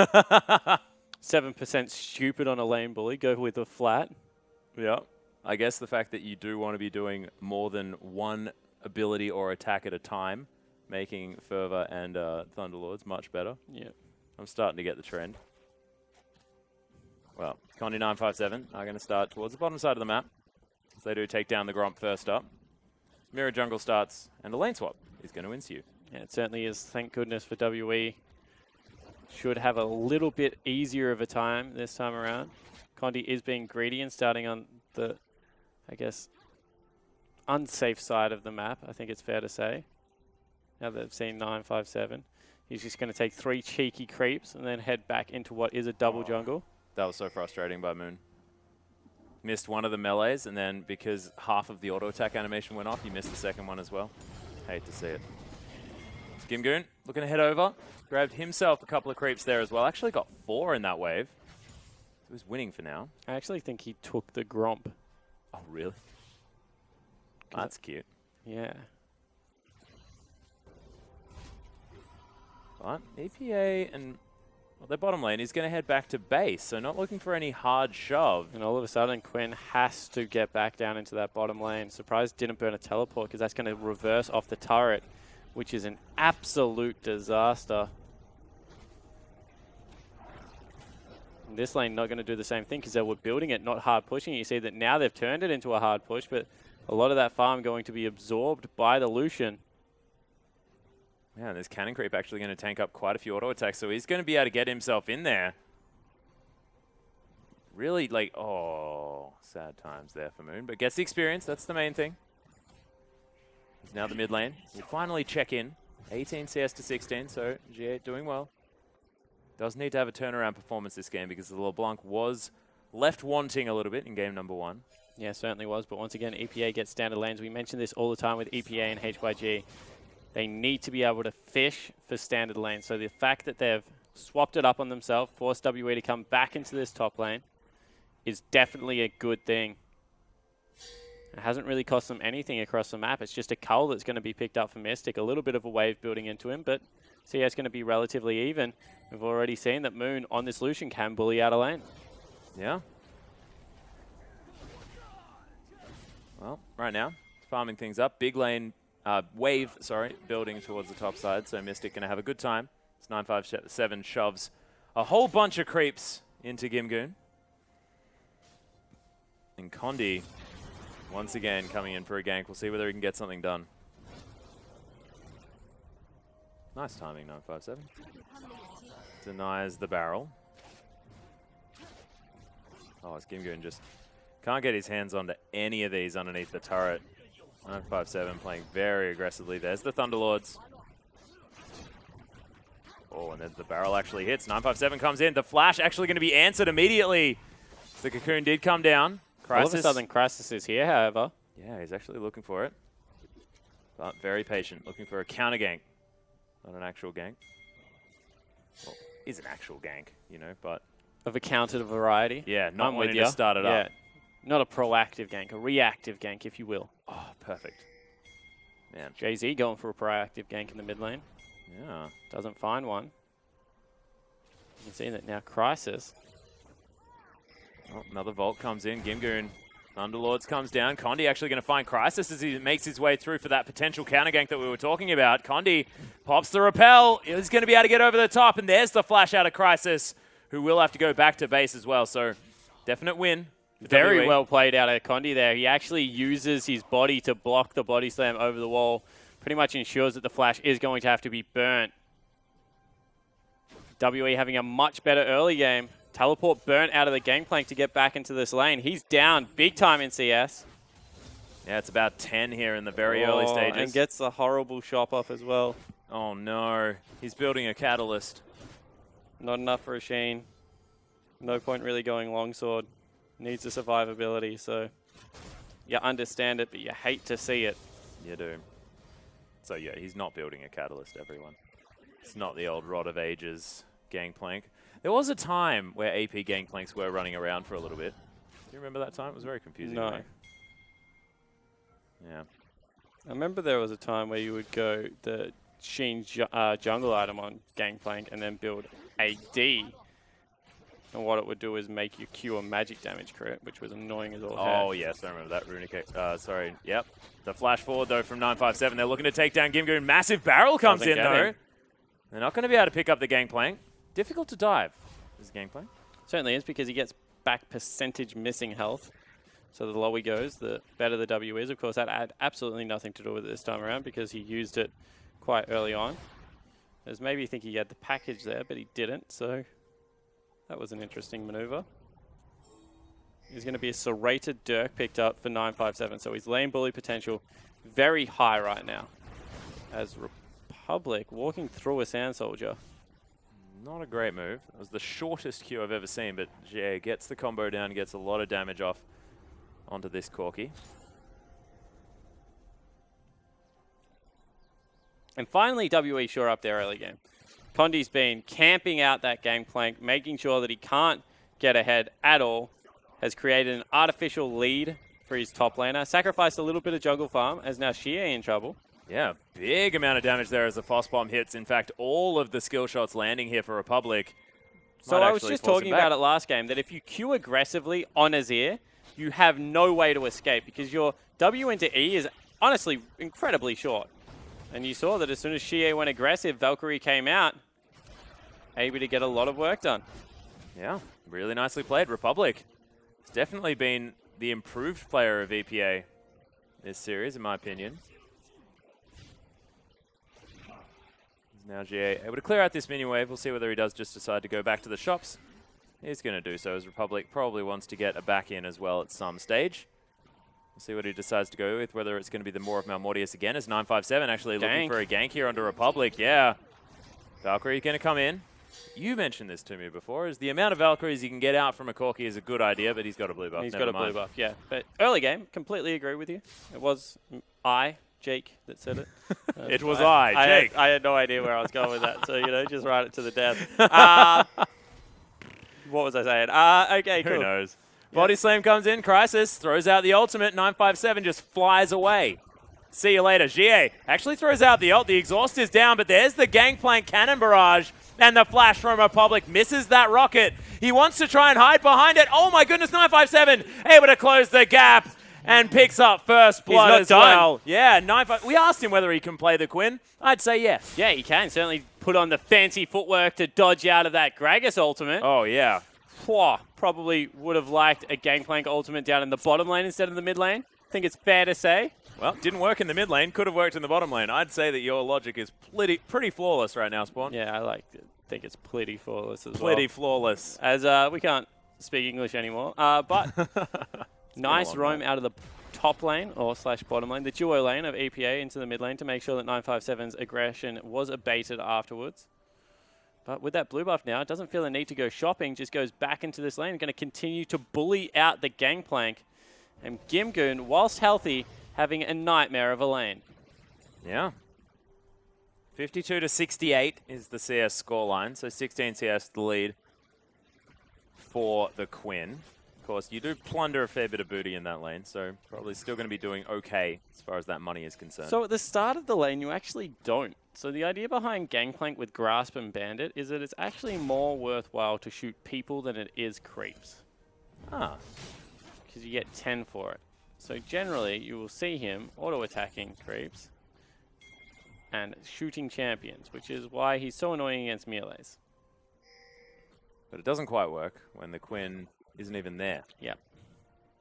It's being pinged out as well, as 957 is actually playing pretty sneaky. So now that he's level 7, it's definitely worthwhile to start queuing up creeps. But without a Shane and things like that, without getting your barrel to like one-shot the back line, does cost you a little bit of mana.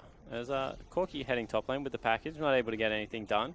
Yep, Zero's pillar placement once again, absolutely fantastic. And Xie having a much more controlled time in this mid lane. He was aggressed on a couple of times and nearly fell down, but you got to say that was a good move out of his top lane 957, swooping in, literally, not even metaphorically, for the save. I like it. Crisis says, thank you for all of your hard work, Xie. I will pick that one up. Xie says, no worries, mate. Took the 3 little ones. Haha. Yeah, popcorn chicken. He just wants the numbers, so never mind. It's not just numbers. They're worth a fair amount of gold. That's 30 gold for the little ones. Yeah, it used to be the thing, right, when they were worth 4 each? Yeah, little wraiths that were worth nothing. That's a very good point, Spawn. I take it back. Not numbers anymore, as Moon is going to throw out the culling. Clears out that wave, shoves it into this turret, so Mystic can't freeze that one up. And the Ezreal still just doing Ezreal things, even on farm, which is very good for Mystic, because this guy often sitting pretty far back on the Ezreal early on, just wanting to scale. Yeah, as Republic actually getting bullied in this lane a little bit. They're looking for the play. Xie, actually, yeah, he was actually looking for something else there as the Cannon Barrage comes down. I think he was hoping for a flash as the Valkyrie is going to come in later. WE forced off this one. And look, that Emperor's Divide, I'm looking for reasons as to why it happened the way it did, but... Yeah, no, that was just a little bit of a misplay. I thought the Quinn was close enough that they'll be able to swoop in, but Crisis was actually there first, so Quinn not able to defend, and Jay-Z is in the mid lane, so they're going to look up to siege this turret, break it open for the first time of the game. Once again, WE, they try and make the proactive play, comes back, bites him a little bit. They lose out massively. Yeah, outer turret falls in the mid lane, so they get that 1 kill after the misplay out of GA. Then, unfortunately, The map just gets erupted open. He's doing it again. I hate this more build on Corki. It worked in the last game. Just because you win doesn't mean your build works. Well, Gimgoon able to throw down some barrels. We'll see whether 957 can actually get away from them. Does so the first time around, but Gimgoon's actually relatively healthy. Oh, blind lands. No barrel to land there as he's positioning himself so he can vault back over that wall. Nicely done. Not going to find the kill, though, under the gangplank as Mystic fighting here towards the top side. Mystic shot lands onto JZ.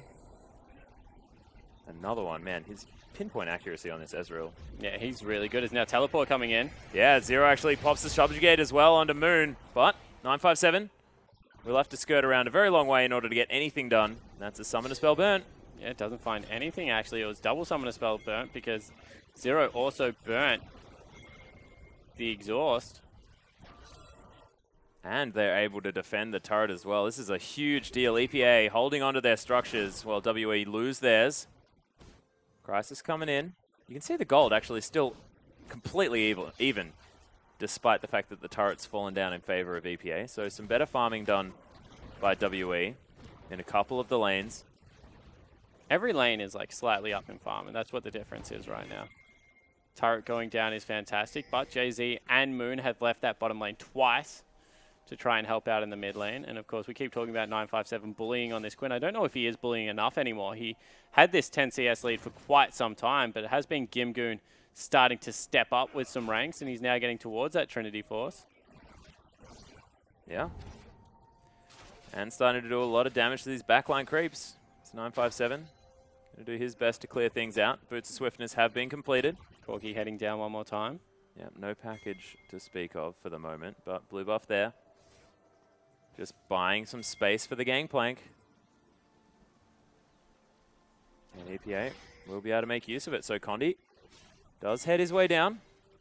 You can see Crisis on the bottom side of the map as well as Corki heads back mid lane. And GA able to clear out a blue buff for himself. Abyssal Scepter completed for him as well as the Stinger. So the Azir moving on quite fine. We'll see whether he is going to be able to play a little bit better as the game moves on, because that last Emperor's Divide was questionable. Yeah, it certainly was. But this looks like a much more controlled WE style of game. You know, just farm up, make sure that we're scaling as much as possible. Don't really force anything too unnecessary. I mean, the one force in the early game, or as they've now found Condi out because he got tagged by a barrel. Yep. But they might still just go for a turret dive here. I think it's risky. Well, they will just back away. So WE, they're more than content. I think this is the right call. Just scale up. We've already seen how well Mystic plays Ezreal in the late game. Oh, yeah. Why take any risks? And he's already got the Iceborne Gauntlet. Building towards that Manamune now as G8 looking to try and clear out those backline minions, but doesn't want to get in range of Republic. Doesn't want to push his luck because, honestly... No turret behind him. Yeah. It's really scary. Very risky. As Condi is going to get caught out. Crisis getting the jump on him there. Nice Cocoon is going to land, but there's the explosive cask. The Spider Lady will have to run away. Does have the flash, but no, just dead. Cannon Barrage comes in. Crisis is going to lock down the kill, and now they're looking for more. Republic's in here as Mystic looking to get over the top. Underneath his turret now, True Shot Barrage comes in, gets some decent damage, but Zero not going to get there in time to save his AD carry, and he is going to fall down to Crisis. And EPA just grab all the skirmishes under any turret they want right now. Yeah, they're just so aggressive when going forward. And that was just good aggressive counter jungling out of Crisis, able to pick up Condi. Didn't even burn the flash or anything. There's now maybe 957 looking to return some aggression in the bottom lane, but it's really not going to be enough. Gangplank's starting to very much scale into this game. Oh yeah. His next back is definitely going to spell Trinity Force there as well, so tons of damage. Definitely available there for that guy. As G8 looking to try and deny the red buff. Doesn't. As Condi was there as well. And the red buff saves him. Yeah. Able to get the heal back from the smite. Means that G8 doesn't really kill him there. A little bit of damage miscalculation. Azir ultimate down, so another window where they can't make plays. However, Mystic has hit his 2-item spike, so he is quite strong right now. Although falling in that last little skirmish. So we will see if this lane starts to turn for Mystic and Zero, where they can make some good things happen. You can see Republic very low on mana, so he'll have to go back to base. Phage looks to be the next option. We'll see whether he can grab a Sheen at the same time and account for the fact that he doesn't have that anything to do with that Trinity Force just yet. But yeah, you're right. I mean, Trinity Force done from Gimgoon is crazy. I hate Lucidity Boots on Gangplank. Why? So I like being able to build an Essence Reaver and having it make sense. And it just doesn't. And you go to Trinity Force because that's already 40%, you know? Yeah, I don't think Essence Reaver's any good on him anymore. You don't? I used to be on that hype train. I think that flat penetration is like really cool, and that especially against someone like a Quinn, Yomu's Ghostblade is always going to be a good pickup, and that just gets rid of it already. All right, well, EPA actually looking to try and get some pressure here towards the top side. Jay-Z, unfortunately, going to take a fair bit of health in damage, but Gimgoon, he's in here. Can't actually get enough work done with those barrels. Not quick enough. As Republic, heading in. Yeah, package delivered. The exhaust is already down. Nice dodging footwork there from 957, but you can't vault on top of a cannon barrage. WE actually trying to make some work happen, but across the map, another teleport play comes in. Mystic, nice positioning, but I don't know whether that is going to be an... Oh, Jay-Z going to fall down. Mystic still in a decent position, but does fall to Moon. And EPA, they're all over WE in this one. Yeah, they certainly are. They're able to get the cross-map play, kill the teleport, then make a play in the top lane. Looks like Xie might be in some trouble now. Yeah, does use the E, uses the Emperor's Divide as well, but Republic with that more of Malmortius able to do a whole bunch of work. And no more Sand Soldiers left here. Xie very, very low. That is like a spell auto. And he will die. Teleport coming out now. He's dead. Yep, it's in for 957. Oh, uses the W. There he is. Pops a Ghostblade. See you later, Republic. Nice vault, but he's not going to be able to get the auto attack. No. Blinding Assault not there either. What a disaster for 957. This game is not going well at all. He will kill him eventually, but... Almost dies for it. Yeah. And loses the Rift Herald. All right, so WE starting to lose touch with that game. Very impressive play by EPA on the top side of the map. They knocked down another turret. Xie is trying to answer on the bottom side. We'll get them back within maybe 1,000 gold. But it's just the tempo of the game that you feel is starting to escape the team. Yeah. EPA are so good at going forward right now. Doesn't look like WE really have any of those answers. There's now Jay-Z peeking his head into the Dragon. Will stop that one. Also pressure Xie away from shoving that lane out. And they're absolutely everywhere. Also, this is Gimgoon, who's only 10 CS behind a Quinn, a matchup that he probably, you know, shouldn't be winning. Or shouldn't be this close in. Exactly.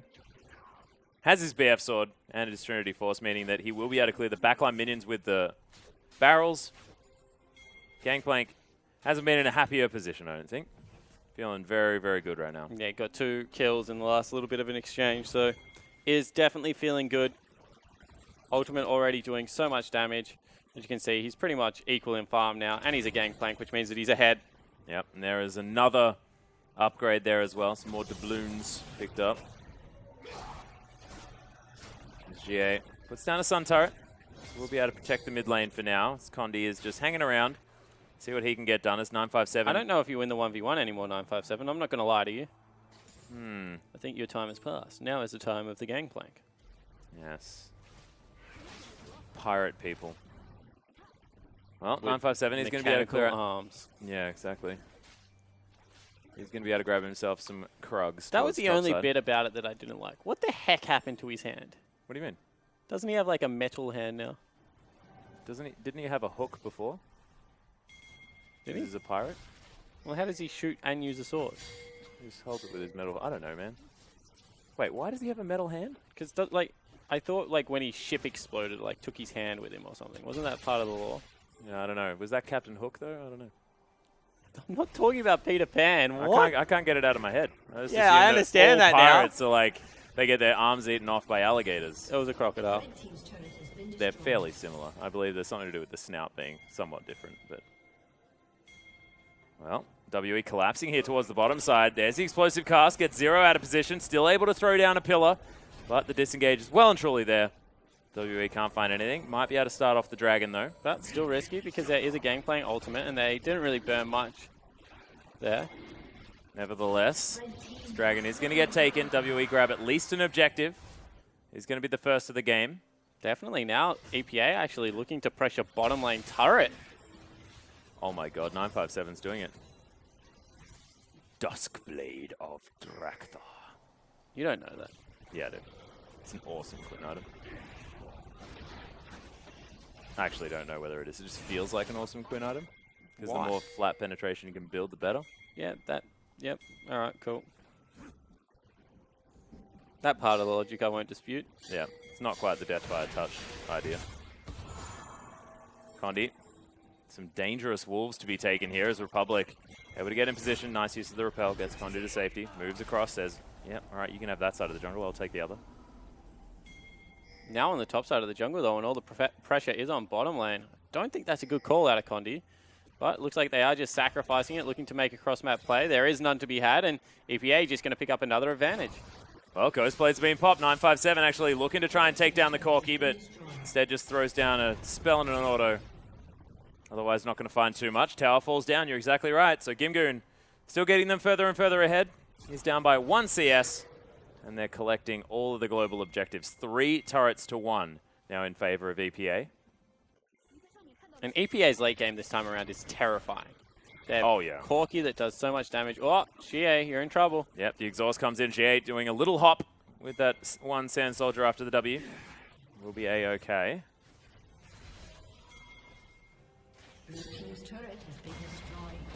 Shifting Sands doing work. But look, turret falls down on the top side of the map. WE answer back. So they're still Getting within 2 to 600 gold. Yeah. They're doing absolutely fine. Their Ezreal, honestly, is huge right now. Just got the transform as well. That was only moments ago. So he's laughing. Doing an okay job with Xie. He's going to go towards the trinity of Azir items that we've spoken about already tonight. In that of the Nash's Tooth.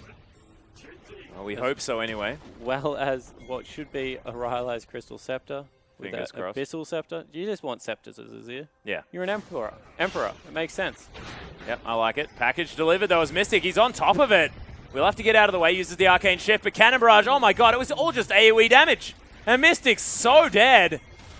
Crisis takes a fair bit of damage from GA, but this is the danger of this EPA squad. Yeah, it certainly is. EPA just so decisive in every one of their plays right now. There's a Dustblade picked up for 957. Yes. I say it because it is completely irrelevant right now, but Atlas pointed at it furiously. I get very excited, okay?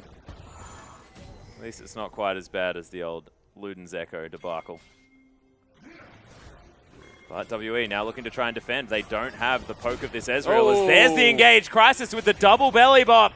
As Condi has to use the flash to get out. Phosphomb's doing a whole bunch of work, but I think they've made enough space to try and get underneath this turret. Actually a fair bit of poke. Yeah, Xie went absolutely massive, and now 957 looking to swoop in. Whoop. Not going to get it. Blade has been popped. Another pillar goes down as there's the Vault Moon. Takes so much damage. Duskblade exploding on him. But it's not going to be enough. True Shot Barrage. No, Close. missed. But they are able to push through. Now with double AD carries, they'll continue to go. Condi tanks up the first turret shot, but the inner turret is looking to fall down. Double AD carry Azir has always ripped through structures. That's a gold lead right now for WE. What? Oh, come on. Surely not. Okay, they're a turret ahead. That's ludicrous. How did they get that? 30 CS ahead in the Better mid farming. lane. Yeah. Oh, the jungle's ahead. I mean, Gangplank should theoretically have a whole bunch more money. He's got an Infinity Edge as well as the Trinity Force, plus he's even on farm-ish in 2-0 and 3.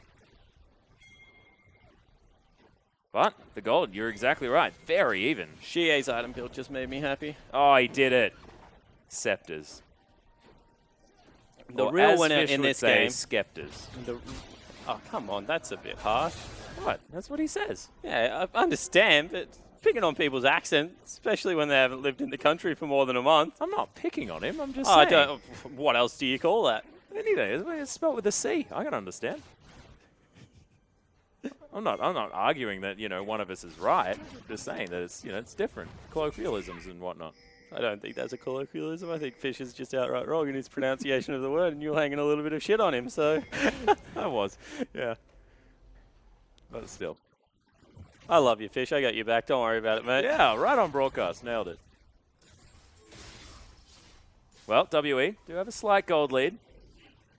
And 2 Scepters were picked up by GA. So 3-item spike. One of an Abyssal variety, one of a Rylai, whoever that was. Yeah, Ryan. Good old Ryan in there with his Scepter. But Blade of the Ruined King done as well. So 3 items for a lot of the players on the side of WE. 957 still waiting on that Sterix gauge. And Condi has actually completed the Randuin's Omen. Lots of crits to come out from EPA. I do understand the build, as well as the fact that slow is very good. Yeah, it's just great against Corki as well as Gangplank, honestly, Randuin's Omen. So Yeah. I like the pickup. Especially if Moon goes for Infinity Edge next. I mean, that's 70% crit chance, so he'll be critting a fair bit too. Certainly will be. But we see Blue Ezreal with triple items, as well as Fury Enchants one more time. Going to be moving very quick. Speaking of moving quick. And let's actually have a in the look, bottom because lane. neither team can really do Baron all that well. EPA have a great long fight engage. We've already seen it with the package as well as the Gangplank ultimate. I would say that WE's Baron is better in the fact that it is quicker and they have the Elise to tank it up, but no one really has a good tank for the Baron buff. And that's so much of being able to bait Baron, is being able to tank it but then turn and fight, not having to commit to one or the other. Yeah. Things like Poppy, things like Nautilus that have repetitive shields, or things that, I don't know, even Vladimir that is just like a HP tank, are much better at doing it. Cassiopeia, great at taking Baron. Really? Cassio. Well, I guess you do it very, very quickly. And you also get Spellbound back. Yeah, a lot of health back. It's just not the champion that you'd expect to be able to tank very well. Mundo. Yeah, that'll do it. There you go, mate. Got you. Anyone with a Warmogs and over 2,500 health. Mundo doesn't really build Warmogs anymore, does he? No, I was just saying anyone with that would be able to tank Baron for a very long time. Because I'll question their position in the LPL. well, that's true. Oh, can we get a bird? Can we get a Duskblade? I gotta learn about... Why do you love that item so much? Because the name is Duskblade of Drakthar. You get to roll an R whenever you say the name. It's fantastic. So that is the whole thing. Yeah, the name's cool. I don't care about the item at all. I think it's a bit silly sometimes. It's like, here, have another reason to build QSS. For those at home, I actually knew that was why you liked the item. I just like watching him try and justify it on broadcast. So I think it was pretty succinct. yeah, no, you got there. Still don't know if it made sense, but No, well, it's not about making sense when it comes to Atlas Spawn. it's just about the pure enjoyment of rolling an R, It's about the pure... like, which I can't do, by I'm the way. just a fun-loving man, you know? I cannot roll an R. Ah, so it was jealousy. No, it's not jealousy at all. I think it sounds stupid. Well, G8 going to be clearing out the top lane for WE, and because of that, EPA actually pushing aggressively here in the mid lane. I'm going to try and finish off what they started. And the Azir moving back down, 957, still pushing. This Gangplank's going to move out of the way. There's the flash body slam as Mystic going to get caught out, knocked up, and destroyed. Goes That's the gonna other be way turret as well. And a kill, yeah. Gangplank Interesting. ultimate went down. Gangplank now running up mid lane. They've cut off Republic, in fact. Yeah, Condi actually does land the cocoon. GA can't get too many auto attacks off, though, with those soldiers. As 957 now with the flanking play. Pillar goes down. There's the Ghost Blade. Is 957 going to get headbutt pulverized? No, they're not looking for that one, as Unbreakable Will just gets popped in zero. Very healthy. Emperor's Divide does do a lot of damage to Crisis. They get the shutdown, and Republic now has to use that Valkyrie in order to get away. They're actually kiting around this fight very, very nicely. Nice double knock-up from Jay-Z, though, and WE in trouble. But GA just getting so much consistent damage in the backline. It's a triple kill now for the Aziris. Republic's getting slowed down, and in goes 957. See you later, boys. There's the slowdown. The Vault happens on top of Gimyun as well, and that's going to be the ace. WE, they'll just take the Baron. Certainly is going to be, and they've got all 5 members available. We've already said this. Double AD carry Azir takes neutral so quickly, and it is going to be Mystic that is back up and ready to do this, as 957 actually has to tank. I don't know if they can do it. They don't actually have very much lifesteal. They will get there in the end, I think, Atlas. Yeah. It's going to be a close thing. It's not about tanking the Baron, it's about doing enough damage that the damage Baron does isn't going to be quite enough. Yeah, but in the end, I thought that this was going to be a huge turnaround, but the barrel placement wasn't great. They're a little bit too far on top of each other. He could have spread that one out, created a little bit more of a zone. In the end, a great Azir ultimate. And with those three items that we always talk about, the holy trinity for Azir, there is just so much control in team fights. Jay-Z times the fall of Emperor's Divide very well to get a good headbutt pole combo on 3 people, but it looked like they were out of sorts. They weren't really ready for it. And in the end, it's just a huge turnaround. Great teleport play by the Quinn, able to mop up the last 2 kills. Yeah, I like that, making sure he gets Sky Strike on both of them. Last auto attack's all too easy. Just vaults on top of Gimgoon. Really nice play from 957. At the same time, you just saw that they were able to pick up another kill in the jungle. That was Condi picking that one up. Much better performance this time around on the Elise. They're going to be able to push into the base. Yeah. Inner turret is going to fall down. Baron buff is definitely here. They've just got so much structural damage. It's ridiculous. Jay-Z looking for a sneaky play. This barrel is going to go down. Clears out a little bit of the damage onto the minions. As Cocoon lands onto Jay-Z. Does have the Unbreakable Will, thankfully back up. It's actually going to be able to soak the Duskblade of Drakthar. See? Fun to say. Spawn. And there's a Cannon Barrage, so that's another cooldown lost for EPA. Clears out a minion wave. EPA buying time. But is it going to be enough as, oh, that sneaky little siege minion just gets finished off by a rocket? Yeah, actually looks like it might be, you know. Crisis back available now. Gragas has got the flash as well as a body slam, so he can start up another one of the fights that he's been looking so good in. 957 now just splitting in the mid lane as well, and Quinn just, she splits so amazingly well. It's because you can always be exactly where you need to be, and there's an attempted flash body slam, but it's not going to be enough. Mystic able to get out of the side. As Crisis soaks the True Shot Barrage, there's the vault. Oh my gosh, Condi is going to survive, and now GA completely out of position after the explosive cask. And now WE do have to disengage, but 957. Meanwhile, middle lane. Yeah, he gets the mid inhibitor turret. So, despite the pick off of the mid laner, it is going to be the turret falling. Yeah, it is kind of mission accomplished there. You're not going to get an S from me because you did lose a member along the way. Yep. But in the end, you did pass, get to progress to the next stage. It looks like they want to pick up the next dragon for themselves, deny that one away from EPA more importantly. But a little bit of happy feet out of our Quinn, flying between top and mid lane. Well, they will give it over. Yeah, blue buff actually going to be the priority here from 957, who will then head back towards the top side of the map. And the turrets, in fact, have been evened out.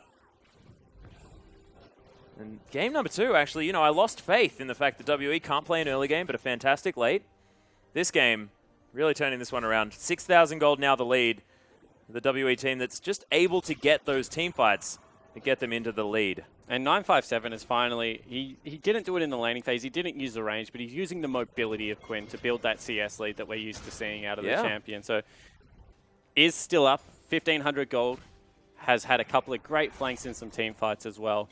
So credit to him. The early game was good, mid game did leave something to be desired, but late game really has pulled it together on what is a difficult champion to execute.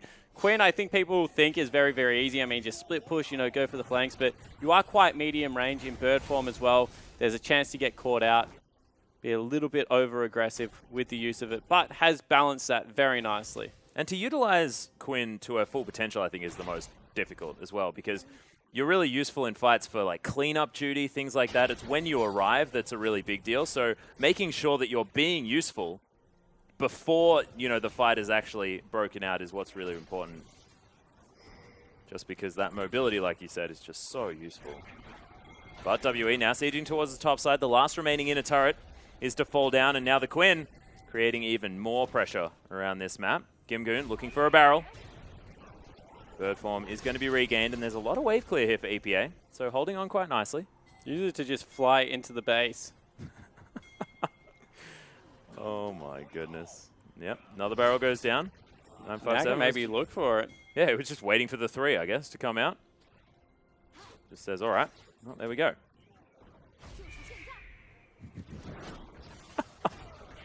Just rinse and repeat. And WE now over here. Is actually looking for him. Yeah. 957. Grasp the Undying there from Gimgoon. He takes a lot of damage, but flashes out of the way. The Blinding Assault's in there. Gimgoon taken down fairly low, but 957, the Sterix is there. but it's not going to be enough. Rocket comes in. Inner turret's going to fall. That's going to be the trade. And once again, they take a turret for losing a member, but this time around it is 2 minutes on Baron, so they have to make sure that they don't give over too much control of the map. But 957 just trying to frustrate the enemy team. And succeeding, I believe. Yeah, that was 3 members coming across. But Gimgoon also with a death stance now. Probably why he took a little bit longer than we thought to die. Oh, that's an interesting adaptation as well. I mean, that's how he gets his extra 40%. Unless he's got 10% in his runes, because now if he buys a Ghost Blade, like you were talking about. Yep. Cute. We'll see what he does decide to do. Now teleporting into the mid lane. Yeah, Sand Soldiers. They're looking to pressure here. I don't think that's a good teleport. Because now 957 has teleport advantage on Quinn. She already moves quick enough. Yeah. But hasn't respawned just yet. The culling comes down. Crisis actually looking for the dive, but GA going to flash after the explosive cast. Maybe a little bit of a misplay as Mystic now in a very, very safe position in the back of this fight. Sand Soldier's in there. Nice pillar comes down just to make sure it stops everyone. Gimgoon's going to die. Mystic picks up the kill as Moon trying to kite back, but 957 with the flanking play that we were talking about. Mystic picks up the double kill. WE just moving forward to clean up the rest, which, by the way, is just Republic. Volt comes down. That's the ace. That is most likely going to be the game for WE. Yeah, it certainly looks to be the case. What a team fight in the end out of WE. EPA, they've got a great scaling lineup, but they just felt like time was running out. They forced a play in the mid lane. It's not the play they're looking for. Crisis not able to get the Azir, and in the end, WE able to come up trumps. Yeah, Crisis looking to be making or breaking these fights, and unfortunately wasn't able to get that last one. WE now just swapping some aggro around, but they've got so much damage on these turrets. Emperor's Divide comes in just to say, you shall not pass, turret. Turret says, look, I don't move all that much anyway, so it's absolutely fine.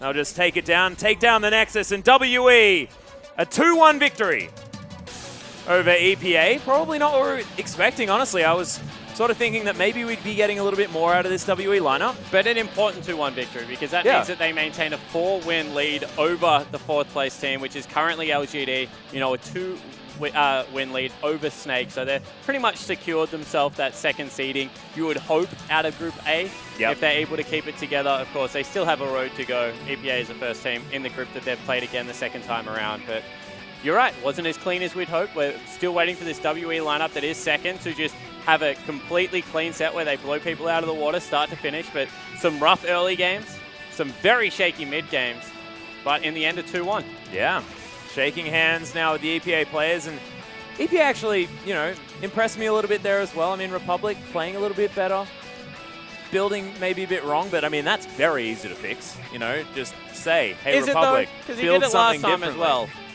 Yeah, well, he just needs someone there to tell him, hey, man, Rylai's pretty good item on Azir. Hey, man. And then he goes, first item more, not fantastic. Yeah, it's not like one too. champion, dude. He needs a list. Yeah, but he can get a list. Like, lists are easy. Played great, you know? And Gimgoon as well, still playing very well. I mean, the gameplay, it's quite good. Potentially, mate. Gimgoon still looked pretty good. I thought I'd start on the difficult one. Let's talk about WE now, shall we, Spawn? No, I think they're more difficult to diagnose. Oh, really?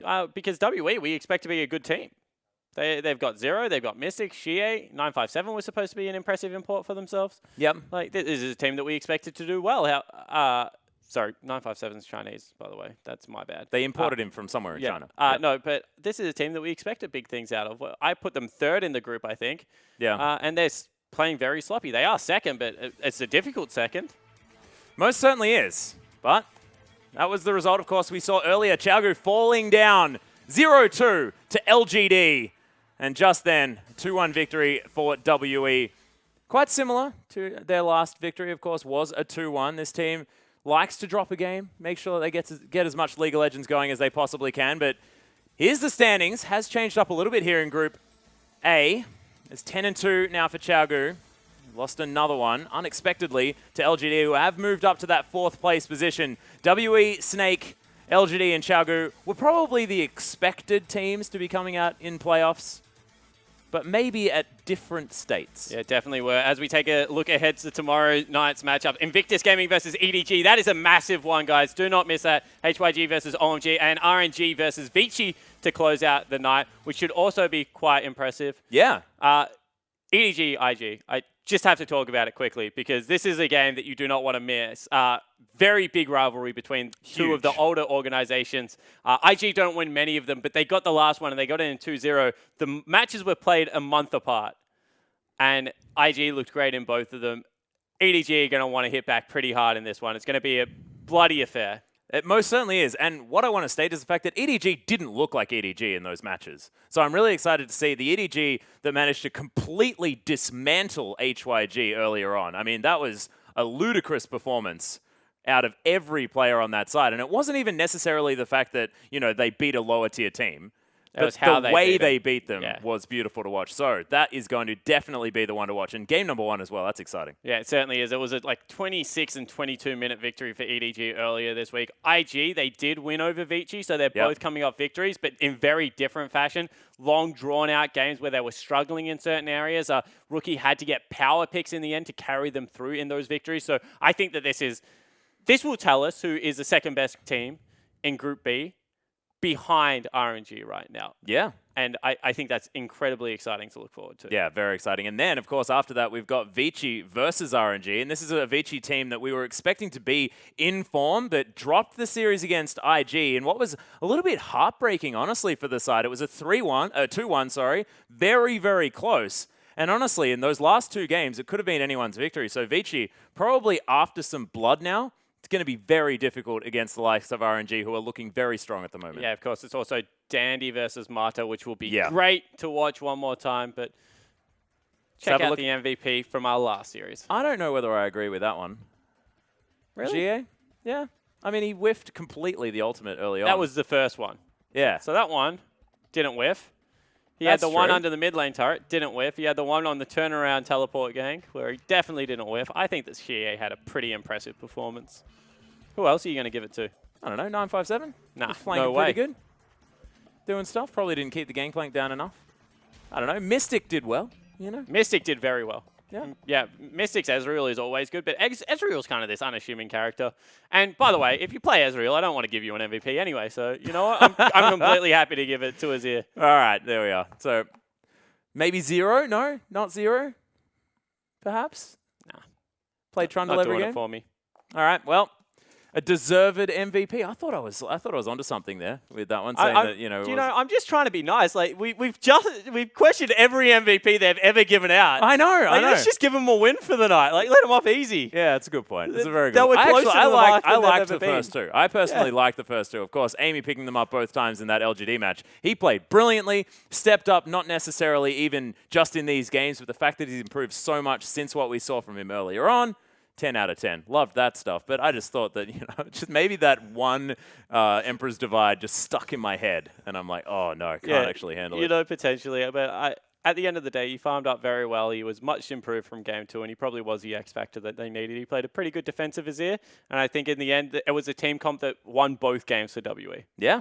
Very, very nicely done. So WE, 2-1 victory. Do manage to take that last series against EPA. Probably expected, but still definitely very needed for the second place team. Ladies and gentlemen, we are going to call it a night for tonight, but of course still 2 more days of League of Legends action for the LPL for week number 8 coming up. On behalf of myself, Spawn, our whole production team, thanks so much for watching. We'll see you tomorrow.